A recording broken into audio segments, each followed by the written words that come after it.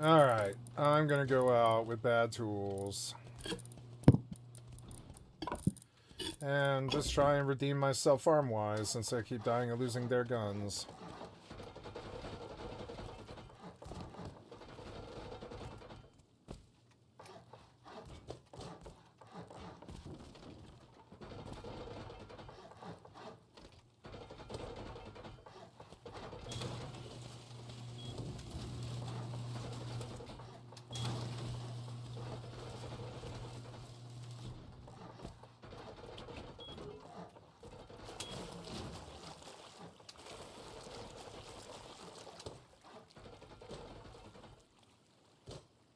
Wait, the whiteout's down? What? Whiteout and blackout.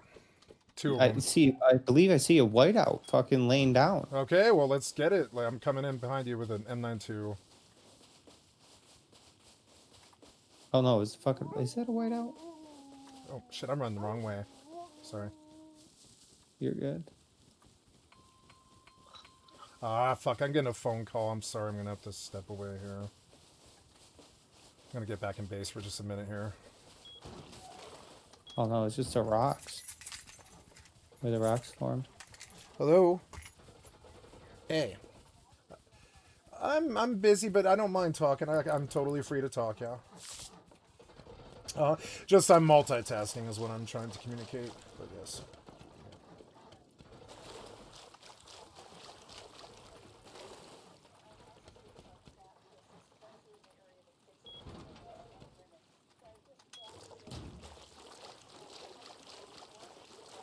Oh, yeah.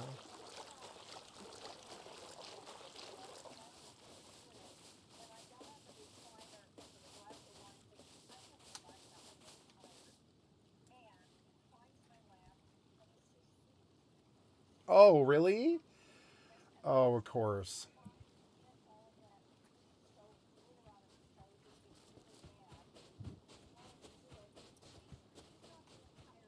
John.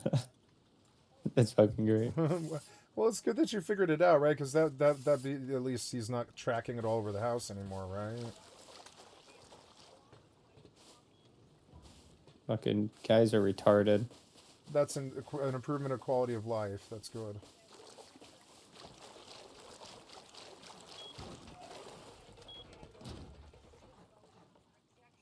Oh God, yeah.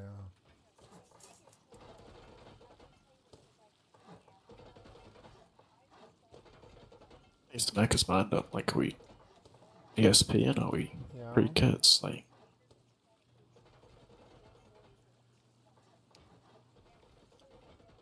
but obviously they're not going to remember staying Yeah, free I think kids it's now, are because they? you dumped like however Well, much not money it is on using your propane. ESP. You know, my propane tank is But yes, it definitely glitches. So. reducing the heat cost because I'm not using electric heaters. You know.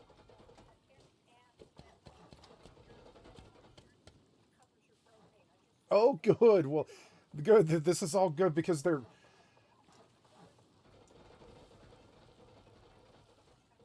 Oh yeah, because I need it. It's coming up summer, and I bet we might even need a refill. Though I haven't been using my heater at all since winter, so it comes on at 4 in the morning when it's freezing. But other than that, it's not on like all day. You know.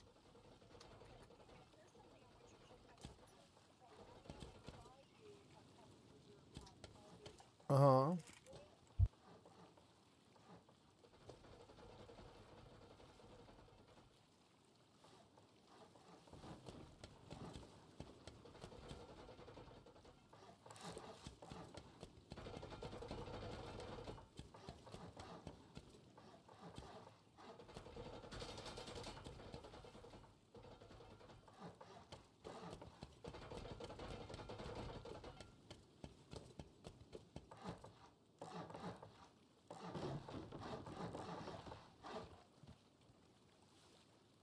Are you doing armored or G doors? Oh, or open core? I'll be armored probably.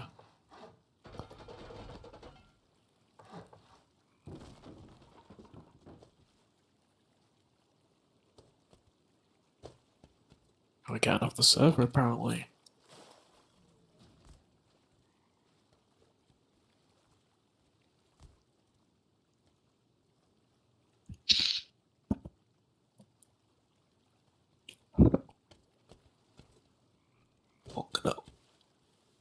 over Kyle's bed.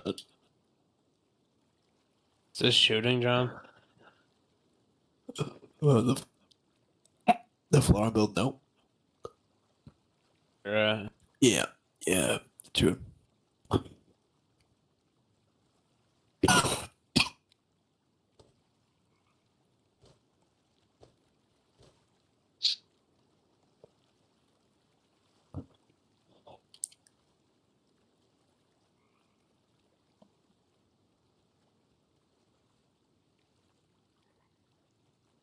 Excellent.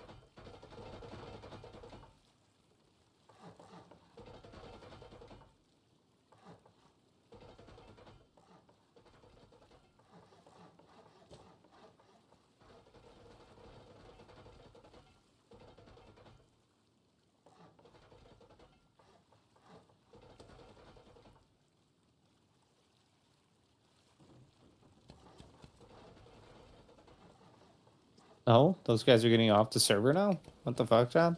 What did you do to them? Support. Don't do all. I sat on top of the What roof. did you do to them? Nothing. You talked too much shit? They got scared? They seen you?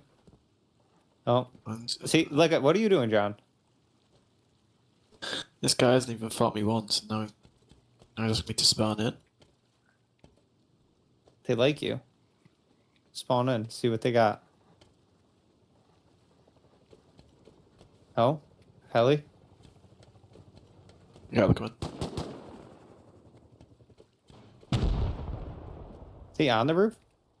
What the Probably. fuck? Did you? I'm not giving them.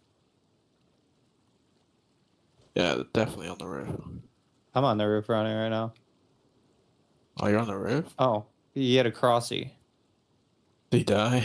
Crossy and a double barrel. He died from fall damage. That's crazy.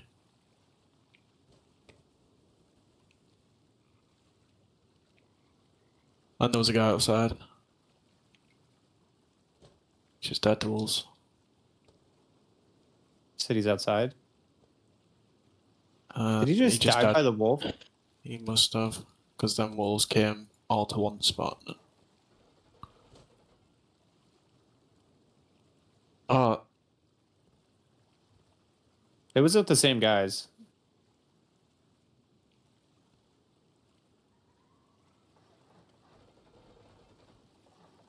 they gave me a bag in the bath. Sky, you here?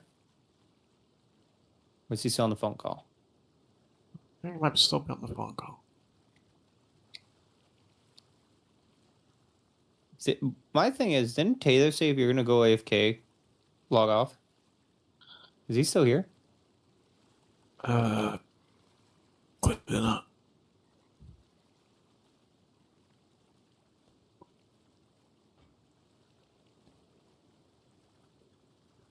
Yeah, I've got a bag in their base. I'm gonna Where respawn. I'm gonna respawn with my kill to work again. Just so if they're gonna put me in handcuffs, I can kill instantly. John. Oh, wait, you logged off? I was just spawning in. Oh. I didn't even see you.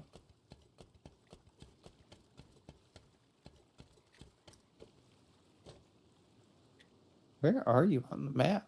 Oh, C22? What?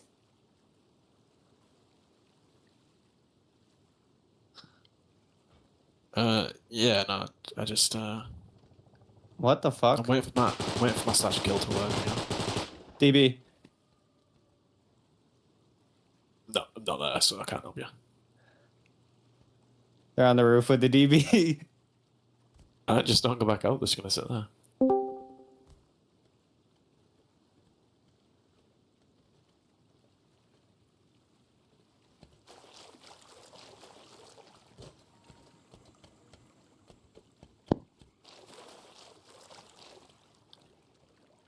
One's in the water? Under the moon. They can't even get out of base, can they? Ah.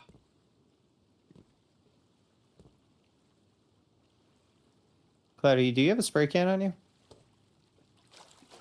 No. Fuck. John, where did you go? Spawning into these guys' base. Oh, there's a spray can right here. Perfect.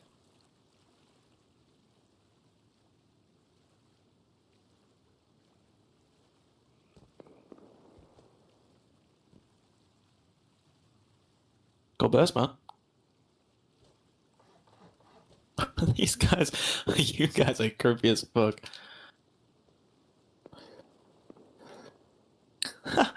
They really fumbled that bad. What did they That's do? crazy. They tried to handcuff me.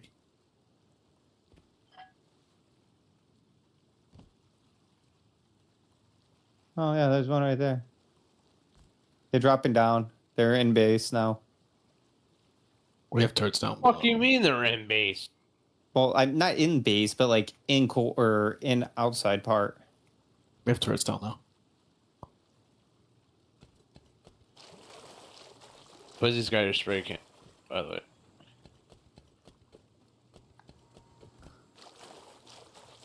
They're in that like second shell part, John. Does that make sense?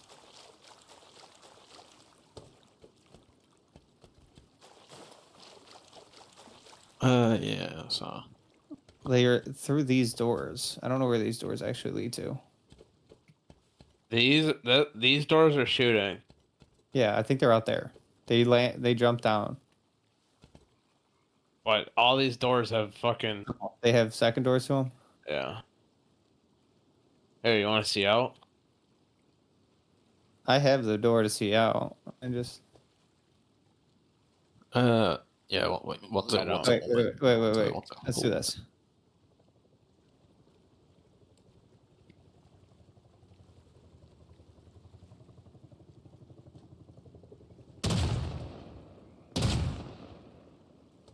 One dead.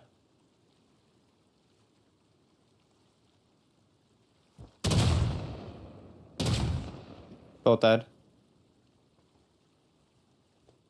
Oh, wow. Hello? Who's knocking on the door? Me. Probably them. Let me in, please. Hey, don't shoot me. There's leader. Take it away.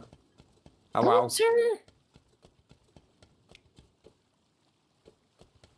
Tell you that.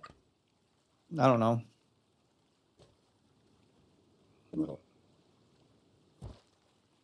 Hey, why you take my pistol bullets? I don't know. I'm coming on the roof to protect you, John. I got 3 DBs, and a custom.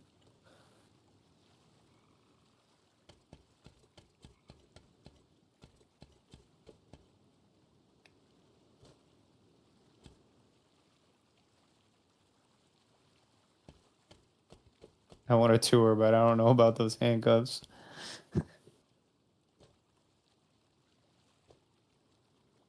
Oh.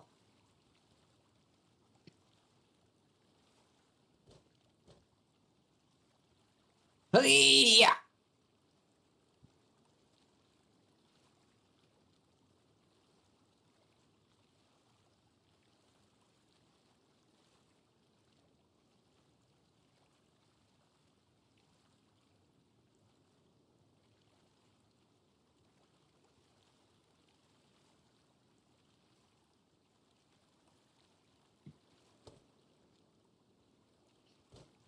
One of them was a girl. I just don't know which one. What? There was a lot. There was a lot of vices in that base. There's turrets.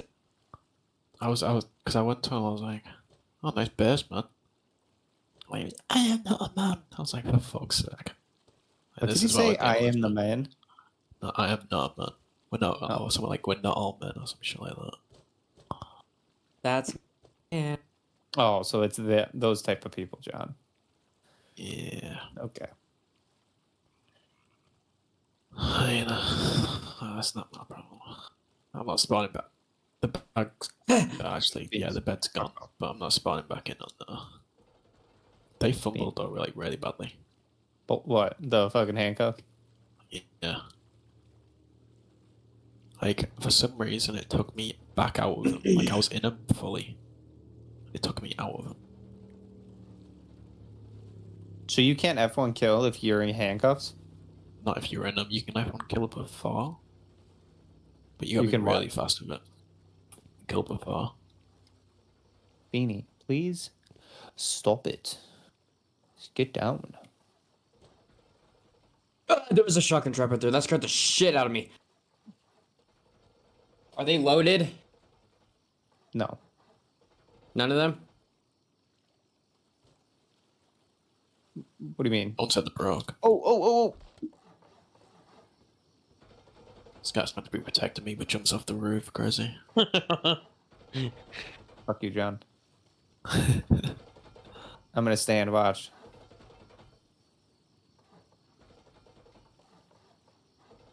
See, I stood up. Got him, I'd count him. No, I didn't. I died. You just didn't see the death log. I wasn't looking too far.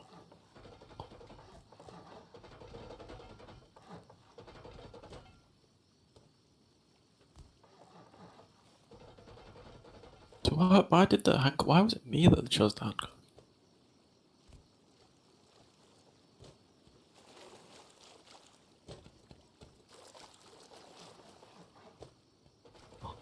This Instacraft's fucking AIDS.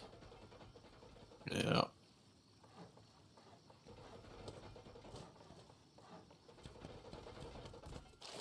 Oh.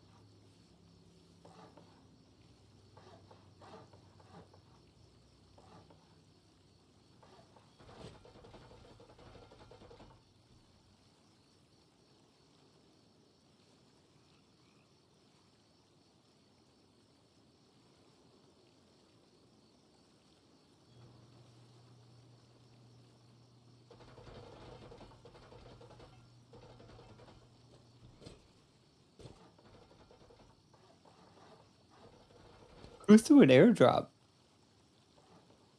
I don't know. But it's down there on the ground now.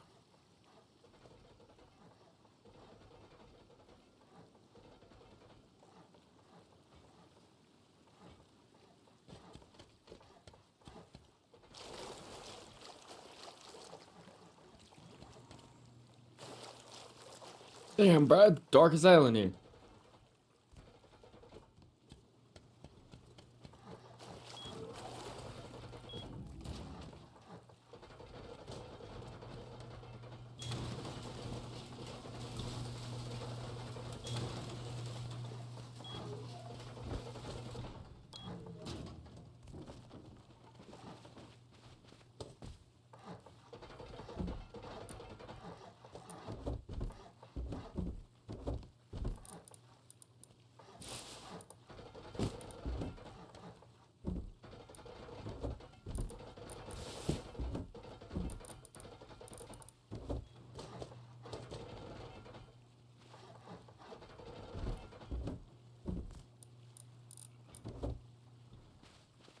I have a marker like bang on inside the base though.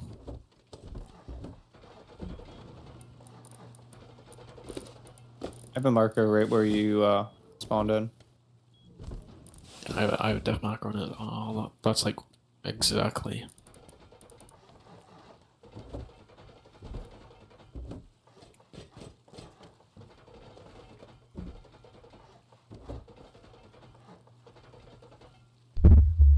I am back. What's up?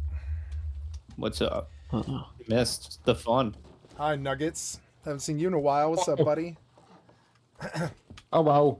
Hey, I'm sorry I blocked you. I'm sorry I blocked you and unfriended you. Nothing personal. I just went through something kind of paranoid with my stream and I unblocked everybody I knew. And I feel really very sorry that I did that to you, buddy, and I apologize. Didn't even notice. Yeah, right, yeah, that's good. That's a good answer. I like that. That's good.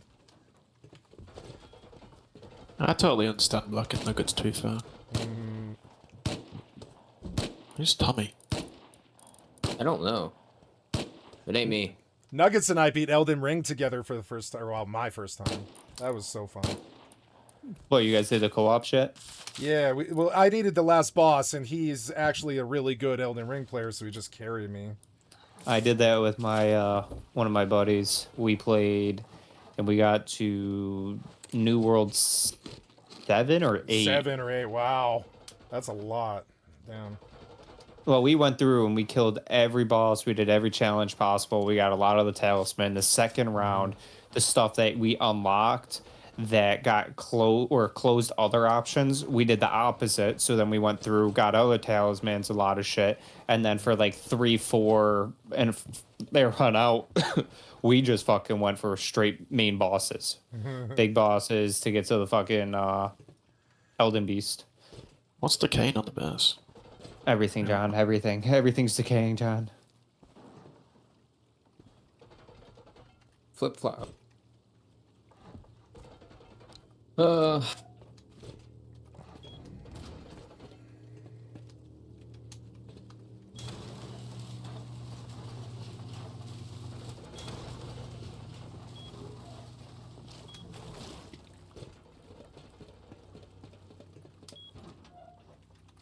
I have not played Elden Ring in a while. It's a console game, and I'm a PC player. My only complaint with Elden Ring is the controls are still janky, you know? On PC, Yeah, on PC they really are. Like, to switch weapons is kind of painful, frankly. Or I would play it a lot and to more. switch hands and stuff like yeah, that. all that shit. It's like, couldn't you have just fixed it? They could have fixed that, I think. Like, I mean, you can make it like New control- World, you know? It would have been I better. think you could control the or you could change the settings around. I'm sure you can mod it, but I don't think you can fix their terrible control scheme. I'm not sure. Maybe. I think you can. You can. You can bind keys, but you can't switch hands without a bunch What are of we talking terrible about? combat animations. John. Yeah. Oh, wow. Water. I need a That's me. a frame. Oh, Nuggy's here? That's me. It's me. Right Don't here. you shoot! should put him in the team. I damn near Please shot his don't do ass. Thank you. There you go, Nuggy. Hey! Mini? Oh, mini. One One dead. dead? Ooh, one My dead. mouse is disconnected. Hit him again. Killed him. Nice. Welcome to the big league. What do they have? I don't know. Who is it? Probably. I think they have Tommy kits. I can't find this other guy's dog. He's keep going straight. Yep, keep going straight. I see it. Don't worry about it. He's right there. I'm I coming see in it. behind you, M92. What's the name on it? Probably IDF. All right. It is. those Yeah, they guys. had like Tommy's or customs. I don't know what that first guy had. His gun is gone. Neighborhood's a little hot. It's not really.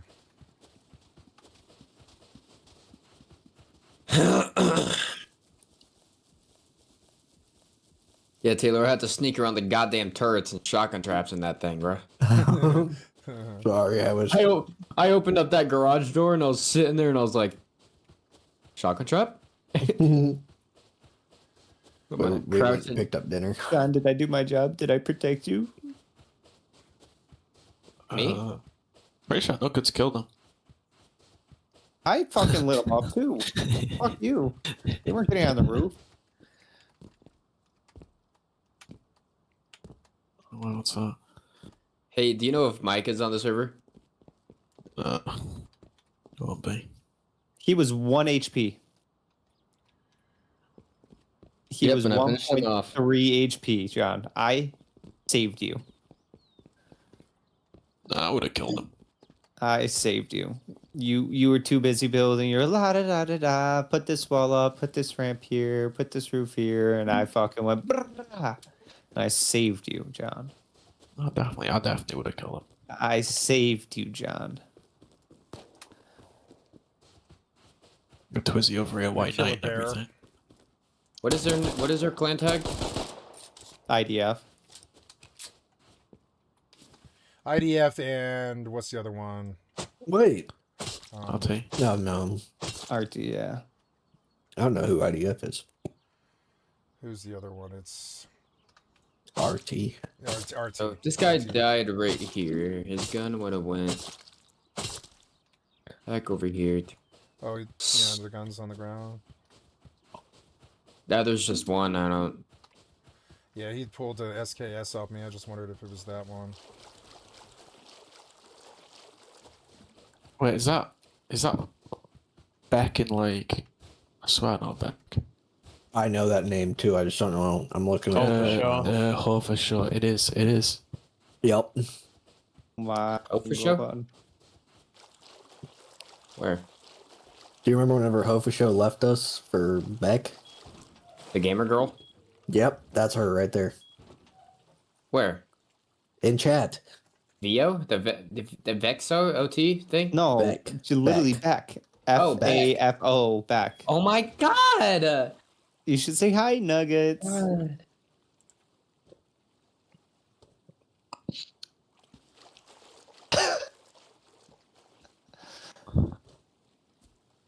Nuggets.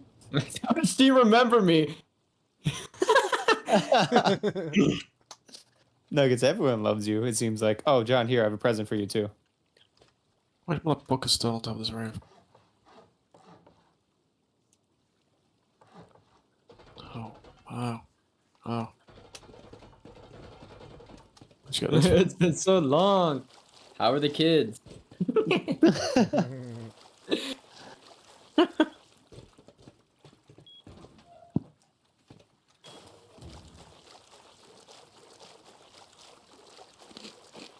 She's avoiding the. Do you still play with her for sure? Question. He is. Oh yeah, because if she does, then I mean, she's Dude, gonna I have to remember get the out. one time. Was it me and you, Clouds, him and her in the Right. fucking chat? Or in Yes. Discord, and On. Hofer Show was just sitting there or fucking saying all this shit. And I was like, dude, I'm gonna kill myself. I had to leave the chat because Hofer Show was like, I'm gonna kiss. Oh no, they were in base. They were in base talking in game. And I went in base and they're like, I can't wait to kiss you. And I was like, yep, nope, turn right back around. Don't need that shit from base. Yeah, They that's listen. He's banned. drop base chords. Yeah. So to be fair, if you Perth really don't wanna- know where we live. I don't really So- want to drop base cores. No. Did they have I- did they have PM messages? Oh, someone's on the fucking hill. Who the fuck is that? It might be me. Where? With no dot. Probably me. Oh, it's Cat. Oh, that probably sorry. is. No dot. Yeah. Okay. I wouldn't. Don't shoot me. I'm going out to farm because I feel lazy. Yeah, dude, fucking drop me a stack of frags. Sorry, I've been rubbing them all. Don't you? Said you've been rubbing one out? What? Fuck, dude, I'm Yeah. trying to help you. You're over here fucking scamming. Scheming. This guy. Look at all these G doors. Why is Bears decaying? Anyone know? No. Wood. Are they placed on Twig somewhere?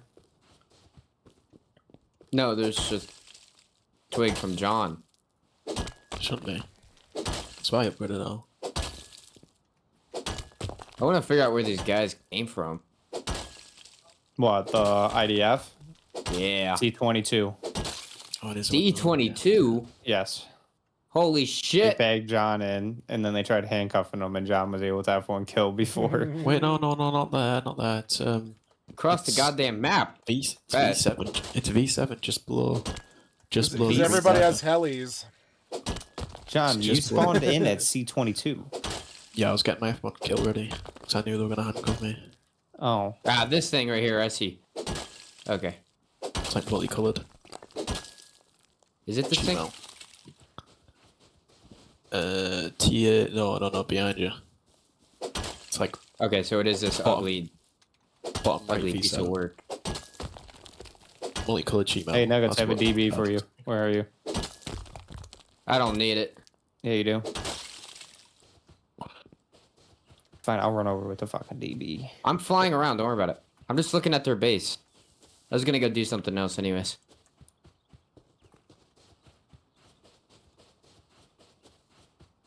Under the moonlight.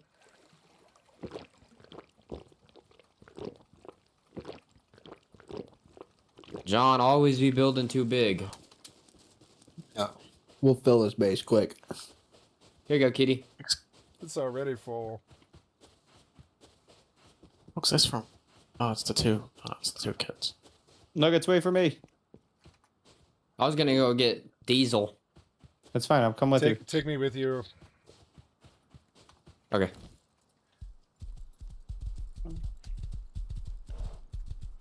Yeah. I wish to photograph or whatever. I What wish the to fuck? videotape Rust players. The hell? Spawned a fucking airdrop on my forehead. It's hot Not air an balloon, airdrop. actually. Hot air balloon.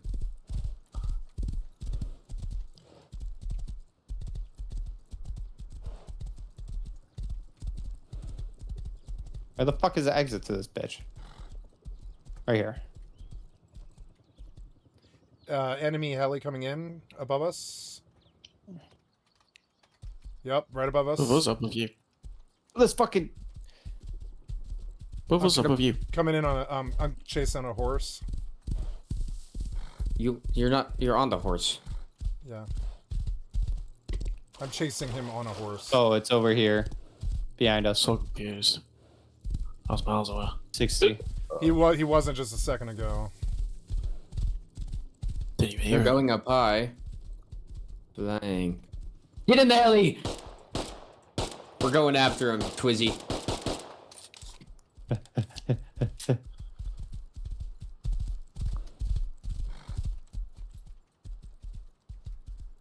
I see him. Get ready for blood. Yeah, I'll come in just a second. Hold on, we're chasing him. What are the chances there's so many of us we can just go over to Archie and just raid them? Yeah, it might be better to Oh. nip the bud early. They might be a bit too far. Yeah. Oh, Oh, you're they're catching on the up. You're island? catching up. Where do these guys live? Who? RT? No, the heli that just passed. Are they I don't know, landing? following them. Is it 2 people? Yeah. Yeah. I didn't see any. I didn't see it as a quad seater. I wonder if they're landing. Oh, to your right. Did they land? No, they're still in the air. Oh, I see him. I am blocked by water. I might need my attack heli to catch these guys. Ah, fuck it. We let them know who's boss.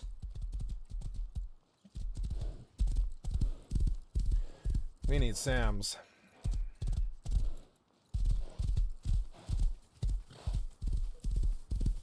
No, we need turrets What on the the roof at fuck? least. Yeah, turrets. Yeah, turrets would be good enough. Yeah. Big turrets. Diesel Everywhere. here? I'll remember. No. I don't think so. I'm coming, cat. Okay. Pick you up and we skedaddle. All right then.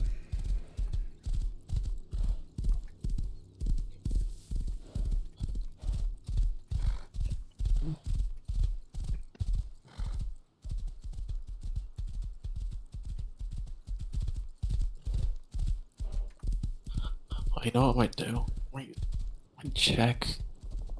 Like,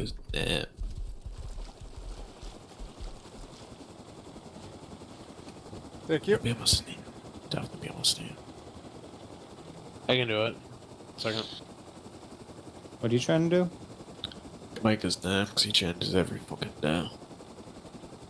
Dude, Back's fucking Discord description is hilarious. It said, "Did the itsy bitsy spider give a fuck about the rain?" 1, 2, No, 3. it climbed out of that spout again. Lock in, dumbass twin. 1, 2, 3, Still. John. God. What the fuck? Oh, there's a naked down. I jumped by mistake. God damn it.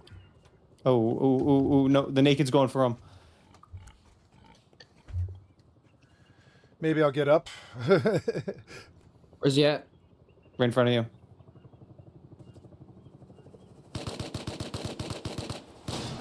Five, Yep. 4, 3. Thank you. I'm sorry. I went to go find my vape pen, and I hit the No, you're space bar by Dude, this mistake. naked was running full speed. Oh my god. Thank you. No, don't even worry about it. What the Type of fuck? shit happens. That guy had farm out him.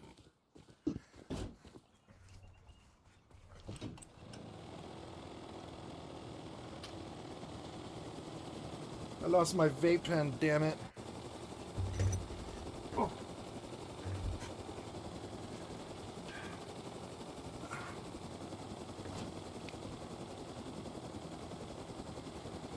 We're loaded, boys. We're loaded. We got farm. Well, that was fortuitous. Dude, that guy was, shitting you not, was running full speed for you. He watched you fall and was like, ooh, free loot. I baited him by I mistake. had no clue You baited fell. the fuck Even out when of you him. said it. Yeah. The only reason why I turned around is because he said there was a naked. Yeah, well, that's good instinct.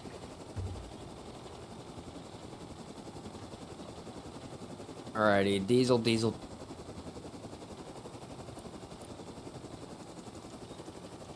There's a guy. Yep. I don't see him. He went down below right there. Down below, okay. You see him? Here, I'll give you No. another. I see him, I Right see him, there, I right see there, him. right there, Two, right there. two. Get him! I hit him. Killed one. Don't have the angle. He threw something. Oh, Oh, I see him. He's jumping. He's still down oh, there. where is he? Oh, God. He's doing an Threw a airdrop. fucking He might airdrop. be knocked. He might be knocked. We're checking. You see him? Yeah, one's knocked. Yeah, one's he's knocked by dead. the He's- box. They're dead. Dead, I'm dead. going. Sorry.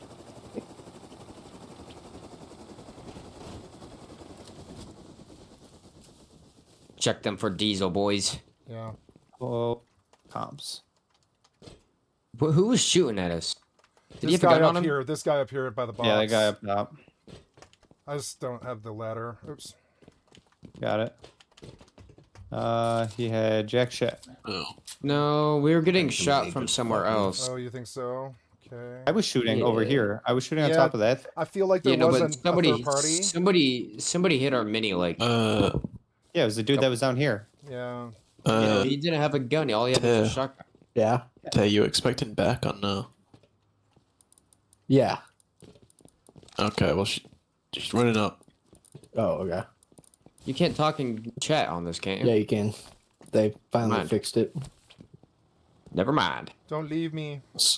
Give me I'm just a not. second. running up. Actually, where the That's diesel at here? Uh-oh. I think it's behind a green. Can somebody come up to the inner peaks real quick and I think it's Cloudy, over can here. you come up here and squeeze me? I'm busy, bro.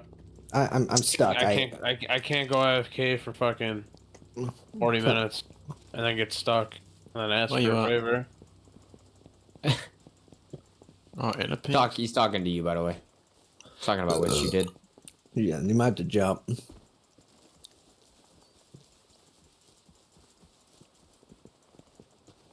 I get my skinny ass through here. Oh, hell yeah. Should be spawning Thanks, like right Cloudy. here. Fuck you, Taylor. Hello. Or cowboy. We might have to go hit up the oil rigs, boys. Hello. Yeah. What's poppin'? Hey, that airdrop. You can't forget about that. Shut the fuck up, bitch. Oh, you That's scaring loud. Bag? already.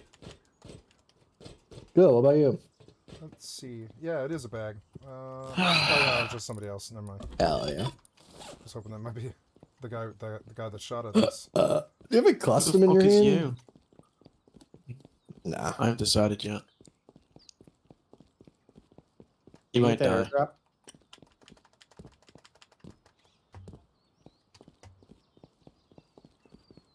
Okay, not even a bad airdrop. Oh, good. All right, we good to go. Alrighty, boys, we're gonna hit up. Yep, and I'm gonna we're leave. gonna hit up the oil rigs to get some diesel. All right, on my way. Sounds about right. I was paranoid Mr. Gunn was still here, maybe. Sounds about right. What happened with you and Hofa? I was in that bear's like fucking butter. Oh, Thank you.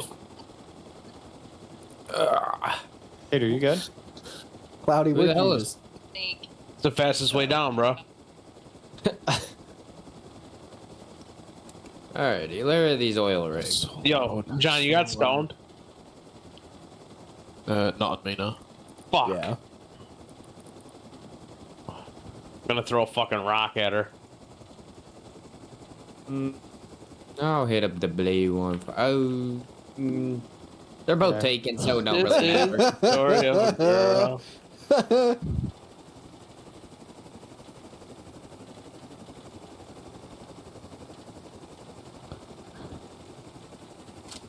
Yeah. Tech, come on here. He's come up.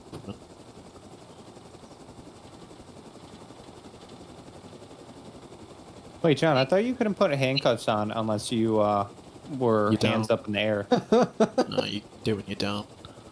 Tell me about what you got back on everything. Oh, well, yeah, that's... We stopped playing with him right after he started doing that shit. Like, after he started fucking simping for you guys, we were like, alright, we don't need that shit, we're out. The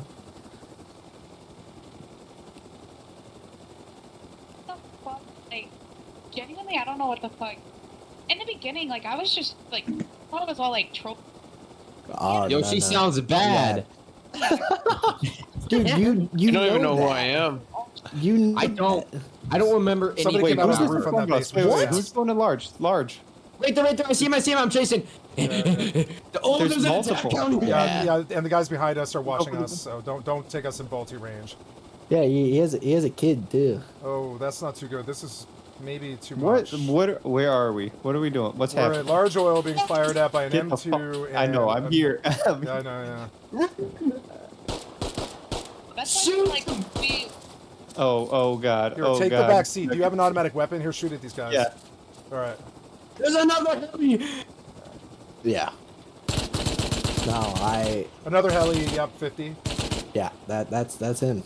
Let's go home. Are you on here? Are you Let's get out of solo here, on I here? guess. Or who are you playing with? Attack heli's scared. Here, turning around. Right on. They better be. That's fucking sad. She don't even know who I am. No, because I you're ain't just got, I ain't got pharma. no emotion. Alrighty. Your Oil rigs your are not name's safe. Pharma, brother. Ow! Cocksucker. Dude, that Nuggets, was I stressful. thought you were paying attention that whole time. There was a fucking attack. I thought you were chasing that mini. No, bro, I was on my phone. Dude, you were following that mini for a good minute, and then we seen the attack. That's when I started panicking, dude. Yeah. I don't like Nah, dude, I was- missiles. Do Chilling you on have my kids phone. on? Do you have a kid on this server? Yeah. Oh, what kid do you have? Fuck, I missed. You did miss. I think Ash Plus and X Prime. Oh. John, fuck you. Give me my rock back. Man, you suck. Oh, fuck RT. See if you can find some diesel here. RT's bitches. We're gonna raid him tonight. 100%. I don't Yeah, know where they the did. diesel's at here, either. I don't remember. I think it's she in the said they big made her building. a It's cuck all chair. in the and red Land on she the got big put building, in the maybe. cuck chair. They're all behind card Or I don't rooms, know. I thought. I don't know if you can get back up though. Oh yeah, you can. Ooh, I'll get rads though. You guys have to get No, off. you dropped me. No. Ooh, free crate. Sorry, I got. No, it's I okay. got rad. I didn't tell you I was His jumping original out. name is Clouds. His name is Clouds. He's just Pharma. I'm coming. No. 6, Say it for 5, you. 4. Oh shit, I may not make Where are it. you? Oh, I That's didn't see okay. it. Might Oh. get up 30%. Nope. Sorry. Fuck. Just take the gun. Get Take the fuck out of the here, gun. Cloudy. Get the fuck out of here. That hurts. That hurts. Dude, I was literally kissing you. Yeah. Well, I keep falling out of the heli. It's not your fault, you know. Oh. Boxed. Oh, what a placement. I'm fucking lagging. I'm fucking lagging. I know Box. there's diesel here or something. Fucking lagging, bro. I'm skipping. Boxed. Twizzy, let's just head back to base. Yes, Oh my sir. god, they're throwing fucking tools.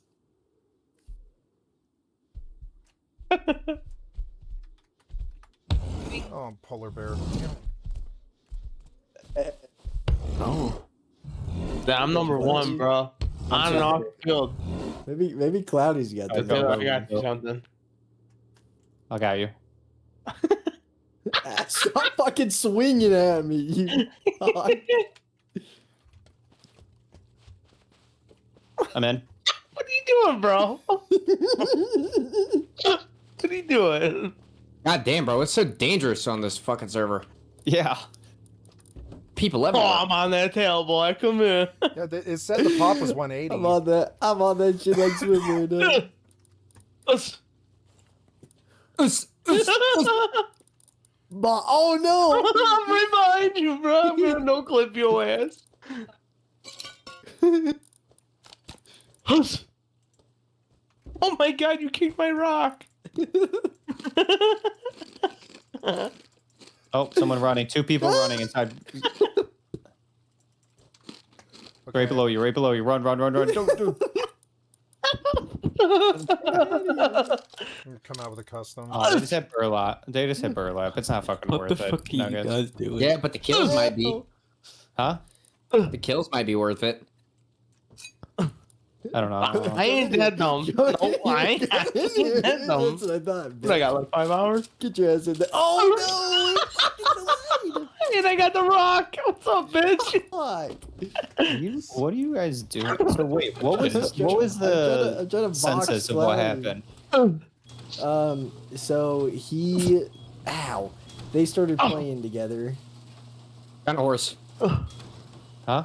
They started playing together and whatnot, Oh. and then This is the story of a girl. she- Cry river and drown the whole world. Beck got a boyfriend in Hofashow. Hofashow didn't like that, so he Wait, fucking ignored her. sorry, I was killing someone. She They got were a playing with each Yeah, other. glow. They played with each other for like months, and then she got a boyfriend, and then Hofashow got jealous of her boyfriend, even though he has a girlfriend and a kid. And so he unadded her and blocked her on everything. Yeah, that sounds about right. Just do it. Is she still Nuggets, here? Do it. Do it. Do it. Do it. Do it. You're fucked. Yeah, right here, Nuggy. Here's Nuggy. Come on, my cat. Ah, why is that so loud? Jesus Christ. Yeah, I had to turn my voices down to like 0.2. Yeah. Should I ask her what her Instagram is? Yeah, do it. Hold Do on. it. You won't. My game froze. You won't, pussy.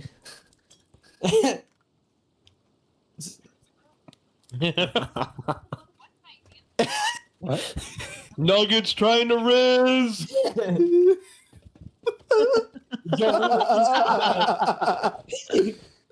Did that sound muffled and echoed? Because I'm like running around the base. Did that sound muffled or echoed?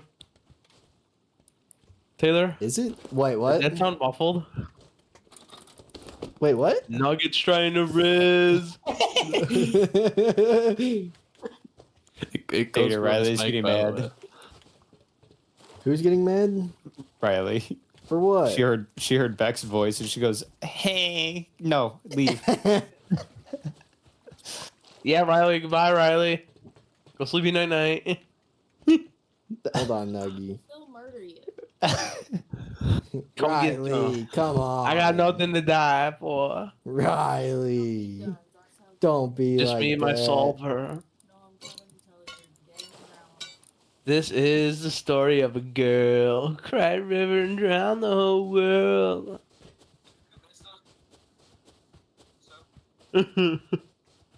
Yeah. Stop the count. Dido, your mic is fucking horrible. Yo, Nuggets, you working at McDonald's with that fucking headset, bro? Okay, so the problem is that it won't connect to my floating mic. Get the fuck out of here. Get the fuck out of here. Oh, Couple boy. goals right there. Couple goals a lot in a relationship. Hell yeah. Fuck yeah. Dude, That's not better? that kid was weird. He was one interesting human being. That's Yeah.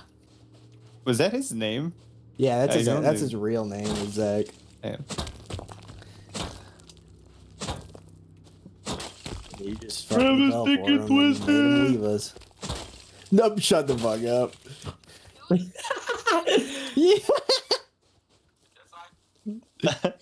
Too many Nuggets seen his times. wiener. Nuggets seen his wiener before. Don't let him fool you. Nuggets seen his wiener before. Don't let him fool you. Whoa! Do you hear what she just Nuggy, said? riz Did it you up, hear what she Nuggy. just said? what? Riz it up. Riz it up. Get it. Is it? Get it. Yeah, it's definitely. Yeah. I'm trying to think of some of the stories that they had.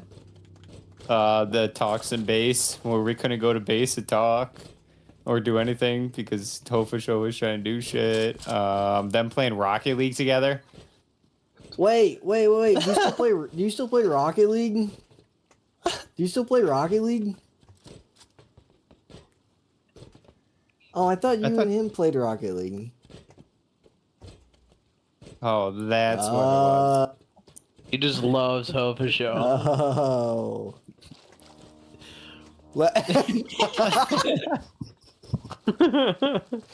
Jesus. Nuggets.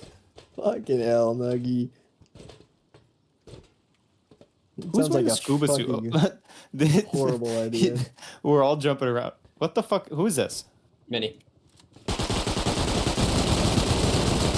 He's dead. Doubled him. It's He's raining fucking men. The mini survived. Free mini. He summoned it. Purge. Oh, it's Purge. Oh, fuck. Yeah, way to go. Good night, everybody. Oh, good night. See you tomorrow. Well, we're we'll fucked. see you on the One 10 more. back. We're fucked. That was Purge. Hold on. Let me see if I can find her We Instagram. fucked. I can. No, I'll find it. I'll find it. No, yeah. I do. Purge is a bitch.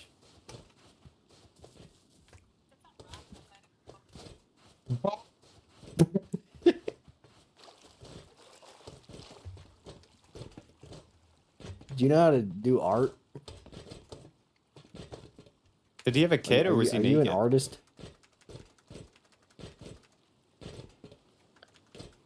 The fuck! You gotta turn that shit into Rust. Nuggets, shut John. the fuck up. What? There's at least Sounds 5 of like them shooting fucking at me when I yelling flew over into their a base with a fucking mini. VA At least 5. Fuck. Oh yeah, there were matching numbers with See, that's Soul funny on that as one, they shit. were, so. Oh, it's always been fucking bad. It's always He's been just this bad. bad. He is just bad. Holy fuck, he's shit. Nugget, you made a pop happen in my Hey, headphone. did you- What the fuck did you do? Did you see the full interior of RT's base? Can you give us a rundown of what their base looks like? We'll go raid them. They bitches. I've been I see in the there. seat. I don't I know see the what. I don't know C4. what mic it's picking it up. It's picking up your webcam. Oh, that makes so much sense.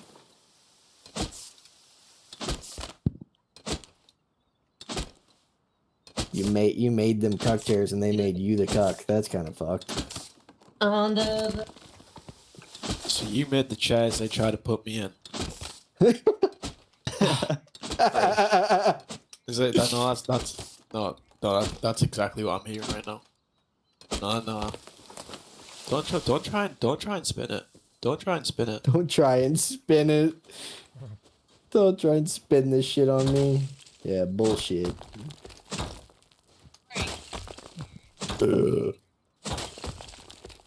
You kinky motherfucker. saying that in game or just in the mic? Yeah. I said that Yeah, over the fucking yeah. game. Yeah, you sound better. They're not very good at it. Like, You still sound like shit Come on, just because check it that's out. how you sound, but you sound at least a little bit better. Yeah, do you see how fucking mean this bitch can be? Somebody give me an HV rocket.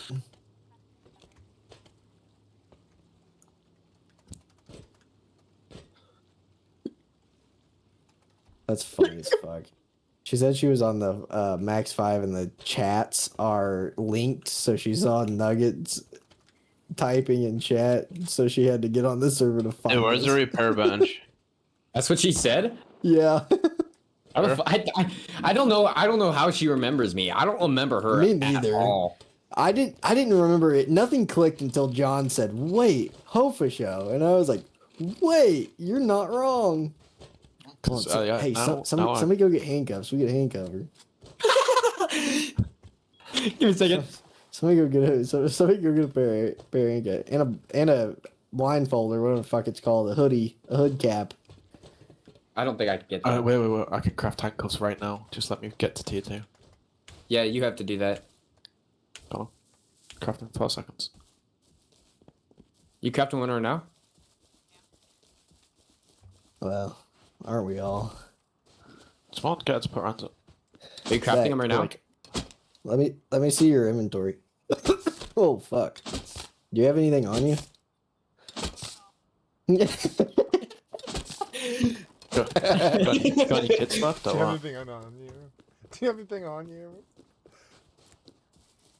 Oh, whoa, okay. I gotta go. Too fat, buddy. I got Whoa. Dino. Come on, I gotta go. I gotta get out of this situation.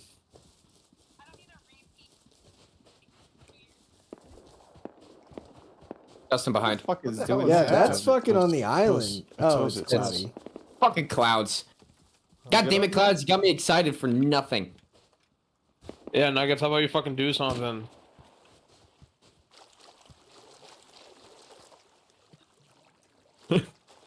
Got any kids left or what? Drop 'em. You're up.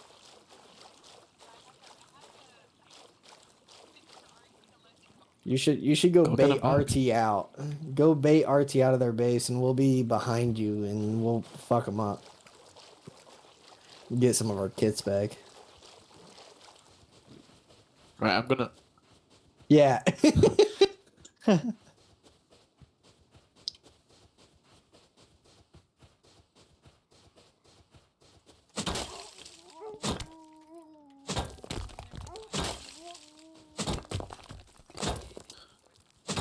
Right, I'm gonna strap this to you. I need you to run in and just fuck. whiff the signal. Whoa. Oh, it doesn't. That's That's me so. killing Wolf. Who ate my potatoes and just fucking left the fucking seat? Oh, Do not let her pick it up. he's fucking I taking got, that I shit. got it before, but I was like, oh, it's all. Boy. Boring. Won't even let me pick it up. We having problems here, boys? Why can't we pick this thing up? Boys, you want to bring Bro, me a we fucking can't chainsaw? pick this shit up. What the fuck? Wait, no, right. Only what? Yeah, there There we you go. go. I got it. You need a chainsaw? Yeah, with like 100. No, levers. no, none of us are. Yeah, we have no connections. Everybody dropped everything. What do you with need? I him. play Rocket League with them. Nah, I still got him on Steam and Discord. I do too. No, I don't. I haven't talked to that guy since the wipe that we met at your group.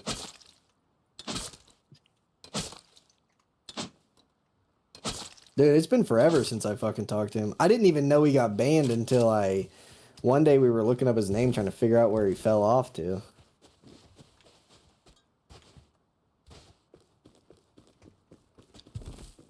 Yeah, he got game banned on something. Yeah, he's playing the Isle right now. He's playing what? Ooh, The Isle. I'm sorry, cat. I didn't mean to hit you. it's okay. I forgot I have HV ammo in this As long thing. as it's you, you know. You know, I wasn't gonna get. Hey, Beck. Can you go use the They're in female core. ability to persuade somebody to give you a tier 3?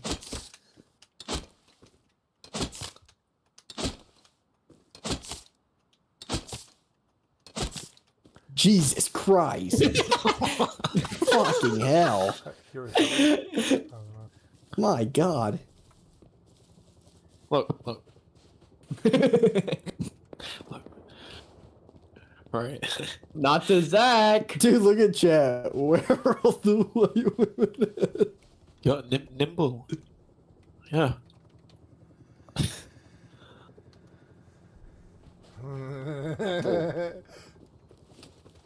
You have No, woman fucking T3 abilities in Oops, Rust is like having white privilege in certain parts of America. Yeah, just look at Hofa show. I so thought Twizzy was about to run straight into that.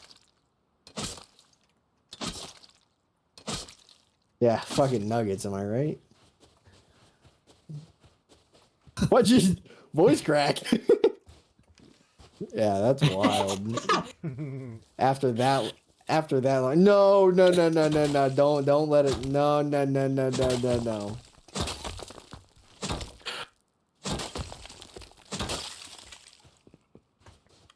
Damn.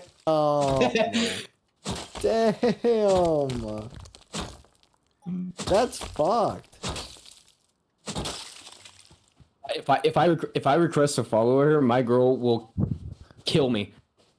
Well, it's Do it. your time to shine. Do it, Nuggy. What? We good over there? I'm good. I don't know what that was. Some fight over here. Oh no, it's What'd she Pharma. say? It's Pharma. What about me? I'm Nuggy, coming. will you follow me back? John, Yeah. what you say? What's up? No one else let her on Insta, so Huh? no one else let her on Instagram. I don't. What did she say? Did she say yeah? Jesus, no. Yeah, I don't know. I don't think I should. do it, pussy. Do it, Hold pussy. on. Oh, Come follow on, up, pussies. follow up. There you go. I'm scared. I got What it. is You're a he- pussy. what? What even What's is yours, wrong? Snuggy? Add her Is too. yours Add just her your too. name? Add on Insta too, so I'm not the only one. It's my name. There you and go. then- Yeah, Fucking wolves are annoying, man. Yeah, there's How like do you 10 spell of your them. last name again? Yeah, I'll just send it to you. Hold on. Don't say it. Say it. Say it. You streaming? Say it. Oh, that is not what I thought it was. It's alright. She follow me back. Follow me back, ho. Damn. Oh, she did. Oh, yep. I just saw it. I just saw it. She's not a real human being. You seeing this? Yep. What are you two on? Don't worry about it. How are you seeing this? What did I say? Ah, no, I know what to say. Oh no, I can't. Yeah, you farming nodes right now? No, I got I acid am minion. hitting trees.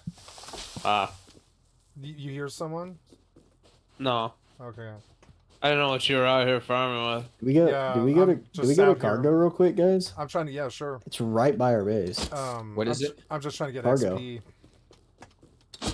Hop in. Everybody, flood in. No shit. All right. You have a full inventory? We'll go depot then, bitch. It's nothing. Yeah. It's full. Hop in. Yeah, I'm full too. No, I have a backpack. Yeah, come on. No, Hop no. in. You're good. Yeah, this loot doesn't matter. Are you staying here, John? Hey, I have like half a high on me. Oh, I I'm have mad a at you. lot The of loot fuck on you me too. mean?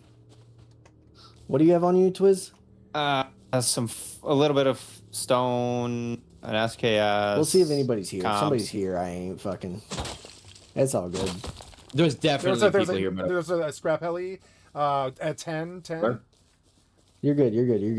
Yeah. Scrap heli? Yeah, scrap it. I Oh, think. that's a Oh, Chinook. no, it's Chinook. Oh, No, there's somebody here. There's somebody here. There's somebody here. It is. No one here. Yeah, Yes, the there's- fuck there is. It's a You Tack fucking Alley lying piece something? of shit. Hey, I lied. I lied. There's people there. My bad, boys. Sorry, it was How am I you the guys. only person that got hit? I got hit a fuck How ton. does Turtle know we Yes, that we I need a do. T3? The fuck is this I shit? asked Nimble if he had a tier 3. Oh, was yeah, gonna There's an walk airdrop around. landing. Look at You're their right, shop. Taylor. Look at this Taylor's. shop. Where? Yeah, I think that's fucking RT clan. You're that close? Yeah, dude. They live V7. Oh, yeah, maybe it is. Guys, asking Fuck for 'em. like 10,000 scrap. This guy's a Jew. Only to Yes, the fuck they are. Can't believe Zach went for that. And he's too desperate, bro. Dude, that's hilarious. That's fucking awesome, though. Not even. I was gonna lie. say to her. Oh, never mind. I need to be careful what I say. What? He's outside. Get outside. Full kit. I'm whiffing. Wait, you're Where is whiffing. he? I'm whiffing. Where the fuck is he? Ah, yeah. Is he dead? Headshot him. Oh, he has turrets. Don't matter, you can get him. There's somebody farming fucking wood. Full dead. Come on. Shit on! He's not dead! He's not dead in there! On the roof. Oh, what the fuck? He's dead! He's dead! Can I sneak through here? Do you guys want to hold this? I'll go back and grab fucking HVs. Just hold that. Hold that shit. Yeah, I can. John, get over here. I'm dumping loot. John, get over it. No. Fuck these guys. Do bad shit and I have to get off. Nah, John's We gonna break- do that. We You break guys just turrets hold without white prop? with. There's no white prop, brother. Never mind. Some messes there is. Shoot it, just make sure. We were just shooting that base, and I never got one thing of white prop. If we do this, I feel like we gotta fucking. That guy should be one tap. Knocked him dead. Good. I feel like if we do Another- this, we another one? need to fucking just raid them. Other side.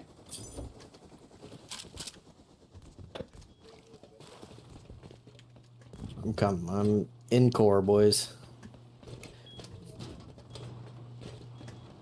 Where's the rocket launcher? There it is. Where's the gunpowder? There it is. I just keep holding, boys. Fuck these guys. Yeah, this is some good. Did you guys fortune leave? here. Are you just watching the right just side? me. I'm the only one that left. I'm coming back What are right you now, though. I'm making some ladders so we can get to the roof.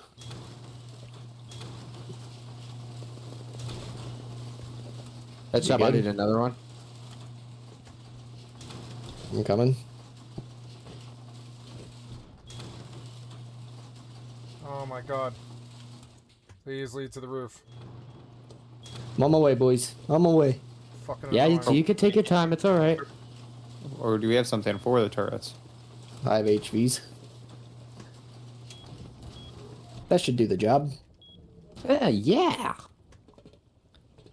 I wonder if we can loot that fucking.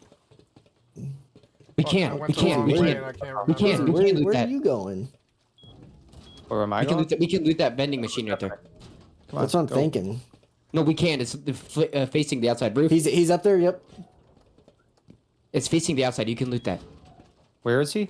Fuck, I can't He was seem up on to roof. find the exit to I'm the watching. roof. No, It's one's so outside. annoying. I got lost in his base. It's gonna be. Hit him 3 times, one on the roof. Kill another one on roof. One was outside. Be careful. fucking annoying. Got lost in this base because I can't remember exactly how to get out. Is that it? The fuck is this base? Get the other one real One quick. turret gun. That's it. Yes, thank God. Hold on, Twiz. No, you're good. Get if you can't, just watch that other side. I'm borrowing a heli on the roof. That's fine. Yeah, get. They're running around inside. They're panicking. John, Is I'm it down? Gone. fucking over fucking Gone. waste Yeah, yeah, yeah, yeah. bro. I'm going back out. Burn. Loot the. We need I'm to watching loot the door. I'm these- watching the. Hmm? He's a fucking HD LMG. He should be dead. What'd you say, John? Oh, Did you loot that vending machine? Yep. Hell yeah. Dude, this guy's loaded. Probably Take me. it all. What did he That's have? Beck. Coming in. Oh, is that Beck? Is that Beck? I'm sorry. Yeah. I've got C4, Explo ammo, everything. You good? Yeah. Did you get my body? Yep, nothing. No, I did not. I can though, maybe. Did you get the advanced blueprint frags?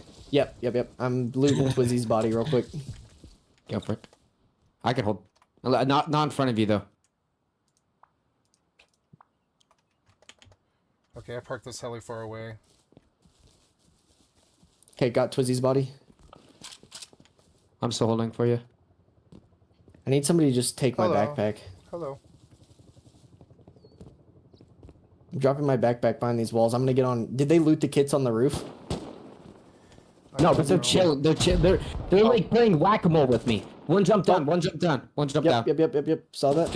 Ow, I'm fucking dead. 'Cause I did that. He's dead. He's dead. You guys got Pick my body? Nuggy up. Pick Nuggy up. Okay. Yep. Okay. Yeah, we're chilling. Get that SKS and shit. He's. I'm holding the roof. Just pick Nuggy up. Dead. I got him. Your bag's on the ground.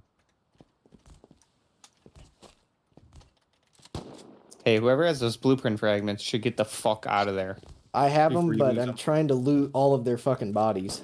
I get that, but that blueprint fragments are way more important than bodies. Here. My backpack is behind this wall. Cat, go get that, and then run for your life. Go get what? The backpack. Okay. Back. Go get what I'm dropping. To your right. Oh. No. Right here, Clark. Right here. I don't know. Right, Cat, right here, right on me, right on me. I'm coming. I'm dropping it. It's right on the ground. Alright. Take that shit and fucking run. Run back to base and don't look back. No, just pick up the whole backpack. Yeah, just pick up the entire backpack. They're fucking armoring shit on the inside. Running. There's something Yeah, on no, the you're pylon. chilling, Pylon behind us. Pylon behind us. He's gonna kill me. It might be back. No, it's not. No, it's a full metal. You said full metal? Yeah, I think so. Oh, Nuggy! You full dead? Yeah, he's on the roof. He literally just jumped up on roof naked AK. I'm gonna take the heli out of here. It might be risky, but I think it's my best play. Just run back to base. You'll be Hold fine. on. I'm Give me coming. to even run. if you just run. get close to base, I mean, we can. I'm gonna get close Yeah, to base real fast. Yes. Yeah, you're good. Dino, just hold the roof. I'm gonna land up there and try and get my body back. I can't. Did they get my body? Yeah. I'm also out of ammo. Oh, here, I'll come pick you up. Or I can pick Cat up. Cat's gone, I think. I'm Cat's done. I'm already probably safe. Are you in a mini, Cat? Yeah, yes I am. Oh, Yeah. Yes. okay. He's There's flying back to base right now. Did they got my body, Nuggy? Yeah. Don't worry about it. Damn, that sucks.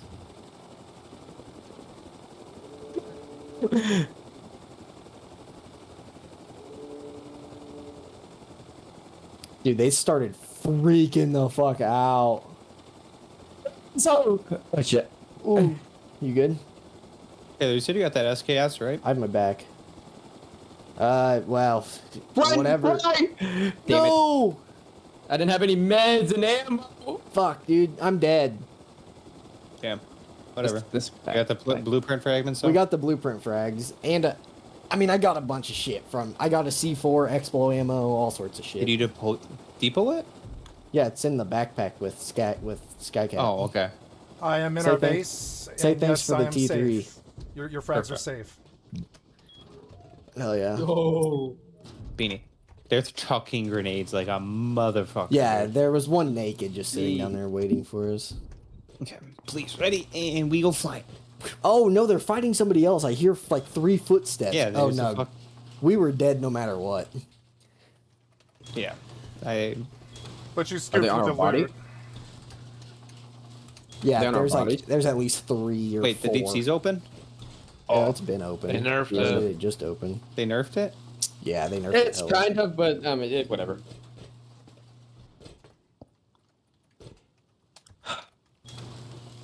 We don't have a boat. Oh yeah, AK. they're getting fucking pump shotgunned or spazzed. Why don't I have? Why are meds not? I mean, BP's not shared. Oh, somebody Oh, just you needs to just share them joined. We too. need to share them. Oh, yeah, that's right. You, Somebody Taylor. just I'm bag timered for 140 seconds. We need to place some beds in the base so we're not bag timered.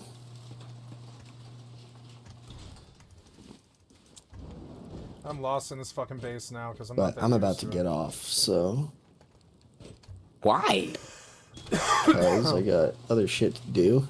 Yeah, I got family dinner here in 40 minutes. So what, Taylor? I have to be up at 5 and not planning on staying on basically What are all you night. doing? I got my trip. Oh yeah, you see, you're fine. What do you mean? You're fine. I gotta be up at 5 in the morning. I don't understand how to get through the. Yeah, you just went the exact same way, by the way. I know. I'm so bad at this. I've got Okay, brain so go through damage. there, close those doors behind you, Yeah. and then go to the middle of open core, Yeah.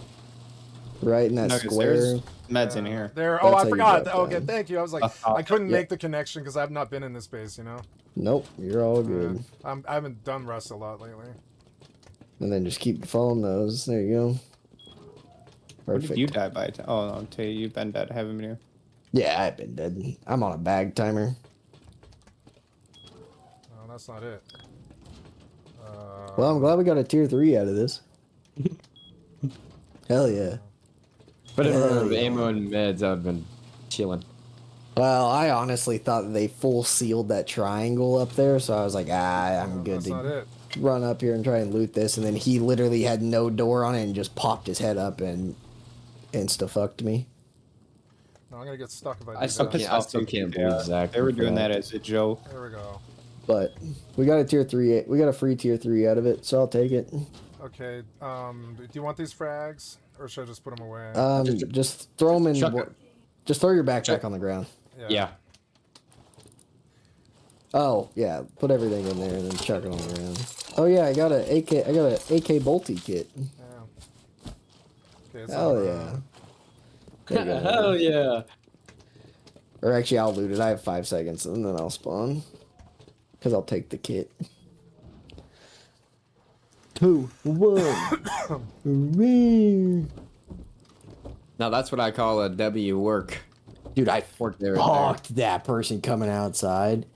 Oh, that person had no chance. How did you guys get in the first place?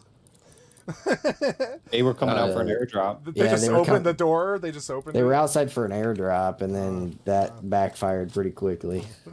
Why did they not put the fucking vending machine in their base? I don't trying They to get there show trying to off. flex, and yeah. Yeah, and Didn't that, think just, we would come over. that backfired real fucking quick. Dude, I'd say if all of us were there and we were somewhat prepared, we could have easily Yeah, I'm running with raided the those fucking kids. DB and a fucking Thompson. Trying to You fight want to full share battle. BPs? Oh yes, Okay. there you go. Taylor, you broke my game. Why? 'Cause I just shared so many BPs with you. Yeah, everything froze. Yeah, I bet. Hell yeah, dude. We have a fucking tier 3.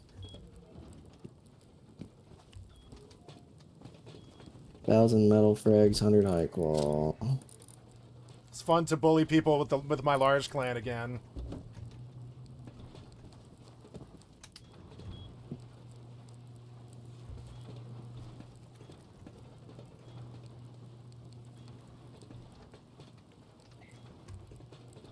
Hope you weren't trying to craft something.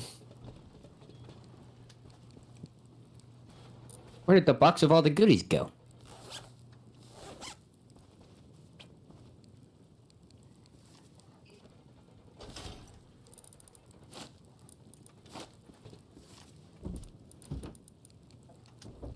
They definitely thought they had white prot.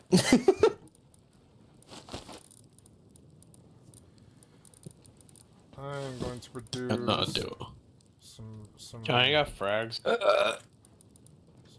On me? Yeah, not many though. I need a repair bench. I'm not fucking There's some in the walking outside of camp. Oh, I'm outside the compound anyway, so. Give me a minute, I should be going back in pretty soon. Just honeycombing these externals. what? I want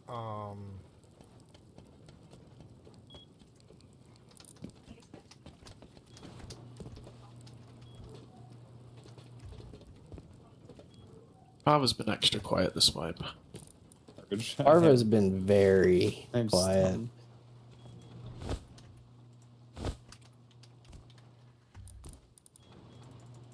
Who?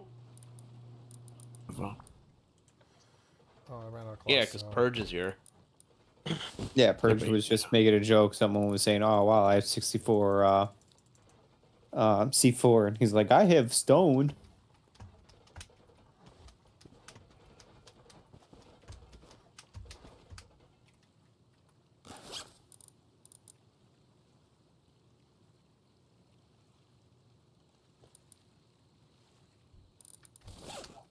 no, all the Yo, bro, you externals missed don't use force the wipe. regulars. Oh, Piggy.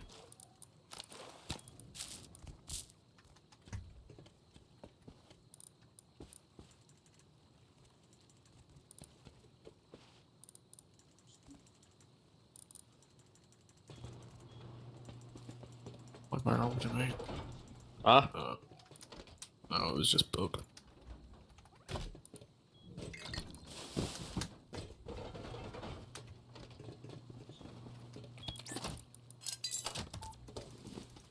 No, we have no red brick section.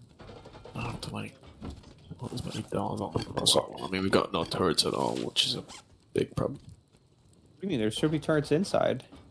I claim my kit. Yeah, I mean like placed. I'll function. And if you want Producing roof, some I mean, meds. Place 3 if someone literally wants to outside. put, someone literally wants to put 2 on roof, that's all we need for now.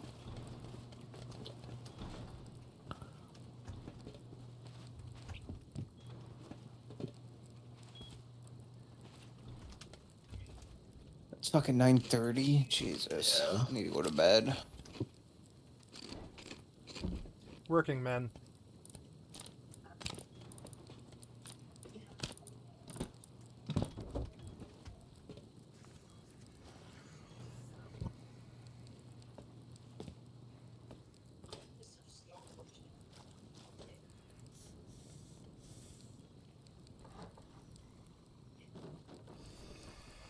It's on me if I need to place some.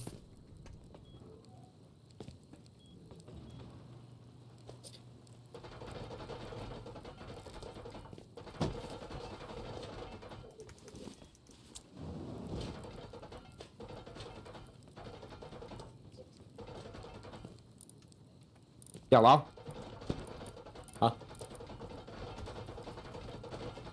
Oh yeah, John, I remember this base. Yeah. I'm gonna have to remember. No. How do you get up to roof? It threw me All for a the doors loop, but are- it's Oh, there it is. Through the Yeah. double doors. it took me a bit, but I got it. We're good. I used to be better at open course stuff. I got lost today twice. Should have built the 7x7. Uh, I just gotta remember built it my. now. Huh? What's the we building now? So let's rebuild it. Fuck it. Yeah, I'm not refarming. You can't think of it as refarming. Oh, I can. 4 boxes of model frags are fucking gone. That's refarming. yeah, I'm gonna go back out again. I'm just making syringes. How about this? Do you know how to set up turrets?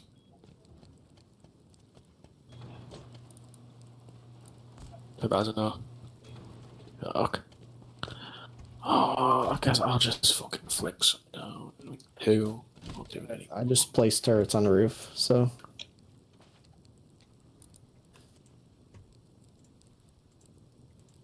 You wiring them or?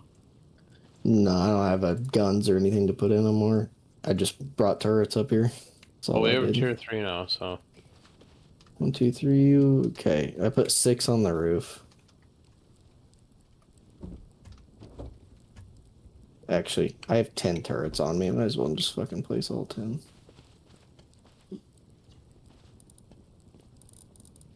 I should use a better gun than this. I wish there was an MP5 sitting here, but there isn't. Oh no, there's an MP5. I'm gonna use an MP5. I haven't used that in a while. Fuck it.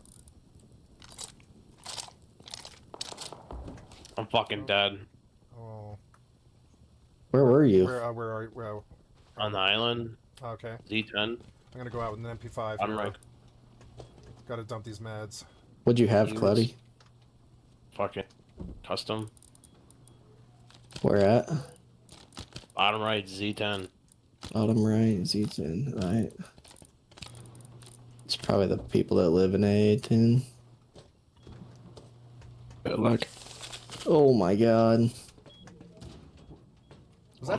Was that a sap I heard? Revolver, I A think. revolver. I fucking hate farming trees. That's horrible.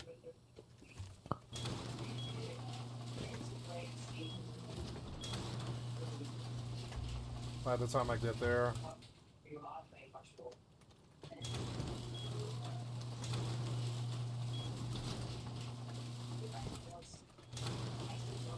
There's a base right here in the water. I don't think they actually. I think that's a spawned it best, I ain't gonna lie. Yeah, soul. It's fucking weird time of night though. Where you can't fucking see any. Oh no, that base is a fucking generated base. It's still confusing about what you're saying, generator base. I was the first one in wipe. Like I was on the shit when it said wiped 1 minute ago. And that base, whenever I flew over here, that base looked like that from minute into wipe. There's a cave here. Do they go down in the cave? Yeah, probably. Yes, I'm mate. gonna go check it out. I'm on top of the cave right now. I don't see a soul.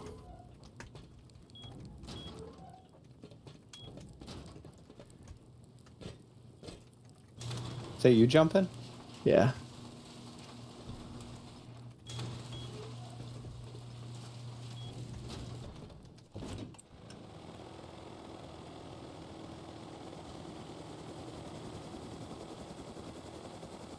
Smooth operator.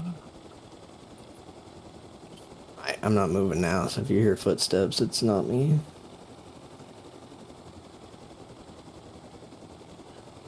Flying a mini over. It's cat. There's a base in the rock right here. Yeah, but is the twig still shot out on it? Oh shit, I have no clue. There's a wooden door on the front. Dude, this cave is huge. Yeah. Oh fuck. I have little fucking wolves after me. Well, I don't see him out like in the open. Fuck my ass. Yeah, he probably lives in the cave. I just wanted to confirm. I'm gonna bring this heli back. Damn, this wolf is still after me. Holy fuck. Where was the twig at on this cave? On this rock base? Boom. Natural. Who's that? I don't know. I'm gonna go take a look.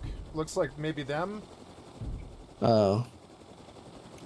Yeah, it is them. It is them. What are they raiding? Probably getting raided. You can see on my screen. They're probably getting raided? Yeah. What? Dude, I don't know Oh, how what to- the fuck? The heli just dropped me out. Maybe right. I ran out of fuel. Yeah. I was out of fuel. Someone respawned the mini. Oh, okay. Yeah, that's why. Oh, that was me. Oh, that's okay. It's okay. It's okay. I just. That's a- I'm sorry. I don't have eyes anymore. Oh, I got you up. So yeah. I don't know how to get out of this fault. cave. Dino, did I just kick you out of a mini? No, No, Okay. Dino respawned his. I just want to make sure. no. I kicked Cat out of my mini. Yeah. I thought I ran out of fuel, and I was like, no, I killed his heli. Smooth Nah. operator. Yeah, that pissed clouds off. Just resetting up. Use a the med turrets. stick, Cat. Yeah. Use a med stick. You're one headshot away from being dead. Okay. I'll fly Mini by their right? base. That's me. Okay. I'm MP5. Is the turret active? No, Not yet. I don't think so. No. What the fuck are they building, first of all? I don't know. They said they were getting off the server. They got to be in there, right? Yeah. they're right here. They're in there. They're in there. Yeah. Shh. I Be reckon, quiet. Shh. I reckon they have got off the server and someone's just written them now. Yeah. Taylor, I can't watch roof, buddy. I'm watching I'm the watching roof. Is roof this exit. cave? That's what I'm doing up here. I'm UAV up here. There's nothing built in here. Nothing. Oh. Oh. No doors are opened or opening. Do you hear footsteps in there? Kat? Yeah. Yes, I did. Oh, yeah, that's yeah. a lot. Confirmed. I don't know They how were just many. building Maybe food. two people. They're a duo or a trio. Yeah, 2-3 people. I've only ever seen 2 people. I found a mine shaft. What is this shit, dude? I'm not trying to play fucking Minecraft here. Let me out. Feel like we're gonna get third-partied here eventually.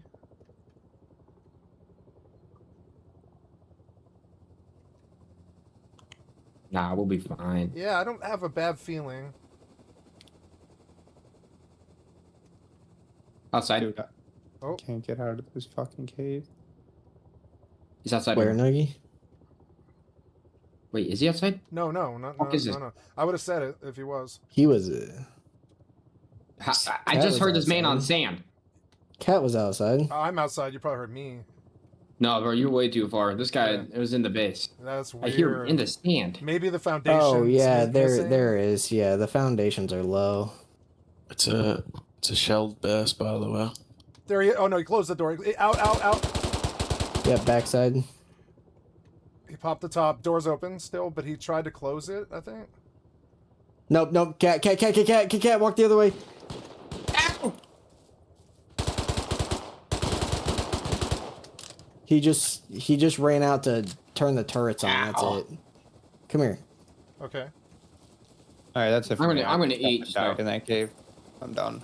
Yeah, I'm gonna get off. So All right. Thank you. The hell he's sitting there. oh, I thought Nuggy was the one in the back. I didn't know that was Cat.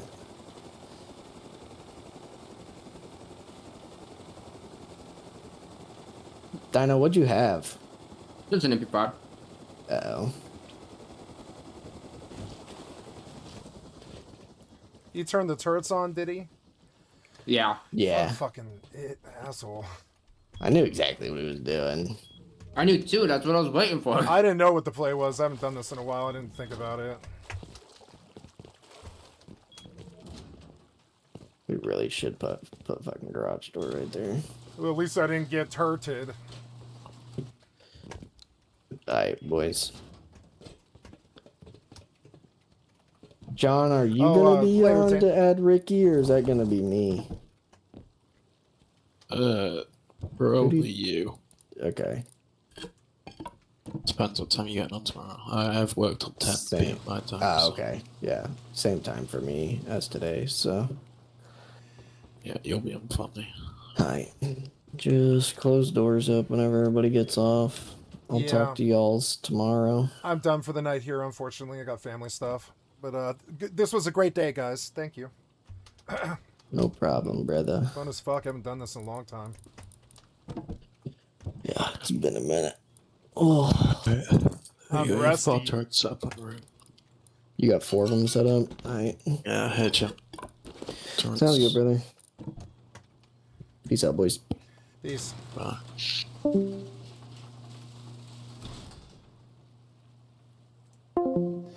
Okay, that was the Rust session. I'm going to bomb out here, guys. I'm sorry. I've got to scoop my cat box and then go to dinner. And yeah, and so I will go do so. This was good. I'm going to leave this. Leave this.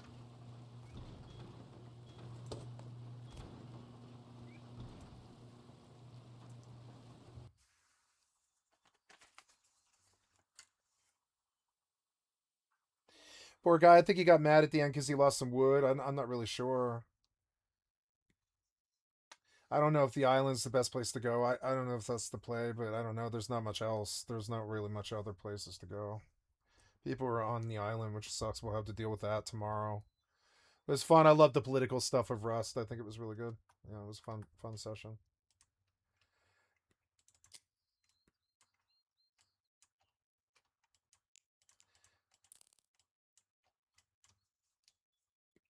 I scooped with the frags. I got their frags.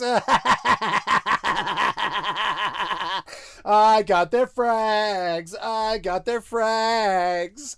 I didn't kill them, but I got the frags home. I was part of the op. I moved. I was the bank holder, and I got the frags. I got the frags home for the T3. I was a part of it. I suck at this. I'm a boomer, and I suck at this so bad. But I mean, like, you know. But I mean, hey, I was part of it. I brought the frags home. They knew who to call, like me. Tell me to leave with the loot. I'll run with the loot like a scared rabbit. I'll run for that loot like a scared rabbit. I will. It's so good to play with Ace again, or what? I mean, now it's called. I don't know what this thing is called now. What is this thing called now? I don't know. It's their group is called Notorious Ones. And so yeah, and I think that's cool. Fuck yeah. So yeah. And so yeah, so I stop here. Ooh, I got my faction warfare turn in there, which is good. I haven't left Cheetah yet. So I will be back for some more video games here in roughly like an hour and a half, hour maybe. As I'm going to go to family dinner. And I love you guys. Thank you so much. Just got to catch up with real life stuff and take care of my cat and, you know, and do stuff. So, all right. I will be back.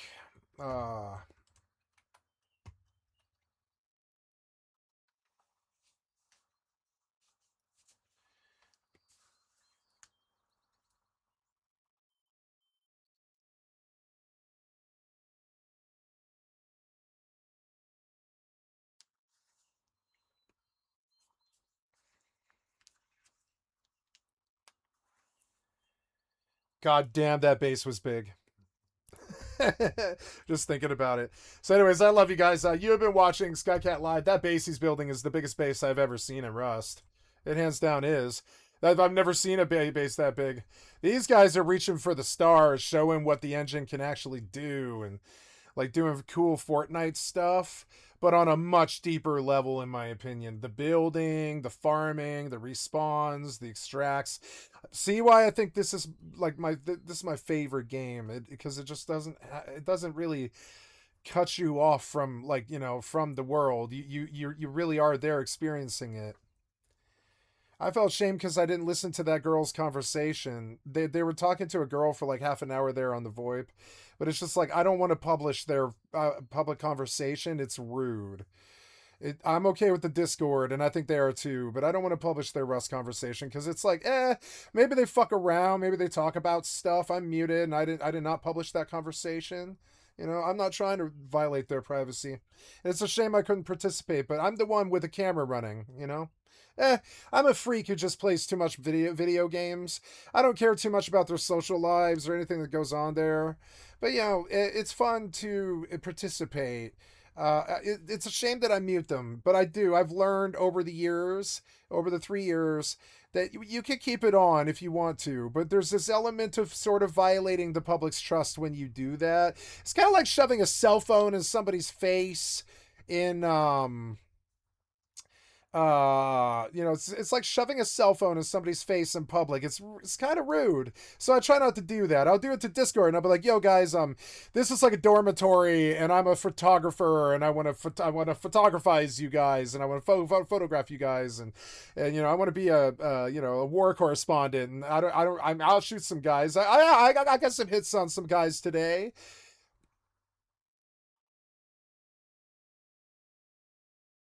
Yeah. Anyways, we got some hits on those guys today.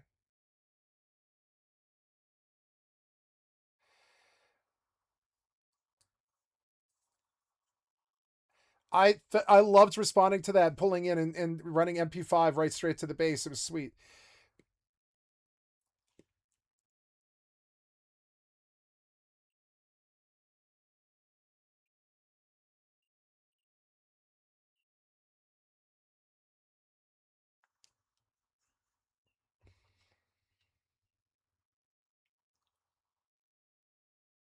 He's playing whack-a-mole was hilarious.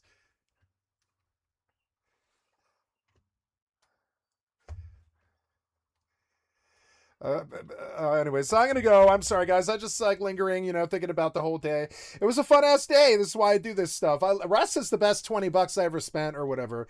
I have like 6,000 hours, and I fucking love, like, you know, I fucking love Rust. I think it's a fun game socially. I miss this kind of social stuff. I wish Bagon would come and fill the last spot, but no, they have an 8th person. Uh yeah. So anyways, I love you guys. Thank you so much. I'll be back here like an hour and a half after dinner. I got to get to it. I'm at my deadline now here. And so I will see you guys in a bit. I love you. I love you. Bye. Unpause. Hi guys, I'm back. I'm going live here. Just beginning the recording first. It is an hour and a half later, about 8:25 p.m. and going back to it. Oh yeah, going back to it. Going back to it. So here we go. You know, did we not get these up from last night? No, I don't think we did for some reason. That one went up, but 1 and 3 did not. Oh no, 3 did, but it's just not published. 3, 3, 5, 6. Next. Publish, go. This one got cut off or something. This is part 1 of 3, which will be 11:41:39. 11:41:39. Good.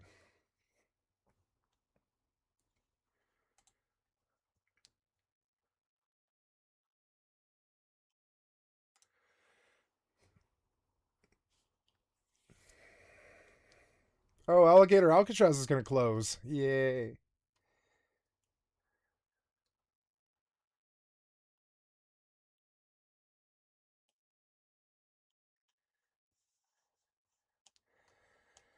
Oh no, online DRM, yeah.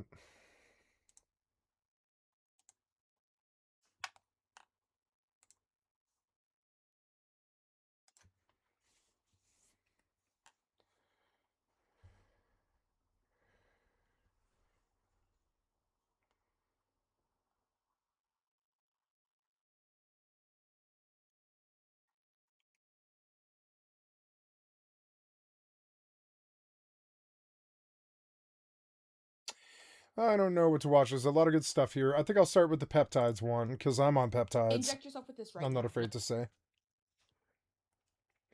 I got up to 380 pounds. I'm down to 265, something like that. And I'm going back down again. I got bad when I busted my ribs and broke my arm, but, you know, I'm going back walking here soon in a couple of days. Arm's still really bad, or I would start. No? What if I told you it'll make you tan? Still no? What if I told you it'll make you skinny?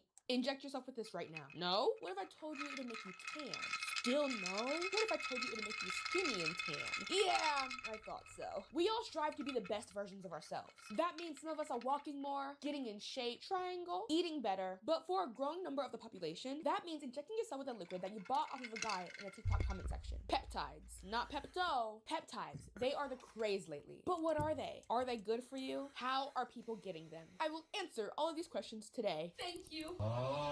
So peptides have been around for a really long time, especially in the gym scene. But it's not until recently that their use has skyrocketed into the mainstream. Look at this Google Trends chart. They have skyrocketed in popularity starting in 2025. But what even is it? A peptide is a short chain of amino acids. I have to get out of the rest channel. Sorry. Wait, this sounds a little science. Okay, so I need to change my channel. Oh yeah. And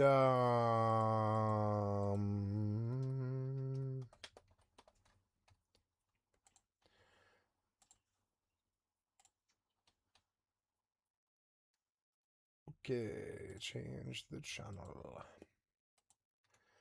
to just chatting.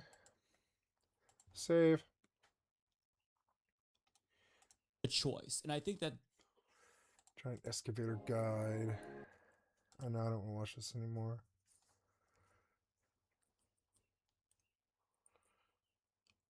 Actually, I'll leave it, but no, never mind. So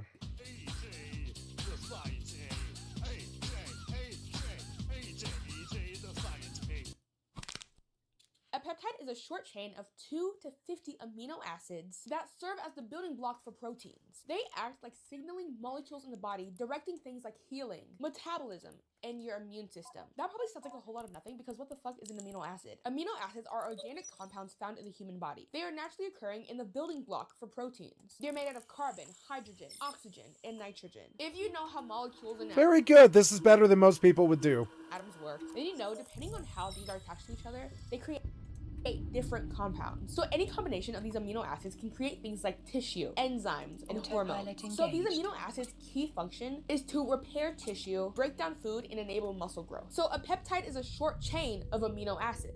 So it's just a whole bunch of these amino acids in one. Our body naturally produces peptides. Hormones like insulin are a peptide. So that means if you have diabetes and you're on insulin, you're using peptides. Oxytocin, collagen, all peptides. Hi. And remember, all my sources will be linked down below. So if we have peptides in us, why are people injecting themselves with more peptides? Greedy! Other than medical reasons, like diabetes, people are doing it for vanity. I want to go through some of the most popular peptides right now so you can see what I mean. MT2 and MT1, aka melanotan. Kinda sounds like melanin, right? Yeah, it's an artificial synthetic substance. It stimulates the pigment cells in your skin, aka melanocytes, to All produce for you, more kitty. All melanin. for you. And this, in turn, makes you look That's a lot darker. of It can be treats for injected into your kitty. body or taken nasally. Sniffed. This peptide is becoming increasingly more popular, especially for people who have struggled to tan in the past because they burn too easily. Or people who don't have time to just lay in a tanning bed or lay outside to try to get tan. This peptide has been a godsend for them, but it has many, many, many drawbacks. Before that, I want to show you a few TikToks of people who use it and talk about it. I think it's important to show because I want you to see the type of people who are using this peptide and how they talk about it.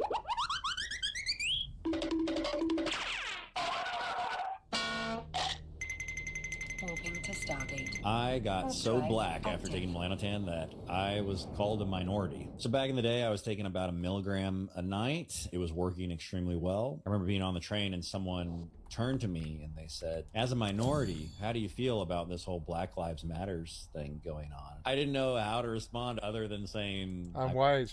I'm white. I'm sorry. I didn't mean to get as dark as I did. It was complete accident. You just like see yourself getting tanner and you're just kind of like, oh, cool, progress. If you go through 2 vials in 20 days, you will be damn near black by the end of it. If you check out Intense Muscle, he is living proof of how well it will work because that is a He is kind of dark, yeah. white man. If you don't believe this, man, in the comment section, people are dropping photos of what he looked like when he was on MT2 and Yeah, he does look black. Jesus Christ. And Yes, he He definitely isn't. does look like a whole different race. Interesting. This might sound familiar to you. If you were chronically online or had cable growing up, you might remember this woman, Martina Big. She's a German model with the dream of being a black woman. And MT2 is a peptide that she's taking. This interview she did was about 8 years ago, so 2017. Like I said, these peptides have been around for a long time. She was taking this shit almost 8 years ago. I could make a whole separate video on her because, yeah. Let me know if that's something you'd like to see. Back to MT2.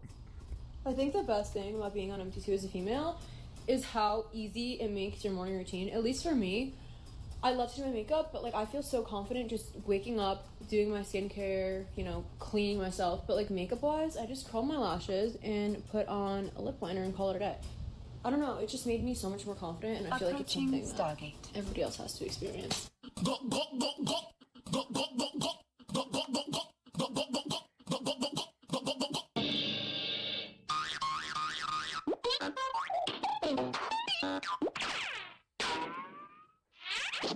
Despite MT2 being like the best thing ever, it definitely comes with a lot of autism allegations. Autopilot. Like, yeah, jumping. if you live in a cold weather place during the winter, you're gonna be the only dude with a mager tan.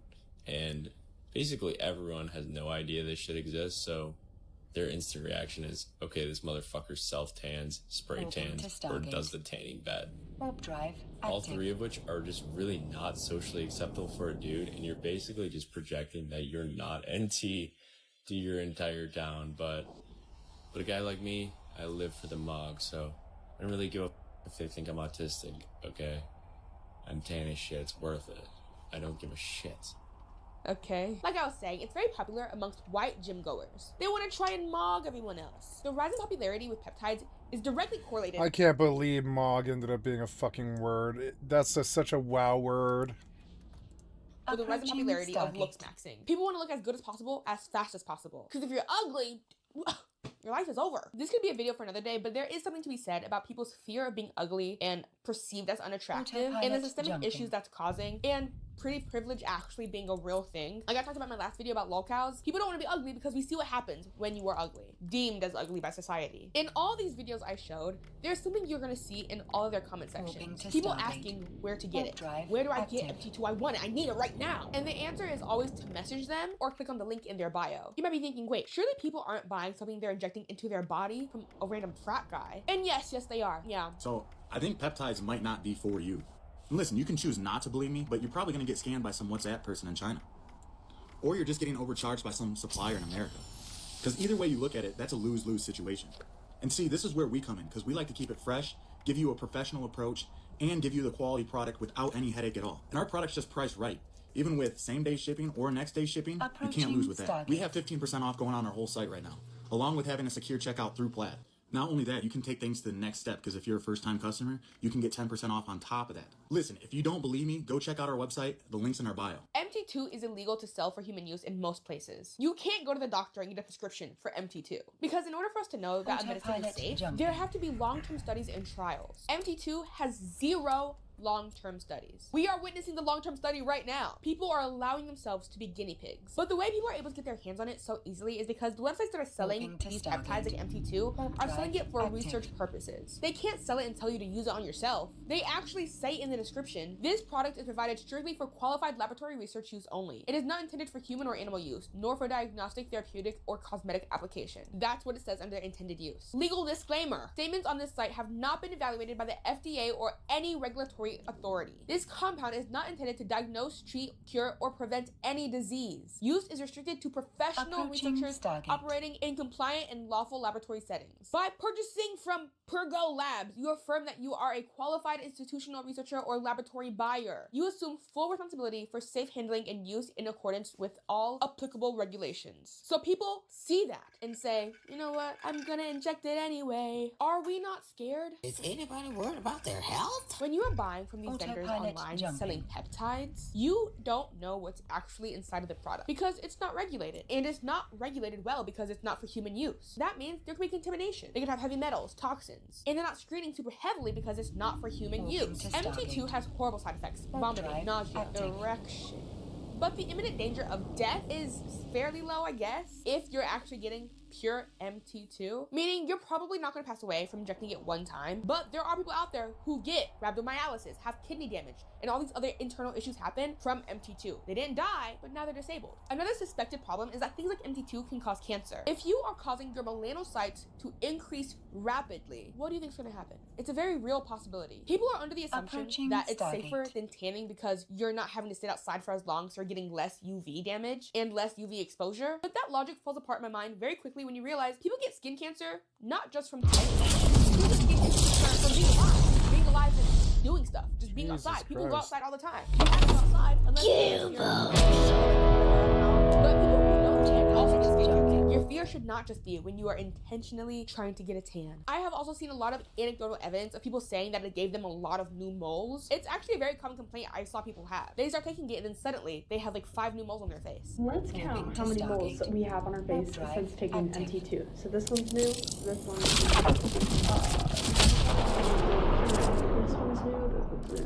this one.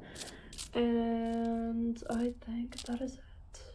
Oh wait, that's new. People are way too okay playing with their bodies. Wait, I mean, people are not being grateful enough for how they were born. Being pale is okay. It's not a crime. You're gonna be My sick, wife Kitty, is go down. pale, and I think she's gorgeous. You can be beautiful at any skin color. It's okay not to be okay. We are the world. We are the children. Speaking of my wife, I was talking to my wife about this, and she was like, they better not think they're better than anyone doing street drugs, because it's the same thing. You're shooting up random sludge into your body. And I think she's based. There is so much more to say about melanotan, Yeah, but you I want to okay, move on to the Kitty? next peptide today, retatrutide, also just known as Reta. Reta is a peptide that targets 3 main things. GLP-1, a naturally occurring peptide in the human body that controls digestion and hunger. GIP, a polypeptide that works with GLP-1 to improve insulin secretion. And number 3, glucagon, which helps improve your metabolic rate. All these 3 things together makes up Reta.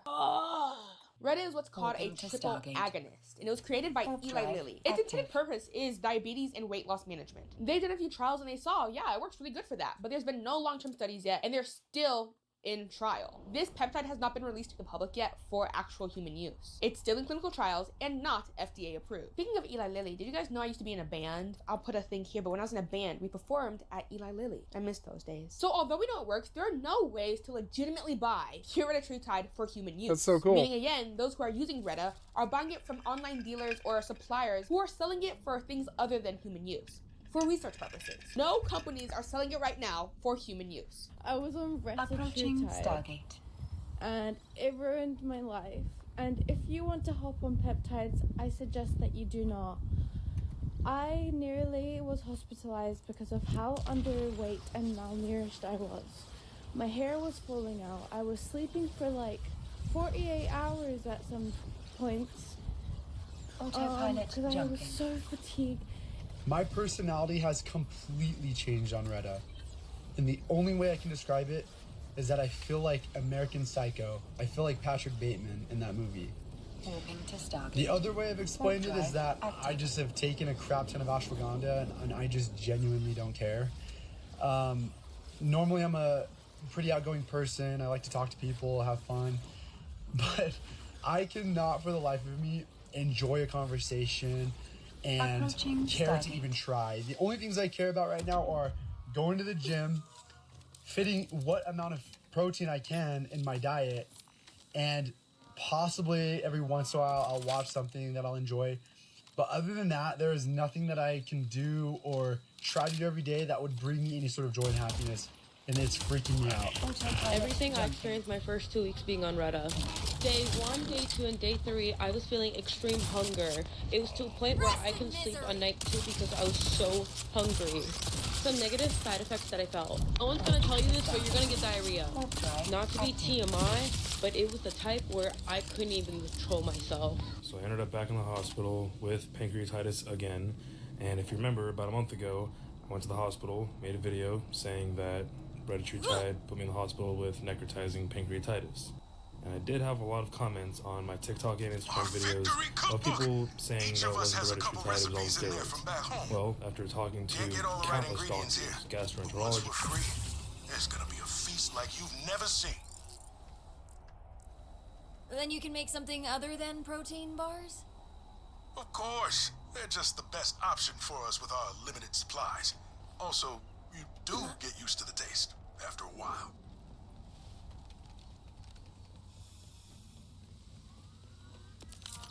They don't let me cut on folks no more. Approaching But Stargate. what they don't know won't hurt them.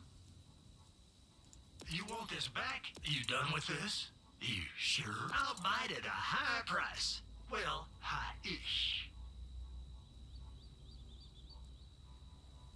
When you need immediate medical attention.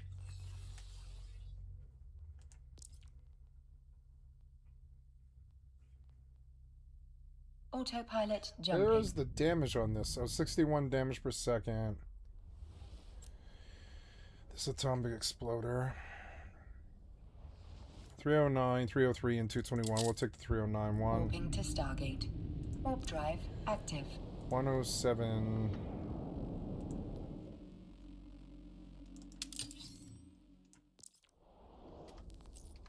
On a budget, head to Zeds.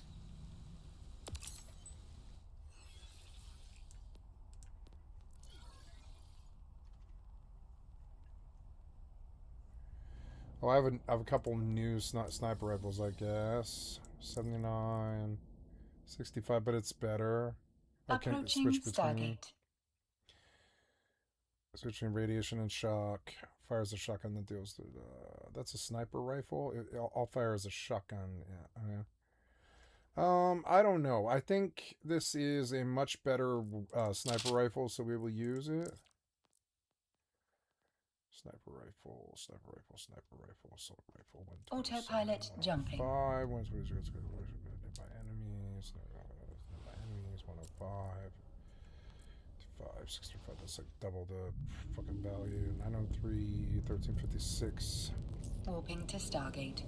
Warp drive active. Welcome to quote-unquote Dr. Zeds. You that'll look mighty I think I'm... No, this here's a beauty. Shoot, I can get some use out of... You want this back? That'll look...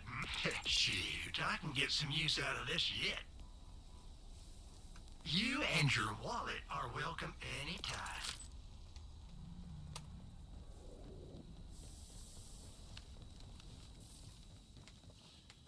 Approaching Stargate.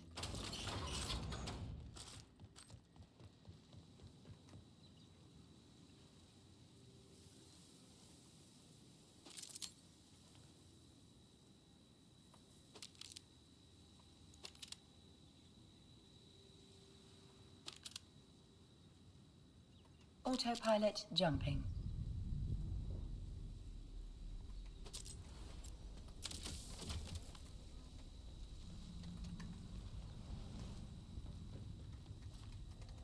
Warping to Stargate. Just every type of doctor. Active. GLP-1s are known to cause pancreatitis, and they're seeing it more and more, and retatrutide does have a GLP-1 receptor agonism component to it. So it makes sense that that at least was a big contributing factor. Not to say that steroids didn't play a role, diet didn't play a role. Of course, these things could have also contributed, of course. But you don't see bodybuilders getting pancreatitis from taking steroids. I think you do. I think you do, though. Peptides into their body. It's crazy to me. Yes, it's just amino acids, but I think people forget we have the FDA You're for basic, things and like Retta you know work great it. for weight loss, is what we're seeing so far. But we haven't done enough testing to know if there are any other consequences. This is the same reason I hesitate to take supplements that are made in America, because supplements don't need to be FDA approved. There are countless millions of people getting supplements tested and realizing they have high levels of arsenic or lead in them. Again, this seems to be more of an American issue because we don't regulate our supplements. Some countries do regulate supplements, but we just don't. Yes! Why would we? With the free home of the brand. As somebody who has lost 80 pounds, I know, you're a boss for me. I want you to know, you don't have to take a drug like Retta for weight loss. I did it naturally. It just takes time and effort. Time being the main thing. People want it now. They want it fast. They want it now. Take your time. It's okay. I lost 80 pounds, but it took me years to get here. On the flip side, if you medically need to take a drug, like a GLP-1, to help you lose weight or manage your diabetes, that's okay too. But either way, let's not just inject ourselves with things we bought online for fun, okay? Rules are in place for a reason, and I am a rule follower. Trust me, the pharmaceutical industry isn't just not legal because they want to keep you fat and they don't want you to have this new amazing medicine. They love money. They're doing it just because they legally can't give it to you yet. It's not that easy to take from you. Clinical trials take up to 15 years to finish and have the drug get approved. There are a few reasons for this. Just because a drug works does not mean that it's good for everyone. And that's why it's important to get FDA approval and doctor's approval. For example, there are certain demographics that are not supposed to take certain medicines. A real-life example is Genome Therapeutics. This is a Seattle, Washington-based cancer research center. Around 2013, they were testing something called chimeric antigen receptor therapy. This is when they trip a patient's own immune cells with a new surface protein that allows them to home in on and kill cancer cells, whatever that means. This type of treatment had been done before by other research centers, but they wanted to do their own test with theirs. This treatment was given to children and young adults with lymphoblastic leukemia, a rather aggressive blood cancer. During this trial, 5 patients passed away from swelling in the brain, and the trial was stopped. They later found out that whether or not a patient was going to have brain swelling from this treatment depended on a lot of outside factors, like age and previous treatments they had gotten. And in my head, the way this ties to peptides is we don't know what the caveats are yet for certain peptides. Yes, we know it works, but we don't know if there are specific demographics of people who should not be taking specific peptides, or if there are certain foods you shouldn't eat with certain peptides. You know how, like, if you're on some medicines, you can't have grapefruit? I felt that squeeze in my butthole. Another example is the Northwood Park drug trial, also known as the Elephant Man trial. The drug was called Theraluzumab. Does that sound right? And it was used to treat arthritis and leukemia. Oh, and this happened in the UK. Hello. The 6 young men who volunteered for the study all suffered from critical organ failure. Some lost fingers. One of them had intense swelling in his head. And all of them were told that now they are at more risk to have cancer in the future and autoimmune diseases, because of the long-term immune damage that this drug did. Now just imagine the formula for that drug was released to the public, and companies started making it so they can research it and tweak it and do what they need to do to it to see if it is a viable treatment option. And just for fun, people are like, wait, this is available to the public? I can just buy this? So they buy it and inject it into themselves. Now this is just hypothetical, but wouldn't we just say, you're an idiot? So why are we okay with people injecting peptides into your body that are not FDA approved? I'm confused. Not even just not FDA approved, things like MP2 are frowned upon. It's not just that, hey, this isn't FDA approved. No, this actually has consequences. We know it can cause organ damage. Seeing the medicine Retta makes me just hate diet culture more than I already do. Not only did diet culture make my teens a living hell, diet culture would co-opt anything good in this world and twist it into something unhealthy. If Retta is eventually released to the public as a diabetes and weight loss drug for people who actually need it for medical reasons, people's reaction to people taking it is going to be the same reaction people have now to people taking Ozempic. People hate Ozempic so much right now, and it's directed towards the wrong people. I've seen online people dogging on people who take Ozempic. People who are overweight or had diabetes taking Ozempic because medically they have to. And people being like, you're on Ozempic? Wow. Ozempic literally saves people's lives, and now it's getting shit on because people see it as a diet drug, not as a literal medicine. But just like everything in life, diet culture ruined it. The same thing's gonna happen to Retta. Now, what if I told you there's an elixir of youth? You want a hot body? You want a Maserati? You gotta inject yourself, slut. It's called the glow stack. The glow stack is when you stack 3 peptides, mix them together, make them one. The glow stack, which is one of the most popular ones, is a mixture of GHKCU, a naturally occurring copper peptide that you start out with a lot of when you're a kid, but slowly the amount goes away in your body as you age. It stimulates collagen synthesis, improves skin elasticity, reduces wrinkles, accelerates wound healing, and promotes hair growth. The next of the 3 peptides in this stack is BPC-157. This is a synthetic peptide made up of 50 amino acids that are in gastric juices. Yummy. There are preclinical trials that suggest it can accelerate healing of skin, tendons, ligaments, bones, and nerves. The last of the 3 peptides in this stack, TB500. This is another synthetic peptide used to lower inflammation. It's supposed to help with recovery. All these 3 peptides work together to create the glow stack. People use it to look younger, Benjamin Button type shit. And none of the 3 peptides I just mentioned are FDA approved. I want to make it clear, something not being FDA approved does not mean that it doesn't work or is completely useless. No, it just hasn't gone through rigorous human trials to ensure that it's safe to inject into your body. So making a peptide cocktail and injecting it into yourself is just not a smart idea. Of course, there's anecdotal evidence to suggest that these peptides work amazingly. But again, we do not know the long-term consequences, or there are groups of people who should not be taking it. It's not illegal to possess these peptides or even to buy them. That's why instead of people saying people buy it on the black market, they say they buy it on the gray market, because honestly, it's not illegal. They can buy it. What is illegal is for people to sell it and tell you it's for human use.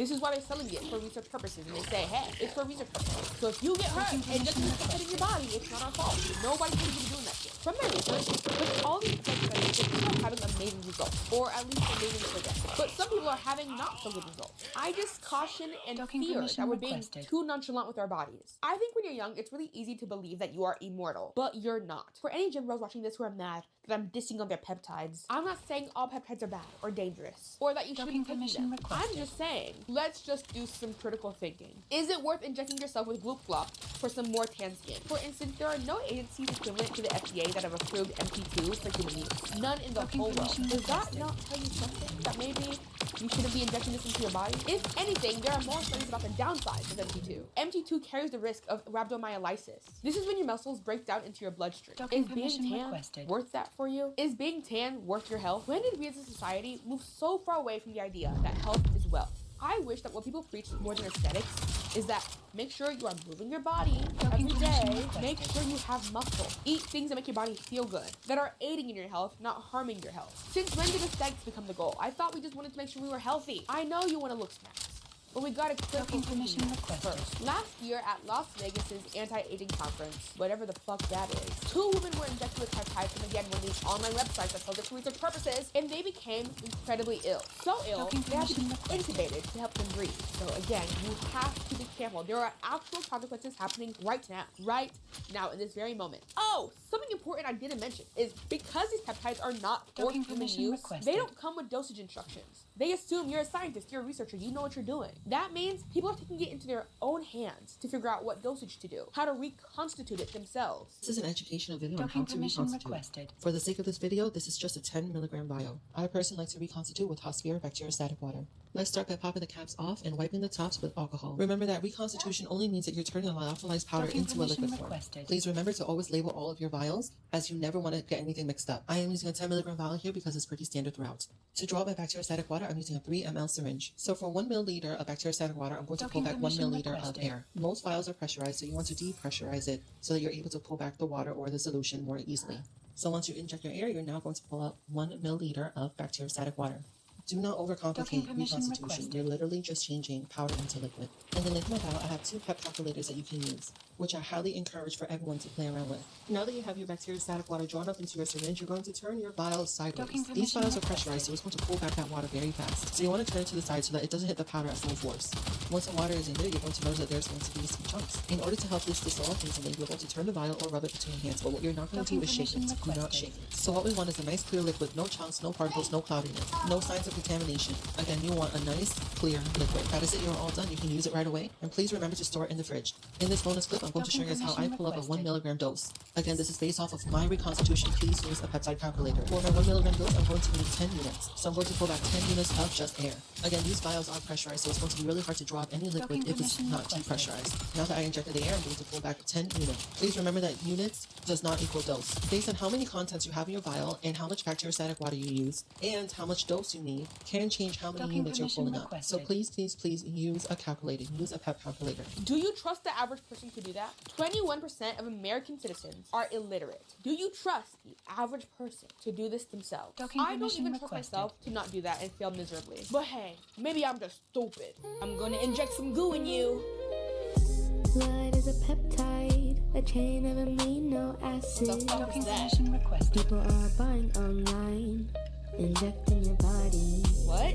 Do you know the long-term consequences? No common sense. You don't. You're injecting mystery liquid in you. If you wanna boo cocky, just You're ask not you. Scooby-Doo. You don't need a borrowed liquid online just to get tanned for the summertime. Are you if you race learn to play? love who you are, you don't need to go that far. Learn to love your body. Are you taking it for granted? I feel like you are. Maybe. Eat food that's good for you. Like vegetables. I do. Not just Mountain Dew. Stop ordering McDonald's. I haven't had Mountain Walk Dew around or in 10 something. years. You'll be okay. Maybe. You don't need to look younger. Because you're older. You just Be need old, a it's good okay. slumber. Go to sleep, ho. Injecting yourself with stuff online is weird and kind of stupid because if these companies have some sort of cross-contamination that accidentally happens and you get sick from injecting their product inside of you, You're screwed. there's no consequences for them. Because they literally say it's not for human use, but you're using it for human use anyway. So if you pass away because of their product, it does not matter. You're letting yourself be a study. It's not for human use, and you're using it for human use, which means there's no regulations on what's in it. Gosh! In conclusion, do whatever you want. If you feel like the benefits outweigh the risks, fine, that's up to you. But remember, there are people who care about you. I feel like it's slightly selfish to inject yourself with mystery liquid just to look tanner, younger, skinnier, not knowing the actual consequences. Let's say you get really unlucky and something happens to you, like renal failure, and now you're disabled, on dialysis, or need a kidney transplant. You are not just affecting yourself, you are affecting the people around you. If you become so disabled that you need help and it's a lot of money, they can't even sue the company because you knew it wasn't for human use. Think beyond yourself. Think about your parents, your siblings, your partner, the people who will have to take care of you if something goes wrong. Just because you decided that race play is more important than your health. Well, like I said again, the choice is yours. I'm just a girl. I'm just talking. I'm just saying shit, man. I'm just a commentary video. Do whatever you want. You have free will. I don't even care or anything like that. Requested. But remember, all my sources will be linked below. Thank you for watching. Thank you for subscribing. Thank you to my patrons over on Patreon. Like the video. Hype the video. I usually say stream my song Glizzy, but I make a lot of music. So today I'm going to say stream my song Autopilot disabled. Why am I not docked?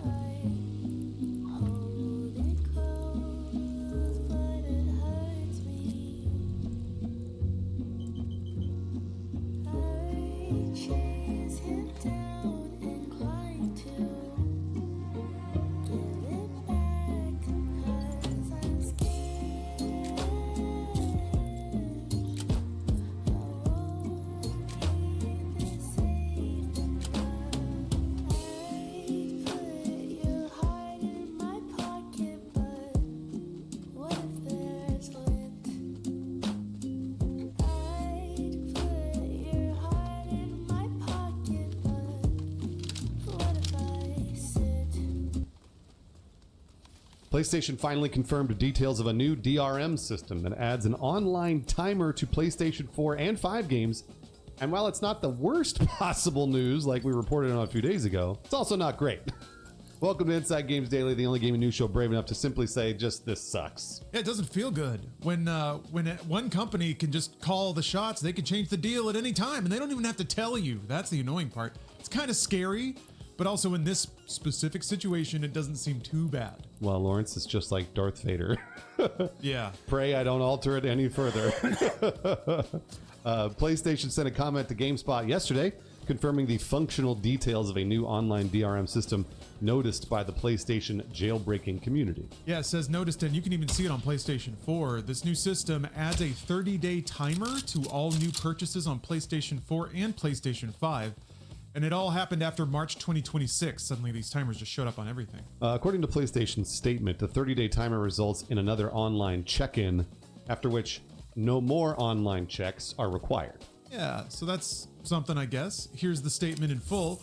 Quote, players can continue to access and play their purchased games as usual. A one-time online check is required to confirm the game's license, after which no further check-ins are required.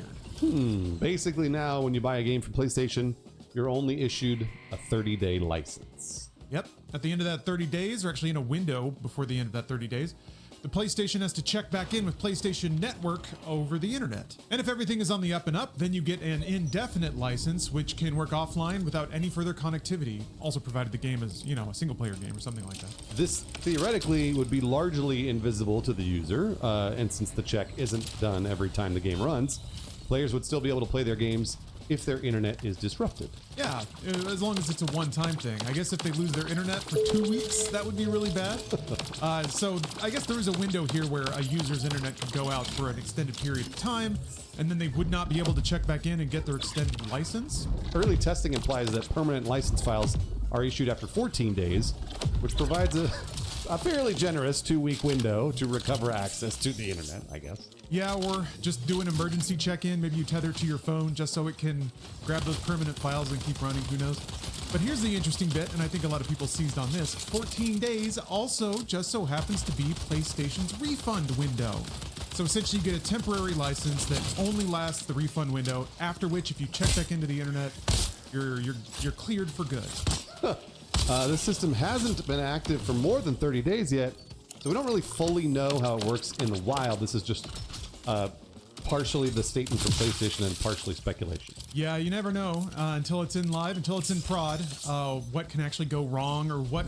There's always edge cases when it comes to people and how they use equipment, so hopefully this doesn't grab a lot of legitimate users and kick them out of their games. So, I mean, the way that this works, yeah, it's cool and all, and I can appreciate that it seems architected to be invisible to people, but why? What was the problem? What are they trying to deal with here?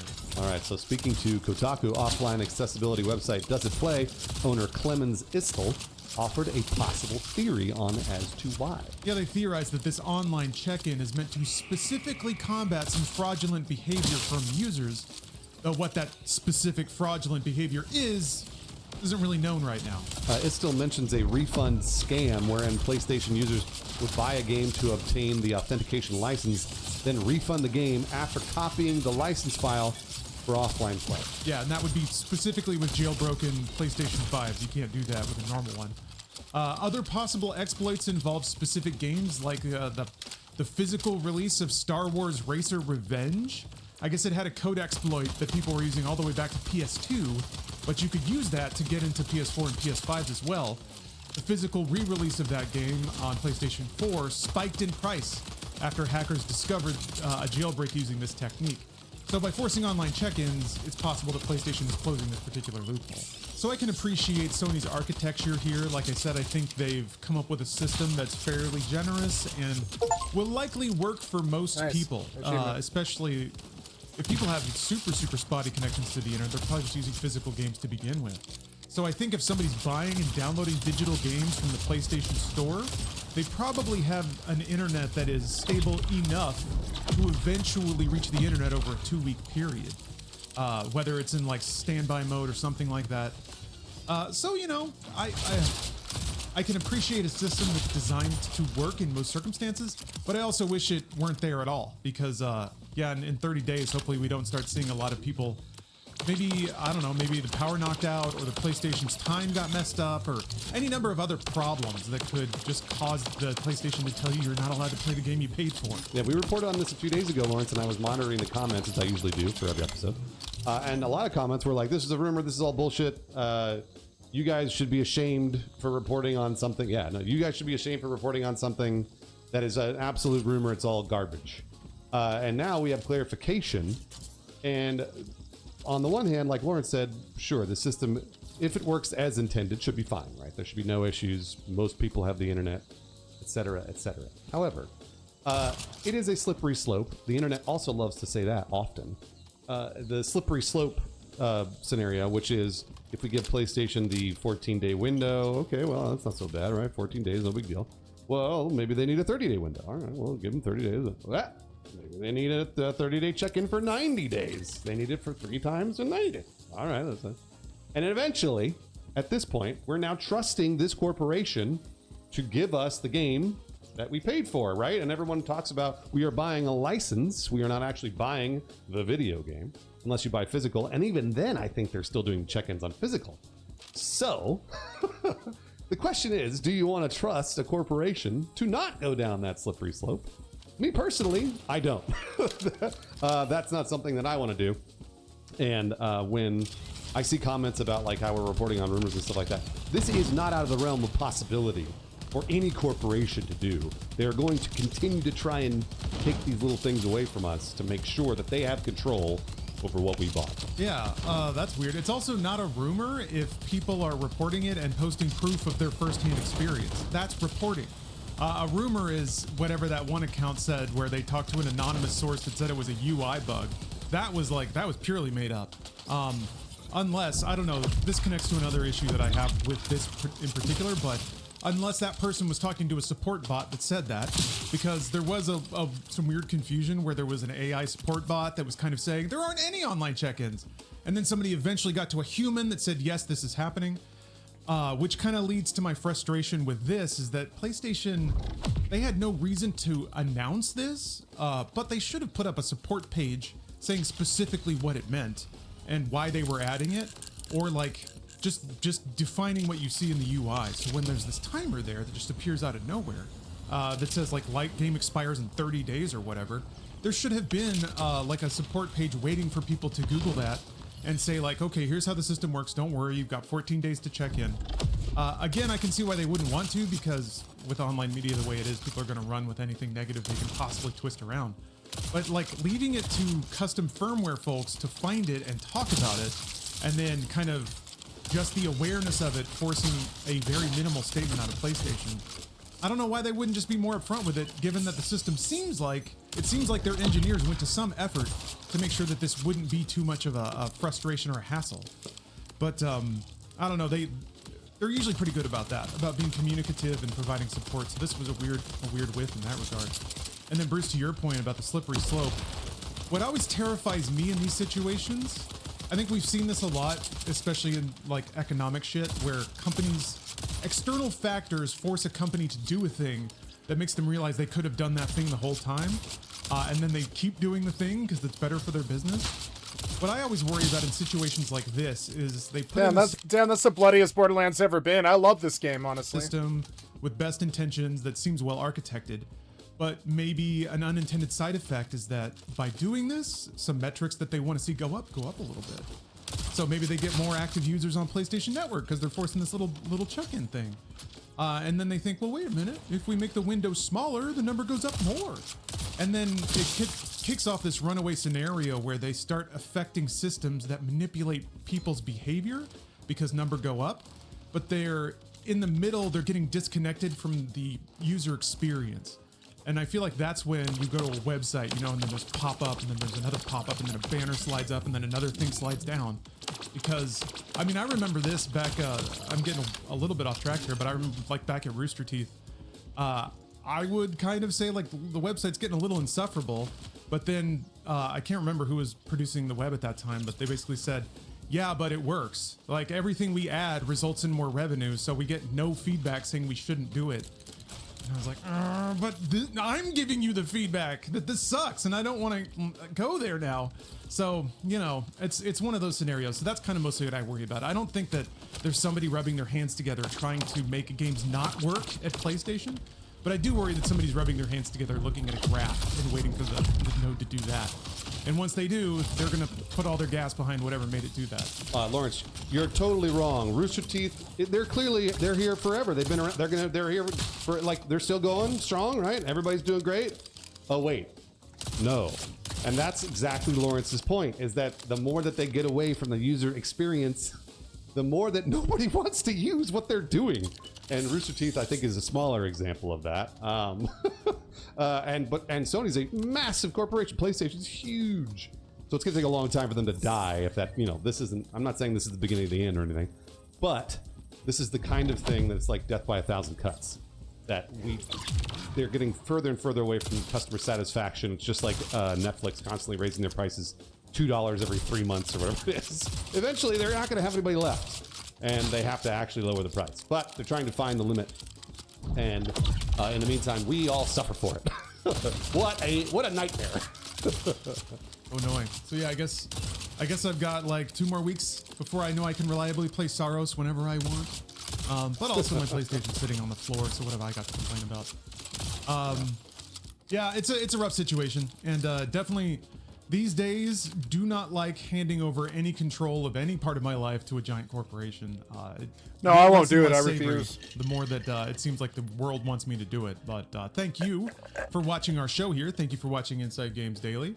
We really like making this show. We love chatting about games. We love complaining about the corpo boots on our... I don't want to hear the music anymore. Goddamn terrible porn music.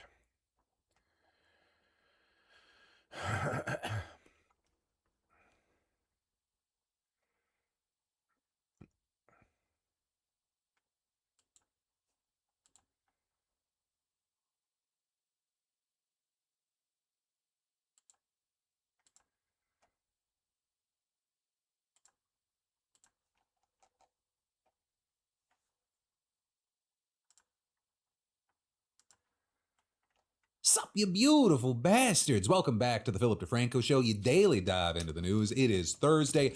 What a week it's been. I can't even be bothered to lean in today. I'm going to sit back. I recommend you do as well, because we have a lot to talk about today, starting with with this. The FBI just raided Virginia State Senator L. Louise Lucas's Portsmouth office and her What? cannabis dispensary for reasons we still don't know. Cannabis She hasn't been charged with anything dispensary. so far, but you do have some reports saying that this is tied to an ongoing investigation of corruption and bribery that actually started during the Biden administration. But it's believed this might be related to her cannabis business, but the specifics there are kind of shaky right now. As far as the response to all this, everyone from Governor Abigail Spanberger to Virginia's Attorney General to Senator Lucas, they appear to be just as clueless as we are. Because again, no charges, no details, and as far as we know, no evidence that points to any crime. So everyone kind of seems to be in the dark here, but some people, including lawmakers, they're starting to say that none of that even matters because this is more about the power play than the investigation itself. In fact, you had Lucas responding to the raid on social media saying, today's actions by federal agents are about far more than one state senator. They are about power and who is allowed to use it. What we saw fits a clear pattern from this administration. When we challenged, then they tried to intimidate. You also had Representative Robert C. Scott saying it must be acknowledged that this FBI raid occurs in the broader context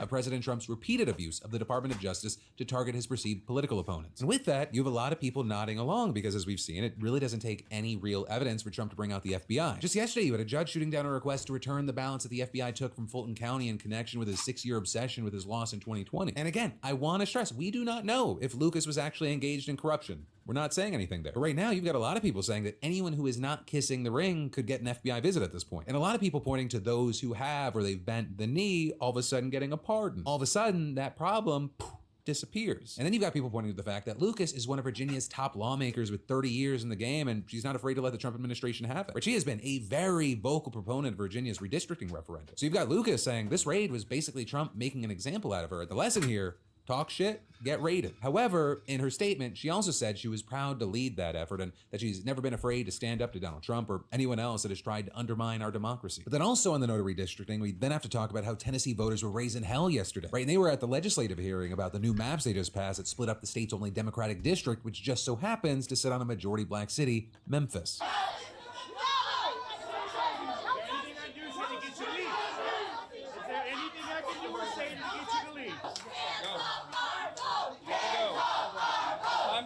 Right, and this coming after the Supreme Court gutted the Voting Rights Act and started this domino effect of states trying to redraw their maps that critics say water down Democratic votes. So their state House Speaker says that this was a move to make redistricting more colorblind. But there, you had Tennessee Democrats, not buying it. We know the intention here is to be racist. It is to take the only majority black district out of the United States Congress, and it is to allow for white representation and white majority districts to exist, period. And regardless of your opinion there, Tennessee Republicans, they have made their end game clear. We want Republicans to maintain control of the House of Representatives. So no surprises there. They are saying that Tennessee is a conservative state and their congressional delegation should reflect that. But Democrats in the state, they're saying something very different. Our needs are nowhere near the same as a rural community and nowhere near the same as other parts of Tennessee. And that's why we have our own congressional district. And also the bigger issue that people are calling out is that no one had any idea what these maps could actually look like up until this point. This process has been done completely in secrecy to deny the public and representatives and elected officials the opportunity to understand what's really going on. This has been done entirely in secrecy. And when you're doing something wrong, that's what gerrymander you is. You hide what you're doing. We were making the most fundamental decision that affects the people. Who gets to speak for them? And we were doing it in a room where the people were entirely absent. And now we're finally seeing the new map split Memphis into 3 parts and will likely push the Democratic Representative Stephen Cohen out of his seat. So now you've got many wondering if those representatives are going to have any incentive to actually pay attention to those voters or any attention to the city. By breaking up our district into 3 different separate congressional districts, there's no way we can get fair representation. And now that the new maps have passed, Tennessee is the 13th state with an all-Republican congressional delegation, adding to the GOP's red wall. And while that wall, I will say, is very likely safe, there are cracks among the base. And it involves even Republicans wondering if democracy is holding up under Trump's second term, if the Republican Party can be anything more than a cult of personality that is connected to Trump, and it's becoming yet another front in the MAGA civil war. And that's actually something that we saw Tucker Carlson, who's become one of the biggest soldiers in that war, hitting on in the most recent episode of his show where he interviewed Representative Thomas Massie of Kentucky. Because Massie has become one of Trump's main targets within his party after he split on a number of issues. Though easily the biggest nail in the coffin is that Massie's been leading the charge to get the Epstein files released.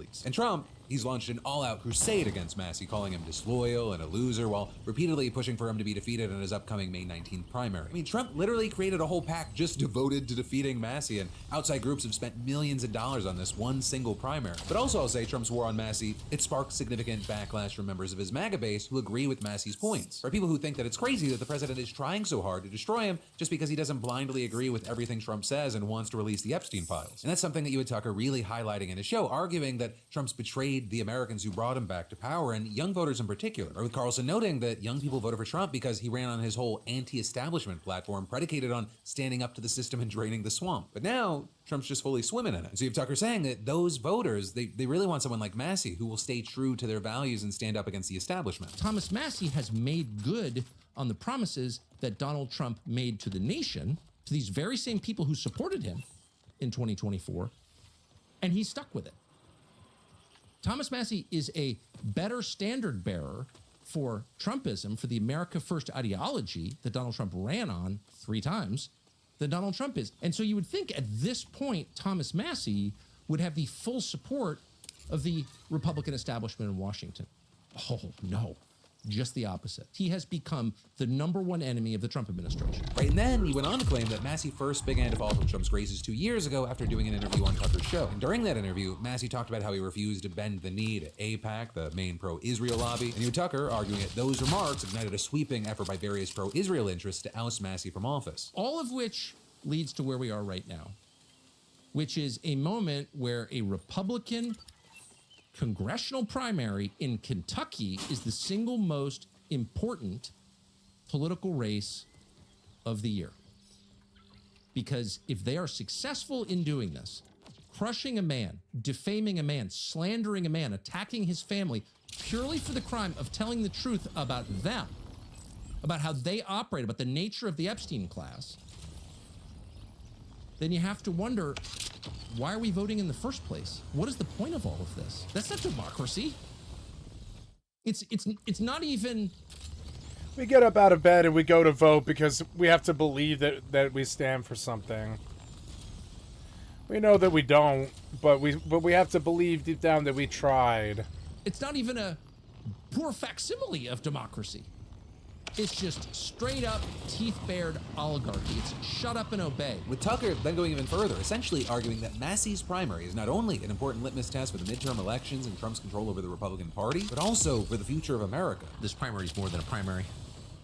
It's a window into what MAGA has become, and it's a referendum, I would argue, on democracy itself. And specifically, Carlson noting that Massey won his last few primaries with massive amounts of the vote, over 70 and 80%, but now he's leading the poll by 1 percentage point. And with that, you had Massey arguing that the only thing that's changed in this primary is that pro-Israel groups have spent millions of dollars campaigning against him. So the real reason that this race is a serious race and I may lose is because a foreign lobby has fully funded to the extent that they've never done in any Republican race ever before my opponent. And so you're right, this is a referendum.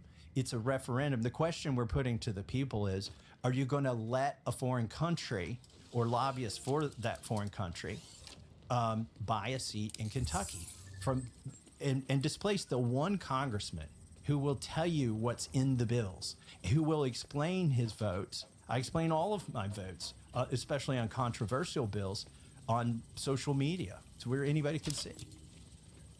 So your position is that it's not your position as much as it's the fact you're willing to disclose what's actually happening behind the scenes. Correct. The crime is transparency. It's not obstructionism. Beyond that, you also had Massey accusing Trump of going after him for staying true to his positions that Trump himself once held, but then flip-flopped on. In all of these circumstances that I'm going to describe to you, where I don't vote with the party, I'm actually taking a position that Donald Trump had less than 2 years ago. Look, the president's own children, the vice president, the FBI director, and the president himself said that they would release the Epstein files. And now I worked harder than anybody else to get it done and got it done. And on the topic of Epstein, Massey said that this whole thing is another one of the biggest reasons that Trump's turned on him, claiming that when he first introduced the Epstein Transparency Act, he had dozens of Republican co-sponsors, but most all of them chickened out because of pressure from Trump. And then he also gave us this little bit where he said that he heard something from Marjorie Taylor Greene about a conversation she had with Trump regarding the files. He also told her that it's like a child molester subverted our government. If she insisted on following through with this, she was going to hurt his friends. She told me the day he told her that. Hurt whose friends? President Trump's friends. When Tucker asked why Trump had become so belligerent about releasing the files, something that he literally campaigned on, you saw Massey say this. It's the people who are funding the ballroom, the people who are funding the arch, the people who are funding the rebranding of the Kennedy Center, These are the people who are also funding my opponent. These are the people who have the ear of the president. These are the people who are dominating our foreign policy decisions. They're the billionaires. And these are also the same people who are in the Epstein files by large part, or their friends are. With us, both Massey and Carlson. I like the rain. It's a good new addition to Borderlands. I like that they're going into the next gen. Ooh, new shotgun. I'll take it.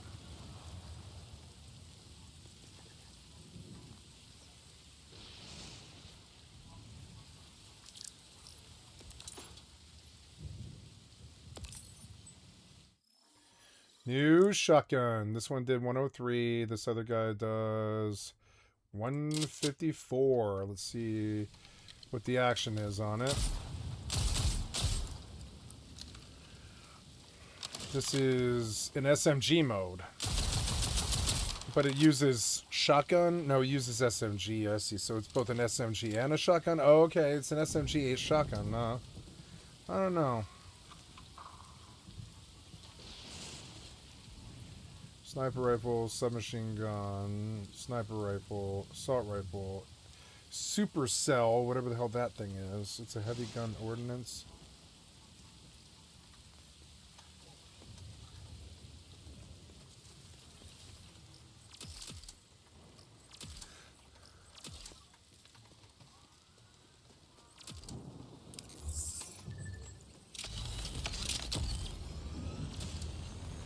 This Borderlands is the best one that they've made.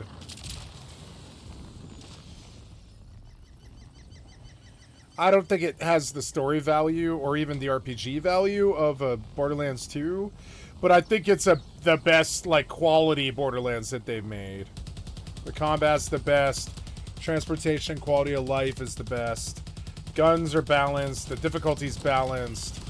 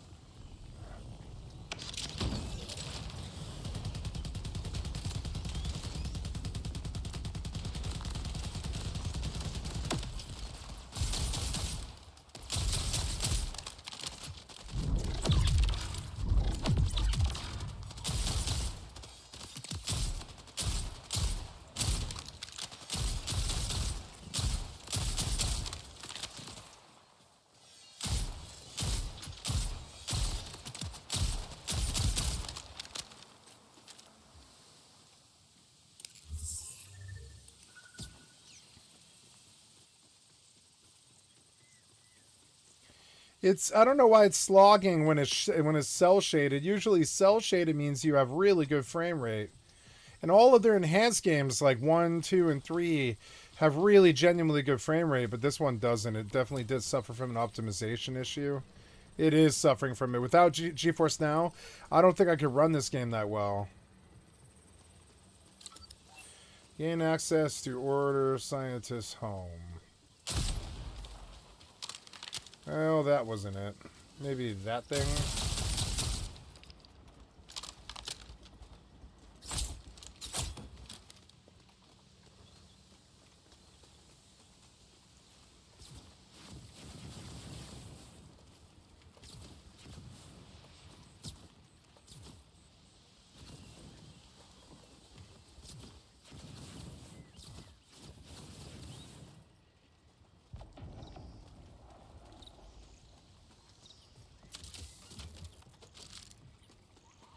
It's quite a procedurally generated world, and it's massive.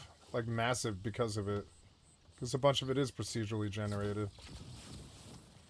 Now, can I even get in that window? I don't think so.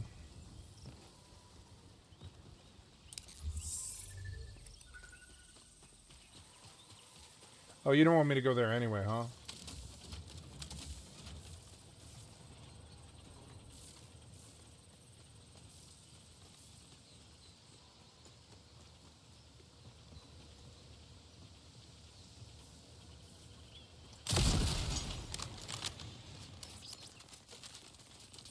That was actually it? Yes, it was.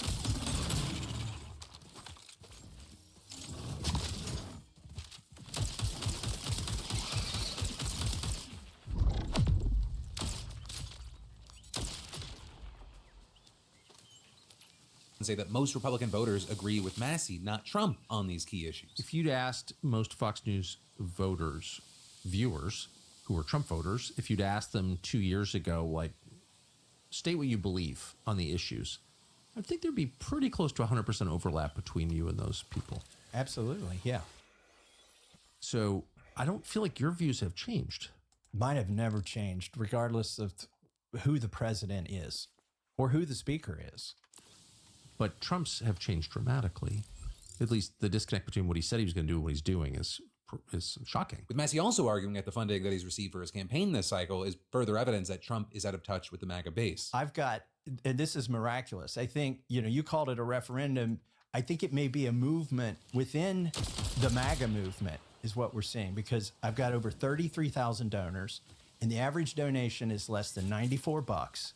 These people, they don't have a lot of money to give, but they can't be intimidated, right, by the White House. Now, as far as hard dollar campaign money from real people, I've raised over $5 million this election cycle, which is probably more than I've raised in the entire time that I've been in Congress. But of course, we're going to have to wait to see how the May 19th primary plays out. Where will Trump prove that he has a chokehold over the party that, when combined with millions of dollars from outside sources, is strong enough to sway elections against Republicans who defect? Or is there enough of a base in Kentucky's 4th District who are pissed off at Trump, who believe that he betrayed them, who see what Massey's doing as what they're actually wanting. Massey's primary specifically is going to be very consequential in many ways, right? It will give key insights into whether this war actually poses an existential threat to the Republican Party and Trump's administration. So then also, actually, on the note of threats to the administration, that brings me to another very important piece of news that we have to talk about today. Because The Atlantic, right, the magazine, they just fired another shot in their escalating war with FBI Director Kash Patel. With it all starting, of course, after they put out an article citing over 24 sources who said that Patel drinks excessively, is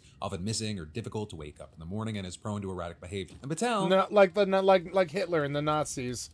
It's the same shit. They're fascists. Then sued The Atlantic and its reporter Sarah Fitzpatrick for defamation. Though that also doesn't seem like where it ends, because according to MS Now, the FBI opened a criminal leak investigation into the article, even though none of the information that was published was actually classified. But well, now, after all of that, Fitzpatrick apparently went, oh, so you want more? She just published another article citing 8 sources who claim that not only does Patel have a drinking problem, he favors a specific drink that I can really only describe as, well, let's call it cringe. But very on brand, very fucking Patel. Personalized bottles of bourbon engraved with the words Kash Patel, FBI Director, right? His nickname, Kash, with a... What? They personalized the bottles? $sign for the S, and an FBI shield in the talons of an eagle with the number 9, presumably because he's the 9th FBI Director. And you could actually see it right here in this photo because...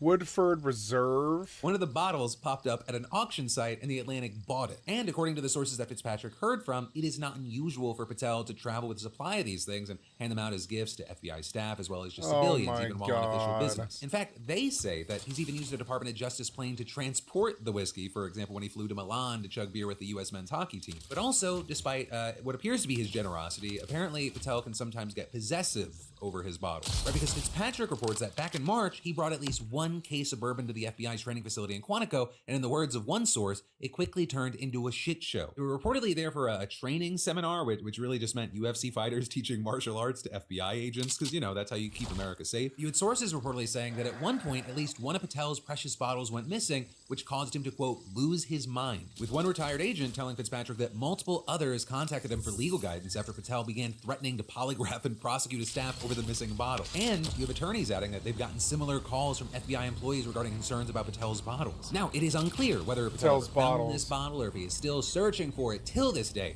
But what is clear is that if this is true, this is a clear pattern of frat bro alcoholism, craven self-promotion, and petty childish paranoia. At the very least, it's unbecoming of an FBI director and undercuts the agency's culture of quiet professionalism. At most, it sounds like an insane place that can derail very, very important business that keeps people safe. Kash Patel sounds like he's having the cringiest drunk uncle midlife crisis ever. And that's as the FBI has traditionally taken a zero-tolerance approach to unauthorized use of alcohol on the job and the misuse off-duty, which is also probably why you had one agent telling Fitzpatrick that it's demoralizing, saying that Patel... Yeah, this is why I'm a streamer, which is what Kash was before he became a fucking fascist retard. And it's like, nobody will fire you for getting drunk when you're a streamer. And you should have stayed in that job. You're an idiot. That was a way better job for you.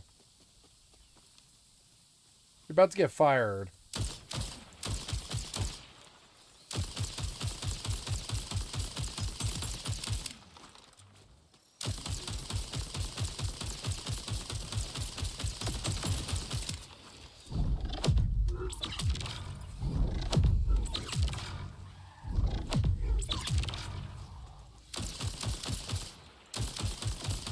It's a very 3D game with a lot of like 3D fighting where things are above you. It's kind of cool.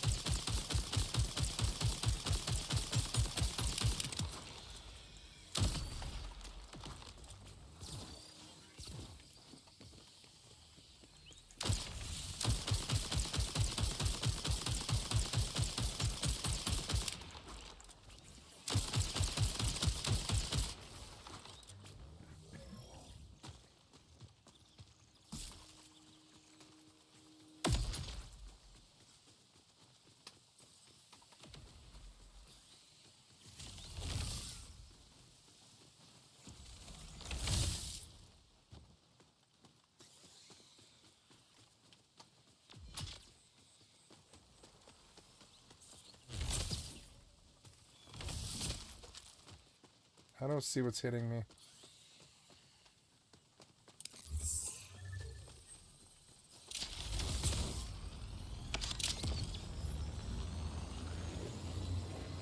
I like following the yellow line through this huge game. I wish other games would do this. It's, you know, Starfield's like this, and I begin to realize that's what I like is... oh.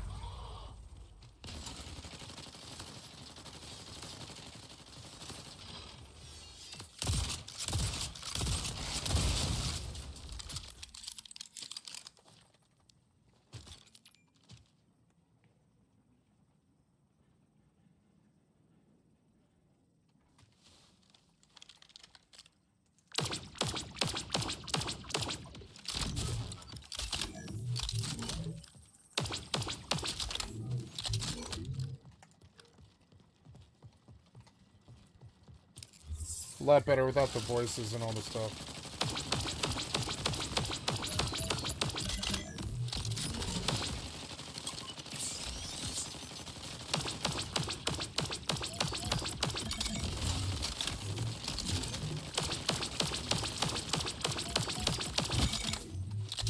It's weird that the auto turret resisted electricity. I would think it would be the only one that would hurt it. Locked. I mean locked. Oh wow.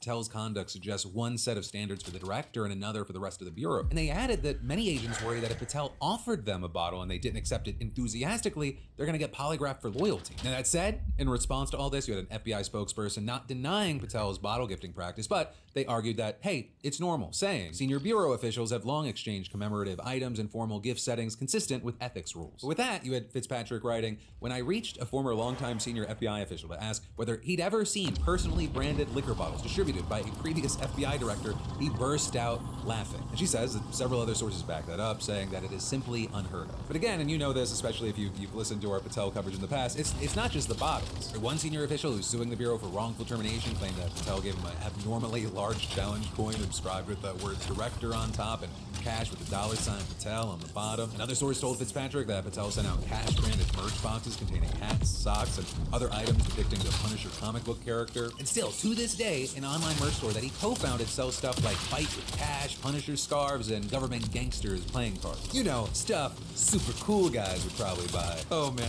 if you ever meet someone that's wearing Cash Patel merch, please just ask them what their wife's boyfriend's name is. They'll either have an answer for you or they're too stupid to realize you're dunking on them. And then there's more we've got to dive into in just a minute, but first let me thank a sponsor and say, you know, I get asked a lot whether Z-Biotics Free Alcohol actually works, and yes it does. Right, today's sponsor, Z-Biotics Free Alcohol Probiotic, I love you because it genuinely helps with those rough next mornings. Right, this isn't one of those drink more water and manifest wellness type fixes. Z-Biotics Free Alcohol is the world's first genetically engineered probiotic designed by PhD scientists to save you after a crazy night out. Again, it was invented by PhD scientists to tackle rough mornings after drinking. How it works is, you know, when you drink, alcohol gets converted into a toxic byproduct in the gut. It's a buildup of that byproduct, not just dehydration, that's to blame for rough days after drinking. And pre-alcohol produces an enzyme to break that byproduct down. So just remember to make pre-alcohol your first drink of the night, drink responsibly, and you'll feel your best tomorrow. I use it anytime drinks are involved because, I mean, who wants to feel bad the next day? May is basically one long excuse to go outside. Baseball games, festivals, backyard hangs, you name it. Like, don't let the next day bend.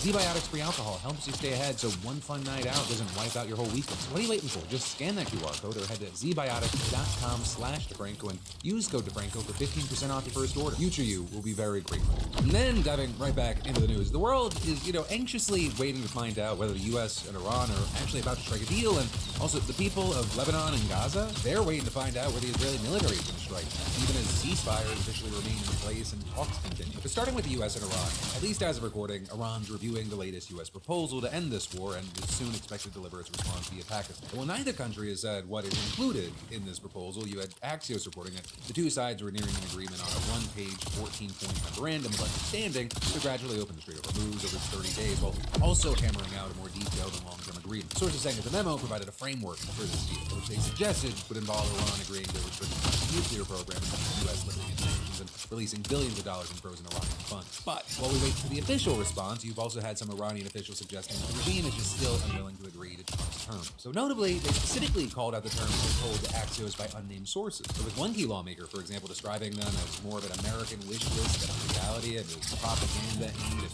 justifying Trump's retreat and hostile action. And then you had Iran's chief negotiator expressing a similar sentiment, we'll call it, on Twitter, writing, "God, we're gonna all look so stupid in the history books. Operation Trust Me Bro failed. Now back to routine with Operation Folksios." Or with the first of those seeming to reference Project Freedom, which was the operation that Trump announced on Sunday to guide commercial ships through the Strait of Hormuz. So we did that only to then suddenly pause that mission roughly 36 hours after it began. Right, reportedly only 2 merchant vessels made their way through under U.S. protection. They followed 2 naval destroyers along with other American naval assets. They also fought off Iranian attacks that also targeted other commercial ships, a residential building in Oman and an oil facility in the UAE. But still, you had the White House putting Defense Secretary Pete Hegseth out there to hype up Project Freedom, saying that the lane was clear. But then, only a few hours later, you had Trump hitting that kill switch, saying that the decision was actually based on the request of Pakistan and other countries, on the tremendous military success that the U.S. has had against Iran, and the fact that great progress had been made toward a complete and final agreement with Iran. But you've since had NBC News reporting that Trump's sudden reversal might have actually had more to do with the reaction from Saudi Arabia, with them reporting that his announcement of the mission surprised and angered the country's leaders, leading them to deny the American military use of its bases and airspace to carry out the operation. And reportedly, even a call between Trump and his buddy Mohammed Bonesaw failed to resolve that issue, so he backtracked. And while you've since had a Saudi source telling The Guardian that it's not true that his country denied access, you also had another one telling the Associated Press that it is true. Side note, isn't it fun, and by fun I mean stupid and horrifying, that at the highest levels of everything, it still all feels like high school? It's just that instead of like prom and the high school quarterback, it's like It's Dogecoin and suborn elections and election fraud and bra oligarchs and piece of shit fascist drunk ass fucking drunk, CIA drunk people.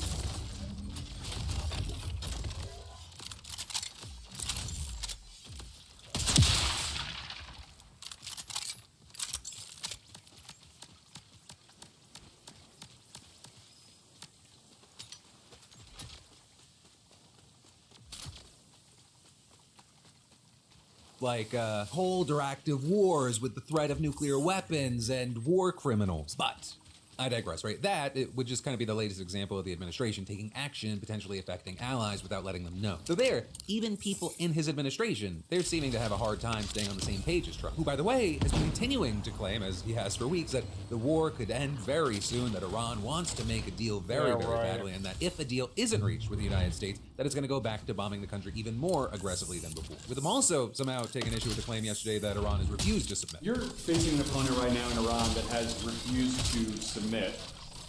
You seem optimistic now that you may be closer to a deal. What's different about this moment now than in other moments where a deal has seemed close? Well, why do you say they refuse to submit? You don't know that. You don't know what's going on. U.S. ships a few days ago. And a few days ago, it's a long time ago.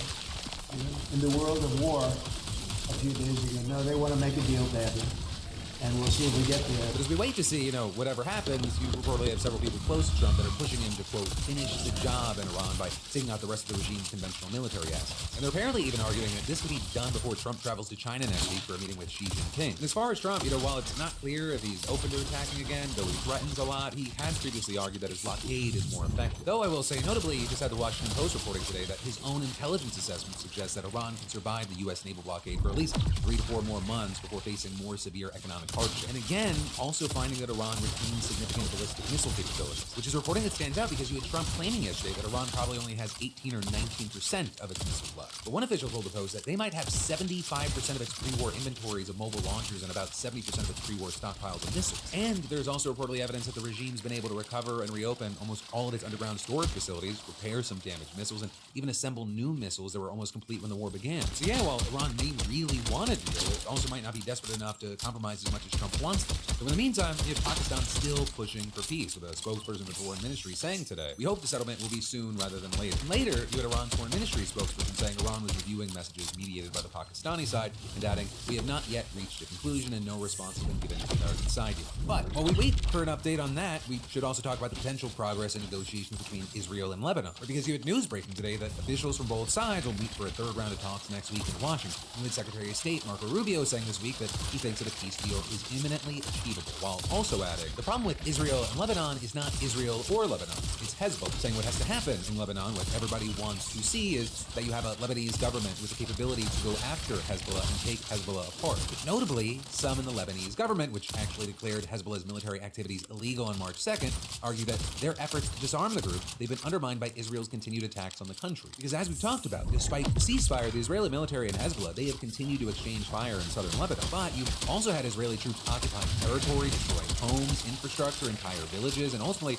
according to many experts, applying what's become known as the Gaza model. And with all this, the Israeli military may be targeting one group in particular, Shiite Muslims, right? They make up the majority of southern Lebanon, and they're part of the same branch of Islam as Hezbollah. And with all this, even though Israel issued blanket evacuation guidance when the fighting began a couple of months ago, publicly urging all civilians to flee to the north, Israeli officials reportedly delivered a very different message in private. They reportedly told various Christian and Druze communities that they could stay inside the evacuation zone, while also calling on them to force out any Lebanese from the neighboring Shiite Muslim communities who've taken refuge in these communities as the Israeli military demolishes their own towns. So of course, with all that, you have rights groups arguing that at least some of Israel's actions may amount to war crimes. And overall, since the ceasefire began, the death toll in Lebanon since early March has risen from around 2,300 to roughly 2,700, including hundreds of women and children, according to the Lebanese health ministry. And with that, you have the Israeli military claiming to have killed 220 Hezbollah members over that time. And that's as you have Israeli authorities saying that the overall death toll on their side since early March is 20, including 17 soldiers, a security person, and 2 civilians. And also, while during this ceasefire, I keep doing air quotes, Hezbollah has mostly refrained from attacking Israeli territory, and Israel's refrained from striking Lebanon's capital Beirut. It appears to be, at least until now, right, with Israeli forces striking Beirut's southern suburbs yesterday for the first time since the ceasefire began. And with that, they claim to have killed the commander of Hezbollah's most elite fighting. And you had Israeli Prime Minister Bibi Netanyahu saying in a statement alongside the country's defense minister, "No terrorist has immunity. The long arm of Israel will reach every enemy and murderer." So even though these talks are technically moving forward, for many, it doesn't look like there's any reason to suggest that Israel's going to stop anytime soon, especially when you consider what's still happening in Gaza. Right, with an Israeli airstrike there this week, killing the son of Hamas's top negotiator in the U.S.-led talks that are taking place right now in Egypt involving Trump's so-called Board of Peace. Right, and that son, he's actually this guy's 4th kid to have been killed in Israeli attacks, and he himself has reportedly survived multiple assassination attempts. Right, and after this latest, you had him saying these Zionist attacks and violations clearly indicate that the occupation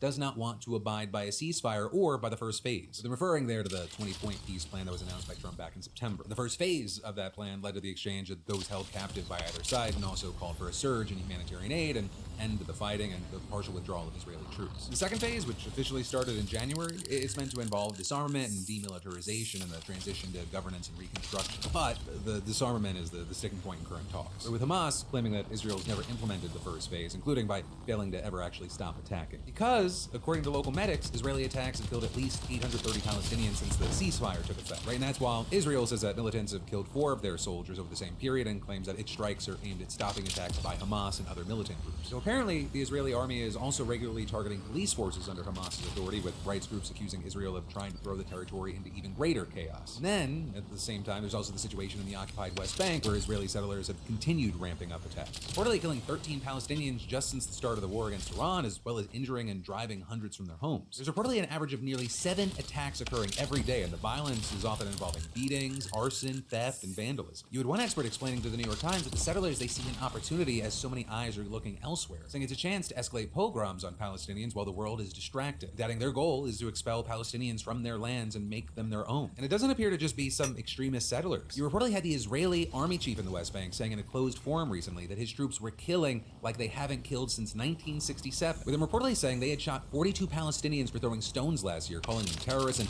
even while also saying that the army didn't shoot Jewish settler militants for doing the same thing. And he also reportedly said at the barrier dividing Israel and the West Bank, it is currently permitted to detain a suspect by shooting him at the knee or below to create barrier awareness, arguing this is justified on the grounds that each illegal Palestinian worker was a potential terrorist. But then, bouncing from that, let's do two final things today. First up, it's a really quick breather. Congratulations to Dwayne B, your SeatGeek's latest weekly winner, who just scored $500 in tickets and is gonna go see BTS. I got so excited for you, I started stuttering. But for the rest of y'all, that is right. SeatGeek is still giving away $500 in tickets, and you should definitely enter today if you haven't already. Imagine, daydream, being the next winner and snagging $500 for seeing your favorite artist, sporting event, or play. There's like over 70,000 events to choose from. I just used it when my mom came to town. We went to see a Braves game, got those really nice seats where they just like give you snacks for free. My mom filled up her whole purse. Like, to the point, I don't know what she was thinking. She had 3 melted ice cream sandwiches when we left. But for the rest of y'all, just remember, add code DeFranco to your SeatGeek app profile for a chance at the weekly $500 prize, no purchase necessary. Right, and then two, the final thing that we need to talk about today is there's another global mess that the U.S. might not be prepared to deal with. At least 4 U.S. states are now monitoring passengers who are on the hantavirus cruise, and Marjorie Taylor Greene's already touting ivermectin as a cure for the disease. But this is just some of the latest updates regarding this outbreak, and I know that what I'm saying, probably it sends COVID PTSD chills down your spine. And so what I'm gonna do is I'm gonna start with this message that an epidemic expert at the World Health Organization delivered this morning. This is not coronavirus. This is a very different virus. We know this virus. Hantaviruses have been around for quite a while. This is not SARS-CoV-2. This is not the start of a COVID pandemic. This is an outbreak that we see on a ship. This is not the same situation we were in 6 years ago. And you have other immunologists echoing all of this, noting that close contact, like sharing food or living spaces, is generally needed for human-to-human transmission of hantavirus. So it is far less likely to spread into a major outbreak like COVID. But of course, with all of that said, it is understandable why these headlines are spiking such a global concern. It is very, very serious. This is a serious disease. So we should break down what is happening, starting with how people are being monitored in a handful of countries all over the world for possible exposure. Right, and that includes people in at least 4 U.S. states: Arizona, Virginia, Georgia, and California, where so far none are showing symptoms. All of those people, they were passengers on the ship, but they got off on one of its stops, and it actually looks like more passengers than previously thought were able to get off of the ship after the first hantavirus death. Apparently, around 30 to 40 people left the boat when it stopped at the island of St. Helena in April. And according to Dutch authorities, we do not know where every single one of those people went next, but we do know that one passenger who got off there has since tested positive for the virus in Switzerland. He's receiving care in Zurich, and officials work to contact trace anyone who may have been exposed during his infectious period. We also had Dutch officials saying that a flight attendant was being hospitalized and tested for hantavirus after coming into contact with one of the passengers who later died of the illness. They were reportedly trying to board a flight from South Africa to Amsterdam, but the crew didn't allow her to travel because of her medical condition. And as things stand now, 3 people have died from the virus, including a Dutch couple and a German national. Also, several others are sick, and it's officially been confirmed that we are specifically dealing with the Andes strain of the virus. Because human-to-human transmission of the hantavirus is incredibly rare, you usually get it from coming into contact with rat droppings. But this strain, which is found in countries like Argentina, where the crews departed, it's among the rarest and most severe, and the only strain where humans can give it to other humans. Right, and it also has a fairly long incubation period, as long as 8 weeks. Well, right now, it's too soon to know exactly how this outbreak began. Before boarding the ship, that Dutch couple that died went on a bird-watching trip in Argentina that included sites home to species of rat known to carry this strain. So one of the main running theories is that they had contracted the virus before they even got on board. But also, because we live in a post-2020 world, we are definitely seeing other theories, some wackier than others, about this whole virus. And among the things you're seeing out there, there are already viral posts questioning why Moderna is working on a hantavirus vaccine prior to this outbreak. Which to that, I'm someone that is not trusting of big pharma, but just to kind of say the obvious, it is normal for researchers to try to develop vaccines for known deadly diseases. But you've got people like Marjorie Taylor Greene already jumping in to spread misinformation about this vaccine that doesn't actually even exist yet, saying they manipulate the virus bioweapon, make the vaccine poison, and then make the profits because they own the vast majority of your elected leaders. I'll go ahead and say it, fuck all the way off. So for those of us who have been like, oh man, Marjorie Taylor Greene, she's been making so much more sense these days, it's good to get a taste of OG MPG. You know what I mean? So we know that she wasn't body snatched. And this is a quick detour, but it is something I want to stress. When you have a Marjorie Taylor Greene, a Tucker Carlson, so many of these other people, and you're like, wow, they just said something that makes sense that I agree with.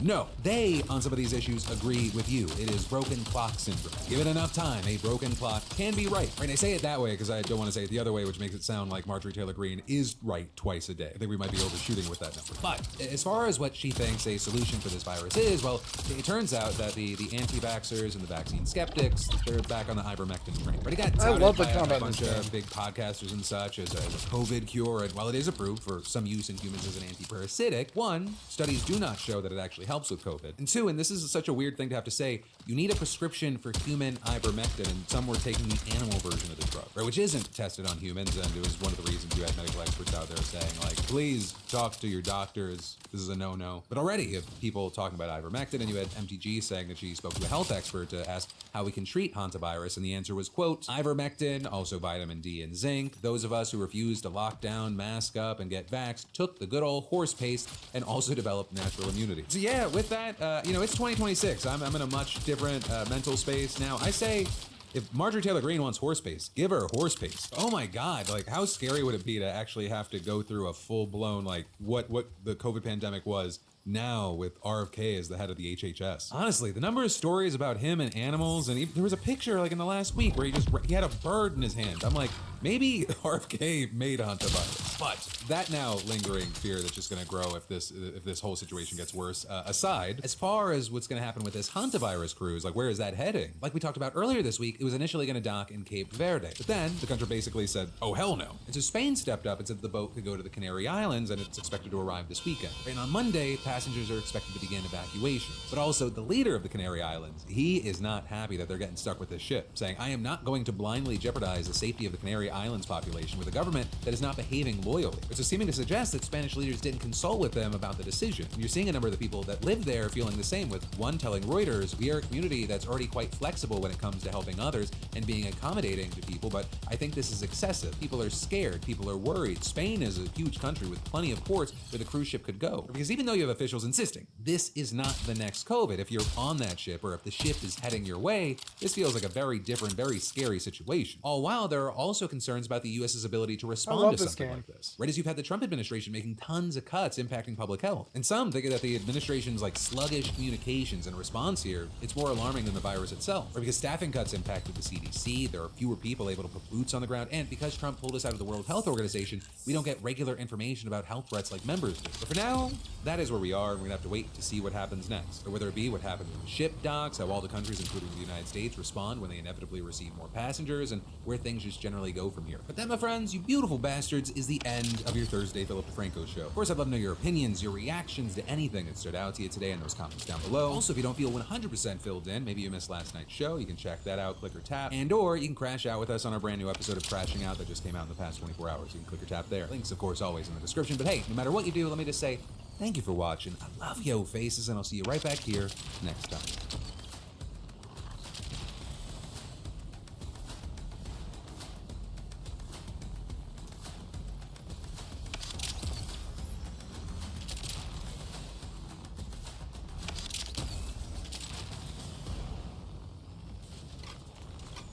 In the state of Maine, if you go around and you ask any regular working class American, do you think you live in a political and economic system that has your best interests at heart?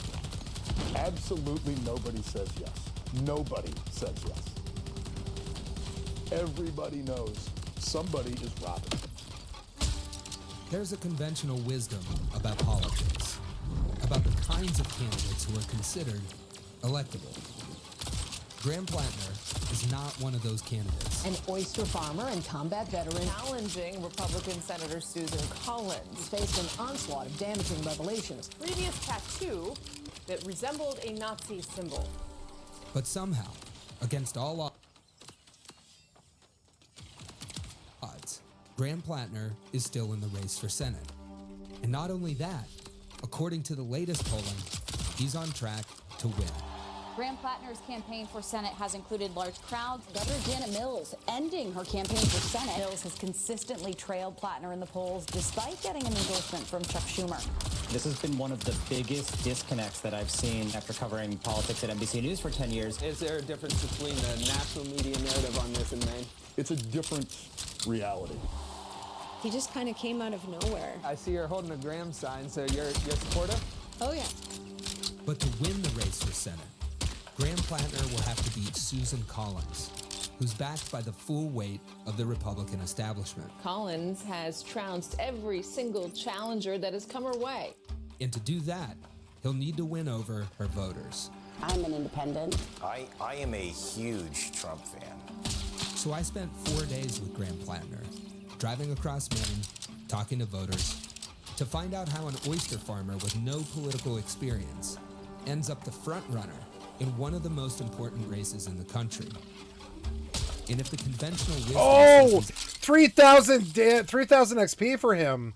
He was an NM and I killed him. I love this game. It's got NMs and stuff, like Final Fantasy XI.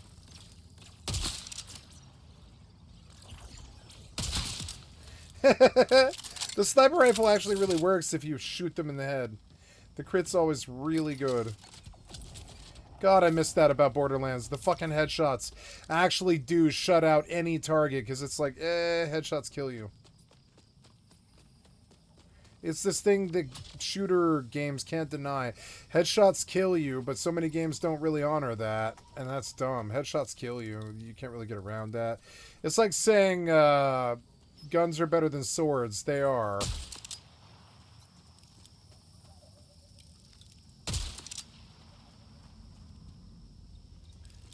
They like threw that guy off his fucking... Oh.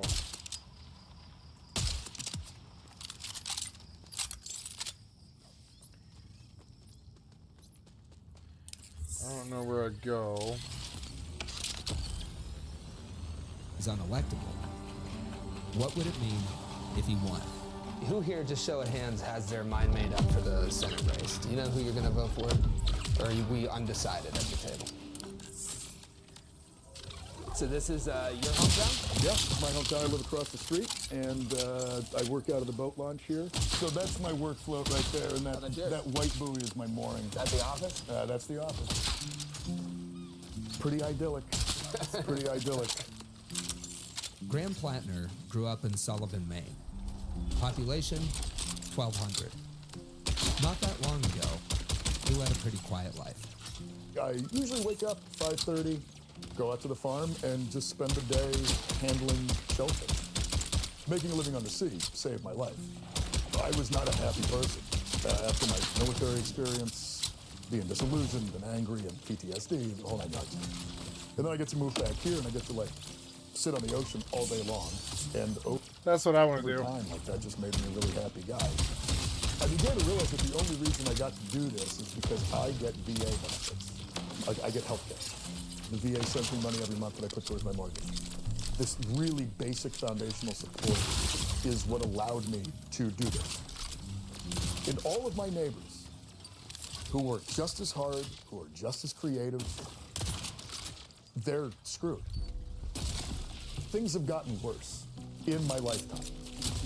This kind of life, whether you're lobstering, doing like carpentry and construction for summer homes, that used to be enough to like raise a family. And as the years have gone by, everybody around here still works just as hard. In fact, in many ways, people work harder. And it isn't enough anymore. There's less and less jobs, and there's even fewer good jobs. Different mills are going out of business. Manufacturing's long gone. It was one of the busiest paper mills in North America. Basically, it's all gone. Yeah. What's that do to a community? It kills it. Farming industry, fishing industry, forestry, those heritage industries, they've changed so dramatically that we can't experience. Oh, come on. The hospitals are on the verge of going bankrupt or doing away with services, and you have to travel further and further. Price of housing has gone. It's gone up quite a bit. Yeah. I mean, we're in a park because we can't afford anything else. So all this is happening, and I'm like looking around at a community that I grew up in that I love, that's essentially dying.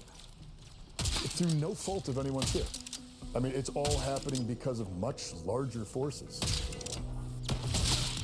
In 1990, there were fewer than 100 billionaires in the United States. Today, there are over 800. When you look around, do you see a society and a community that is 8 times wealthier than the one we had in 1990? No. That money went somewhere, and we all know where it went. On August 19th, Graham announced his run for Senate. The video took off. getting millions of views in days. And soon, Graham was doing town halls all across the state. By September 1st, I was on stage with Bernie giving my first real big speech to a crowd of 7,000 people. We live in a system that has been built by the political class to enrich billionaires on the backs of working people. But by October, things took a turn. Sorry! The 78-year-old governor entered the race, backed by the Democratic Party establishment.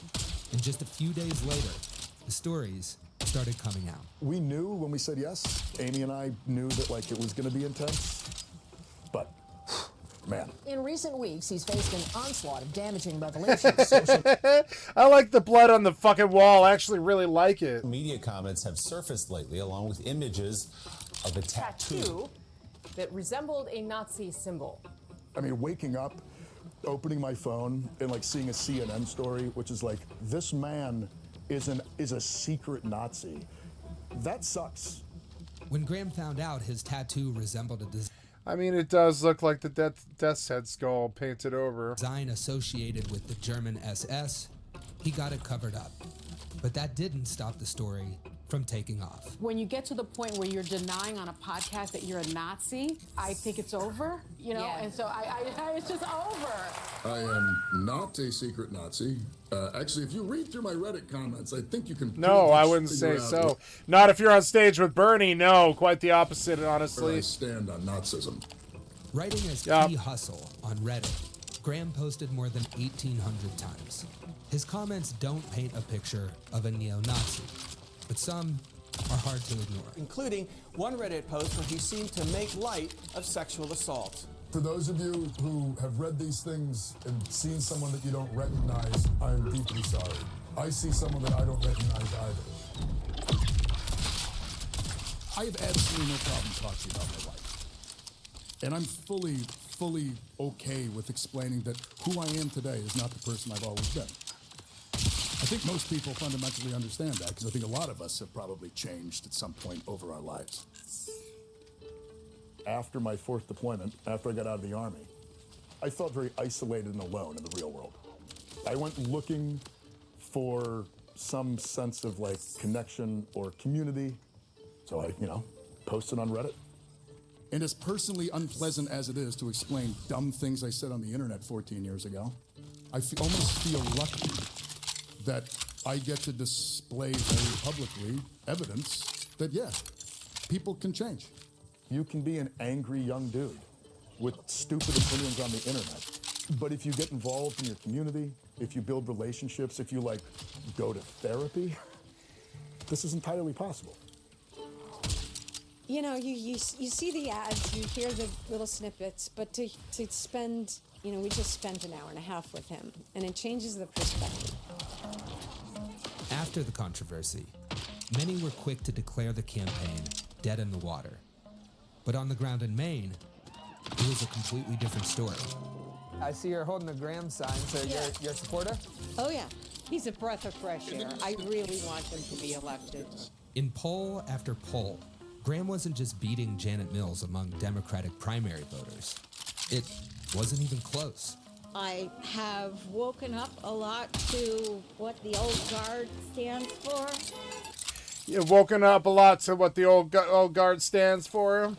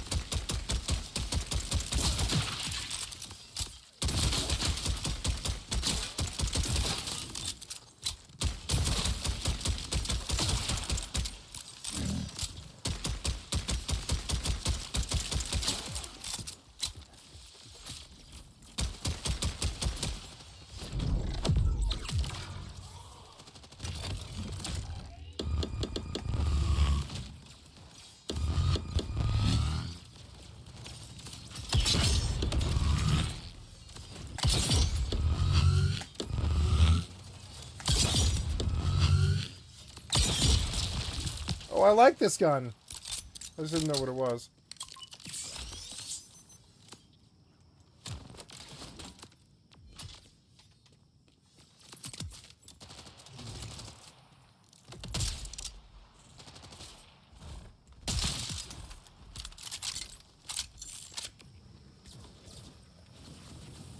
And I need something new.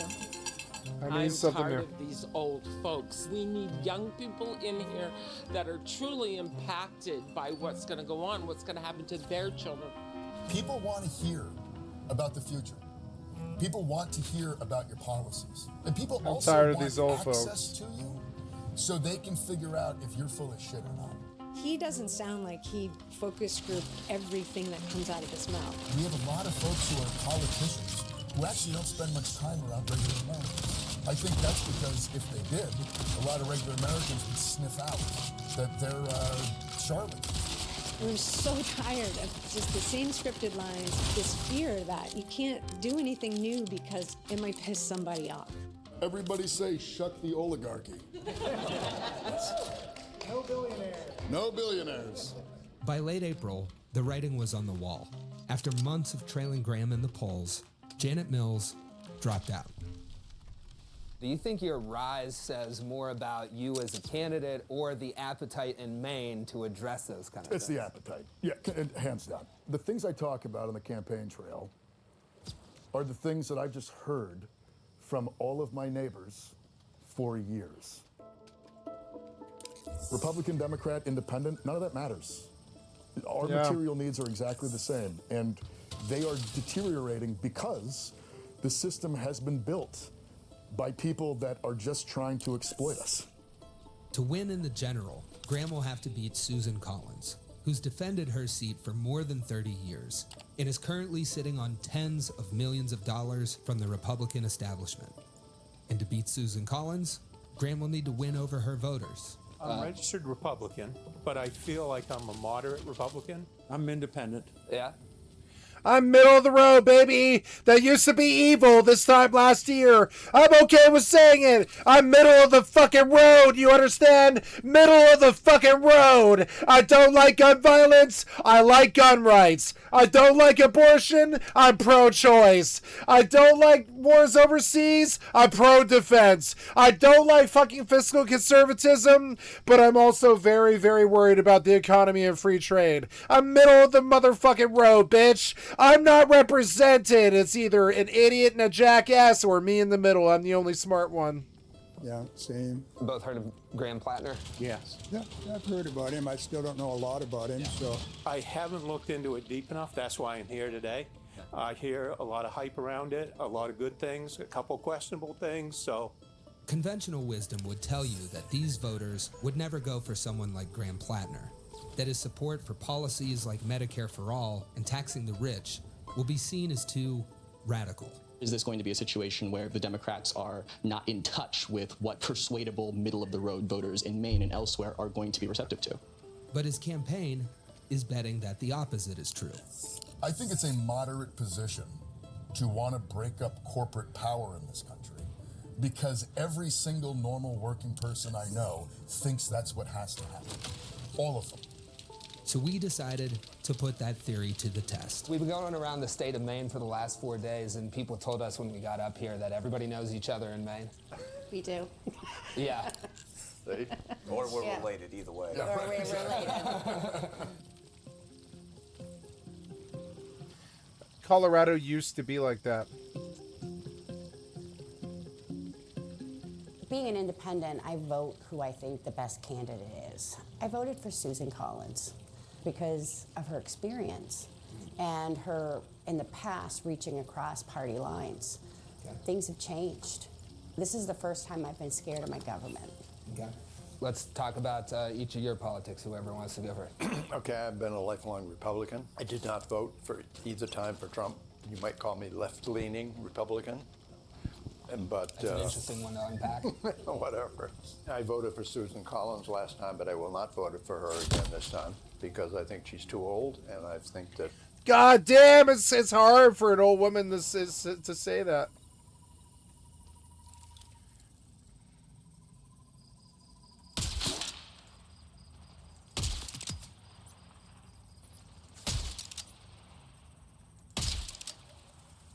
Please get out of my fucking way. Fucking robot.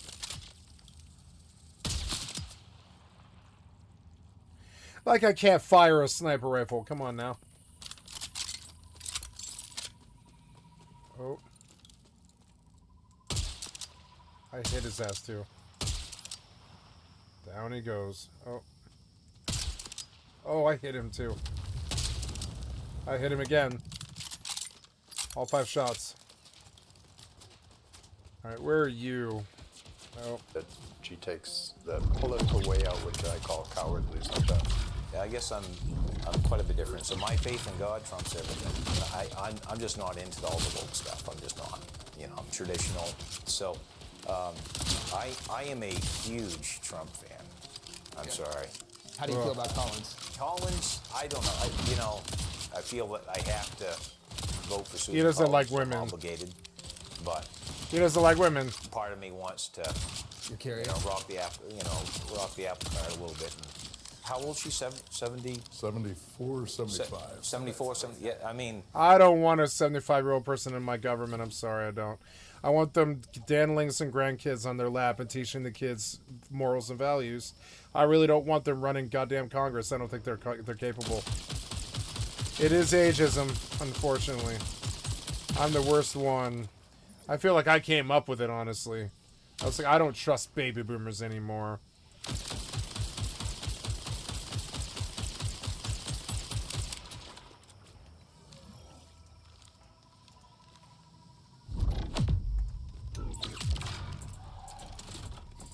It's like, I thought she was going to, didn't she say two terms? There we go. She did. So what happened? I mean, and then when you go that long, you just kind of lose touch, right? Oh, I hit him too. Or anything else. I know she's busy. She's got a lot of things going on, but you gotta reach out to the people. Here, you're right across the table there. That's pretty impressive. So that's where I come from. Okay. Yeah. I think before we get into the discussion, like we got. Can I? Oh, I hit his ass too. Oh yeah, Graham. Sorry, we skipped you. I will keep it quick, but I'm Oh, running I as a hit him Democrat, too. But I have a lot of criticism of the Democratic Party. The Democratic Party that I have respect for was the party of FDR, a party that actually represented the interest of working people and wasn't a party that was beholden to corporate power, which at this point, our higher politics is just that. I think really everybody talks about billionaires, right? Billionaires, this, and that. And it just seems like every time there's an effort to get after the billionaires, to get them to pay a fair share, whatever, sounds great, always sounds great. But every time you take that swing, it misses and slams the middle class. Yeah. Yes. Instead of like hiring 60,000 IRS agents that are going to go through all the small self-employed guys and, hey, where's your gas receipt? Hassling us with that. There's got to be some way to bolster middle class businesses, small businesses. We are in 100% agreement. I have a small oyster farm, right, and I run a small business and deal with all of the pain in the ass of dealing with that. For smaller operations, it's difficult to be compliant. It's hard to hit all the requirements because many of them are made specifically to incentivize the larger operations. They can hit it, but if you're a small farm, you don't have an extra $100,000 to go build some, state-of-the-art facility. What it really does is it puts small operators out of business, and only the big ones can maintain it. And suddenly we have more Walmarts, more Home Depots, less hardware stores. Yep. It all gets eaten up by these corporate entities, and I'm fully convinced it's not an accident. It's not a coincidence. And the guy fell really far. Look how far that bat fell. It's actually really funny. He fell 3 dungeons below or something, because that's how deep I am in this weird place. It was funny to shoot that bat and watch him fall 3 dungeons further below, because it is 3 dungeons. That fucking bat fell 3 dungeons. And it's kind of funny. That's how deep this place is.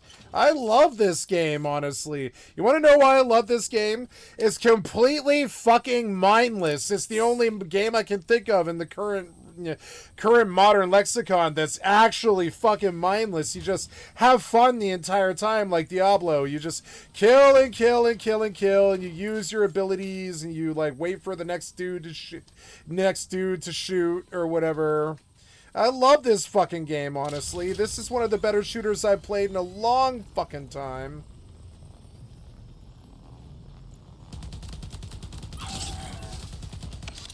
Like, that was fun. I just, like, completely mounted, like, one single mob, which I really value. I should be able to mount him. Fuck him. So now, every once in a while, my only complaint is once in a while it erases my yellow brick road. But I love the yellow brick road. Look at the yellow brick road. It just takes you exactly where you need to go to finish the fucking game perfectly. And I love that. Why can't other developers actually get this? I can't read your fucking retard brain piece of shit cocksucker brain dead developer. And I don't mean that bad about this current game. This current game's fine. Because I don't have to read Randy Bishford's fucking brain. I can just follow the yellow arrow through the yellow brick road, bitch. Goodbye, yellow brick road. And where the idiot dog-ass developers ask you why. Da da da da da da. Please don't make me figure out where to go. It's a good gun, yeah. It's a good gun. I guess we sub out probably this thing, frankly. Let's see. Yeah, I'm fucking down. I believe that's a much superior weapon than what I was using right there.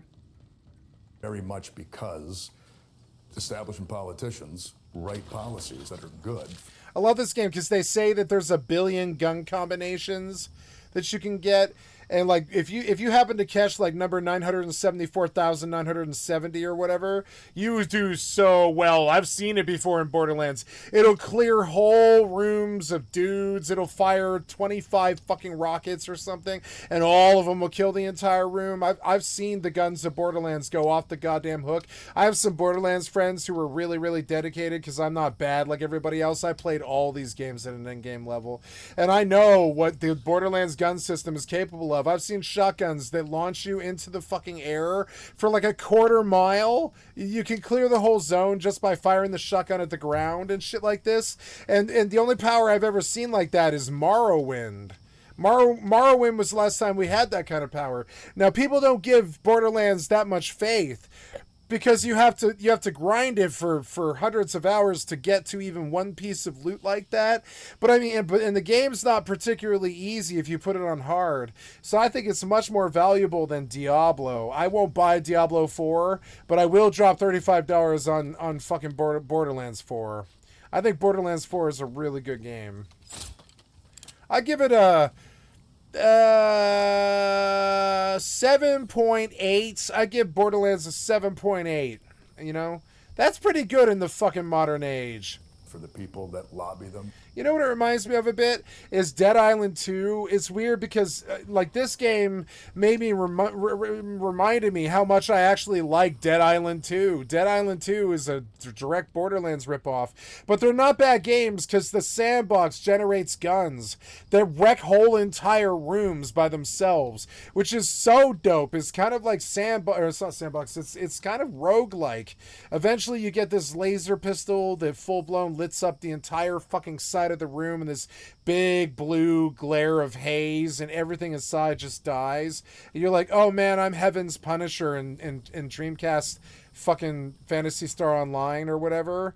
And you're like, this is totally useless to anybody else, but for somebody like me who sank like 1,000 hours into this game, this weapon means so much to me, right? And this game's got that in spades. I already feel really, really attached to the weapons that I've got. Like this sniper rifle is a piece of shit, white piece of shit. It has no stats, but it's so strong. Can you see how strong it is? It has a 16x scope, and all, if you shoot something twice, it dies.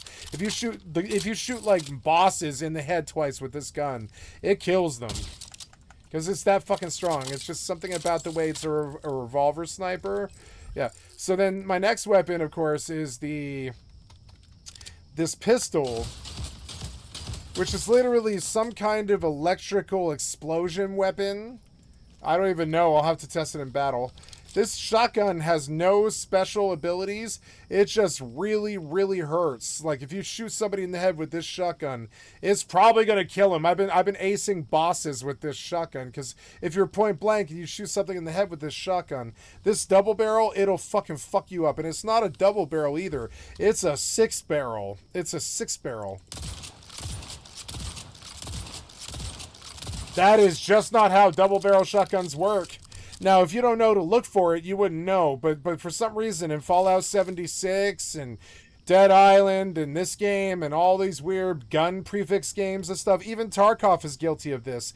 You can get an extremely powerful shotgun that will shoot 8 times, even though it's a double barrel. Like you can get 8-round double barrels in these games.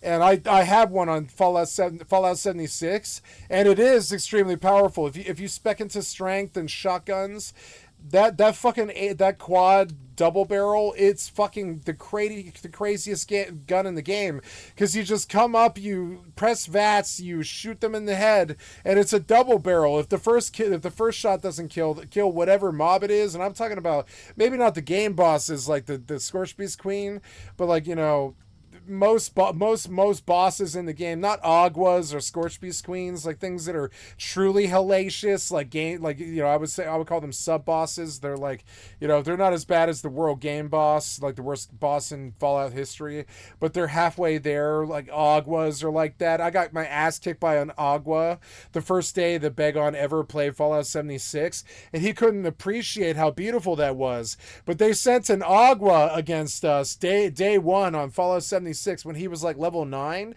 and he took it personally that we couldn't kill the Agua. But I mean, I think it's really beautiful that the Agua was there. I was level, I don't know, 192 or something, and he was like level 7, and an Agua came and fucking wiped the floor with us 15 times. If you can't appreciate that, then you don't really know how good the sandbox is, because the sandbox is only as good as the quarters that it's willing to steal from you. Look at this. This is a quarter stealing situation. They haven't seen me yet, but they're about to. I'm just going to walk up to them and shoot him in the fucking head with this shotgun, because I can't really afford to do anything else. See it? I can't really afford to do anything else. I got to lay that guy out. Yeah, you too. Fuck you. Get him off the board. Off the board. Off the board. Fuck you, asshole.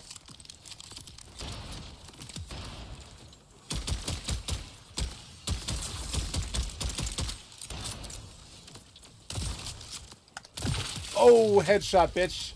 I'm getting good at those hip-fire shotgun blasts. Yeah, I'm getting much better at those. Yeah, see, it's hard. But I mean, like, it's not that hard to fucking hip-fire shotgun somebody in the face.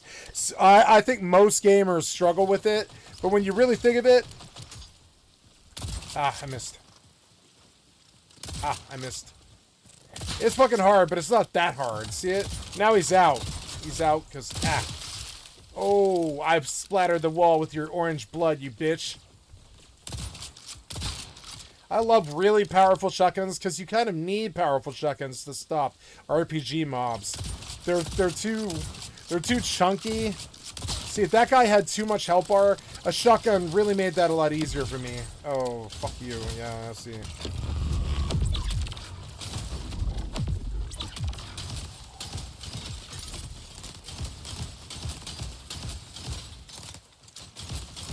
See, this gun is really good. See it? I haven't fired it yet. I used to really think that you had to aim at targets and be finesse and shoot them in the head all the time. Now I'm learning that it's much more powerful to just walk up in their fucking face, even if they do hurt you really bad. It's way more powerful to walk up in their fucking face and you know, no scope fucking headshot them from point blank with the highest damage weapon that you've got. And that was something that I fought against in my soul and in my heart all of my fucking life. I was like, no, it's better to take an assault rifle and aim at the target and shoot him down.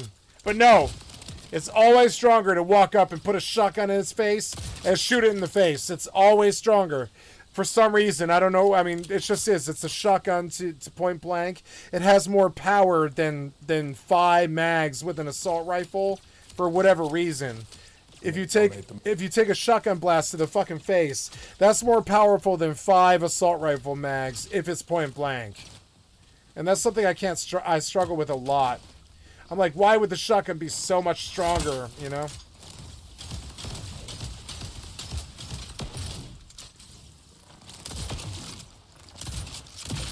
There he is, see it? Shotgun point blank, and he's out. He's no longer a problem for me. This applies to Rust. Ooh, what is that? What is that? Yeah, take that thing. Oh, I'm full. You fucking...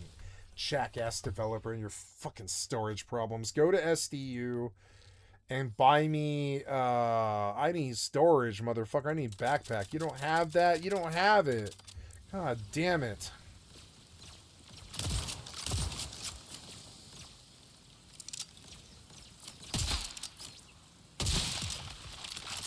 I'm now much more into, like, what's the shot that'll win you the match, right? Do that shot. It's really good advice. What's the shot that'll win you this match right now? That's the shot that you should worry about. Don't worry about him pushing you. Don't worry about problems from your ass or something or some third party or whatever. What's the shot that's going to end this guy and get him off the chessboard so you're the only king? That's like full blown how I feel about it. Like, so even the mobs with these terrible mobs that like 3-shot me in hard mode, I come up, I shoot him in the face with this high-powered sniper rifle. I dump the entire mag of this thing into them, or I shotgun them point blank with the shotgun while I have something else tank them. This thing, it's a heavy gun. It's got 314. I don't know. This thing has 422. This thing's better. But it's not a bad gun. I kind of want it. I'm going to drop what's in my backpack. No, well, yeah, I'm going to drop what's in my backpack here. I'm going to drop all this crappy shit. Drop this stupid shit. Yep, drop his R. Drop this stupid shit. It's worthless. This shit wouldn't have been good at level 5. Get it the fuck out of here. I have to pee very badly, so I'm going to put on the video. I'll be right back. The most money to them. That's a problem. It's a huge problem. Let me take a temperature check right there. Just going around the table. The Goldilocks question. Do billionaires have too much power, not enough power, or just the right amount of power? What do we think? They have too much power. I mean, I fully agree with all of this. And as a traditional Republican, the one thing that traditional Republicans believe strongly in is less government regulation over our business and individual lives. Absolutely. I think the billionaires are running the country right now. So I don't think it's Trump. Yeah. I think it's being run by the billionaires. Okay, interesting. Too much, not enough, just right, billionaire power. No, I do. I think they, you see it everywhere. They got money talks, right? So we're in agreement on that, but your question is kind of like, Graham, you talk about reining in that power, but how do you make sure that you don't take a swing at the billionaires and hit a guy who's worried about? I think, and I'll just be up front, I think that the reason that it's hit the middle class every time they try is that they're not actually trying. Because if they did, it would bother the people that donate the most money to them. And in this political system, that's all any of these folks seem to care about. I will say on like the IRS thing, so my old roommate, when I was going to college, he's an IRS special agent. And for years, he would always tell me, he's like, you know, it's very funny. When our budget gets cut, our bosses come down and say, it is time to go after small and medium-sized businesses because we don't have the manpower or the resources to go tangle with a billionaire's legal team. It's much easier just to go down and go after just a small bit. Yeah. And he's low-hanging fruit. Boy, that's right. Well, no, I mean, like, I'll help me entirely. I mean, I get audited, like that's gonna like really mess my, I mean, we'll pass, but it's gonna mess my life up. Oh yeah. Like you're gonna have to go through and find all the receipts that you put in a box 4 years ago, like all of that. It's a frig. And what's amazing to me is we're doing that. Meanwhile, the total amount of uncollected taxes from corporations in this country. Testify, brother! You're progressive and you don't know it! Leave the traitor Republicrats behind! Fuck them in their crick keeper, diaper dinosaur fucking graves! Fuck these piece of shit baby boomer thieves! Is in the hundreds of billions of dollars. It's not just baby boomers, it's all the other people that they bought. I think our The head vampire, though, he's a 78-year-old fucking baby boomer who bought out all the other emotional vampires with his Dogecoin. traditional American free enterprise system is broken. It is no longer free enterprise. It's some kind of state oligarchic something or other, whatever. I agree with what Graham is saying. It's just, how do you get there? You know, you're one person. Right. And we know what happens in Congress when somebody goes against, you know, their party, like Republicans, they go against Trump, you know, and then they're blackballed. But the Democrats seem to back down. And that really pisses me off. I just want somebody who is going to represent me as a constituent, and I want them to be stern about it. Do you feel like there's something that they would be stern about, the Democrats? Like, what comes to mind there? If I have a choice, and I look at like two candidates, I just have to go with what I feel is the best to represent myself and my family. One last question, and anybody can have an answer, and there's a lot of time to go between now and then, but if we were living in the future and the election were today, which way are you going between, let's say, Graham, Collins, and if it's not for Graham, what does somebody like that have to do to earn support after things that you've heard? With me, it's 100%, I vote my Bible, obedience to God, number one. And honestly, with like a lot of issues, you know. See, I just shot that guy with an assault rifle 13, 18 times, something like that. One shotgun blast and the last hole, one health bar, and watch. See it? Like, it's the only thing that does damage. It's so annoying. It's such a bad system. Because, yeah, getting shot with an assault rifle 16 times in your fucking chest, that kills you, too. It kills you just as bad as a headshot does. But headshots are the only thing respected in the modern age, and it drives me crazy.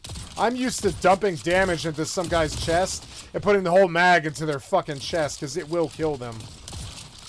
But it's not as efficient as headshots, we all know. See, I don't want to fire until he puts his head in my fucking face, yeah. Oh.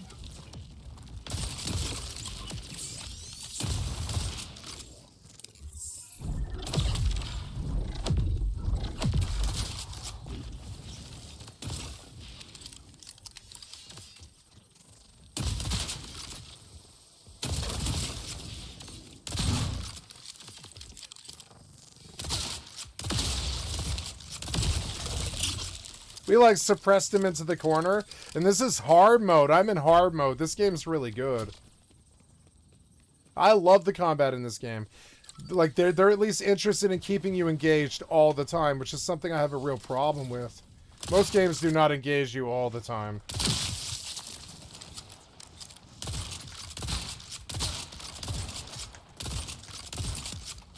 Oh, it was a headshot too. He went out instantly. Susan Collins and you were right in line with a lot of those. That's the problem for me. I want somebody who listens to their constituents and votes what the people of Maine want, not just what your Democratic Party tell you to vote. Yep. You got to come home and You listen. just got to listen to what we're saying. It's really important. Well, I'm going to disenroll as a Republican so I can vote for you in the primary. Well, thank you. Appreciate that. Yeah. You know, I'll spread the word. Please do. I'm pretty influential in my town. I'm pretty influential in my town. He's kind of a big deal. So, will Graham Plattner be the next senator from Maine? I hope so. Only time will tell. But no matter what happens, it's clear his campaign has struck a nerve. You a hopeful guy? Yeah, deeply. Because I've been living in a small community for a very long time, and I've realized the vast majority of people in this country are fundamentally good people. Even folks I wildly disagreed with, they're still good folks. Most of them still really do show up for their neighbors and for their family. Yep. Many people in our communities that we do not agree with, when you really boil it down, they're out there struggling in the same broken system that we are.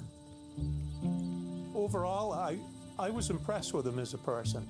A lot of things he said really resounded with me, you know, growing up in Maine and going through some tough times. Big money's running this country right now, and we need people going there that are going to do what's right for the people of Maine. We are so tired of the establishment, and Maine is a very anti-establishment state.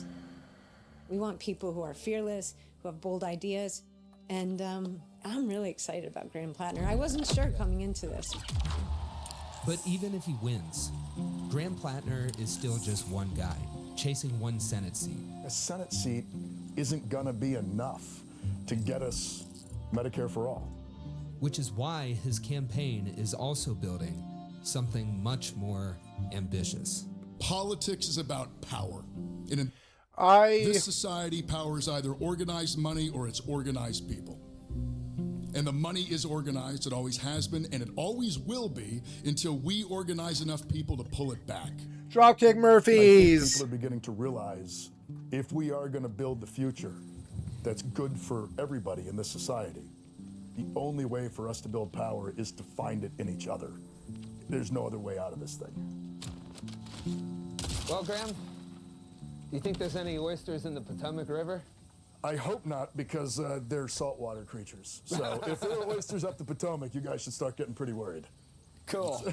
So I'm going to go to YouTube Music and I'm going to play some Sneaker Pimps and I'm going to stop this recording.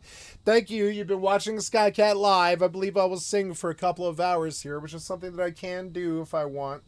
And I'm going to get off this video. I've been recording for 12 hours, right almost to the second. This is a good place to stop. I'm going to sing some Sneaker Pimps. I love you guys. I'll see you in a bit. I'm gonna kill this recording.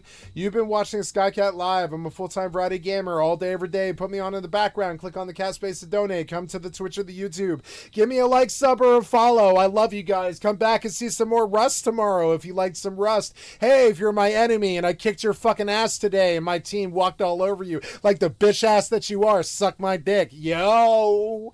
Bye, bitch.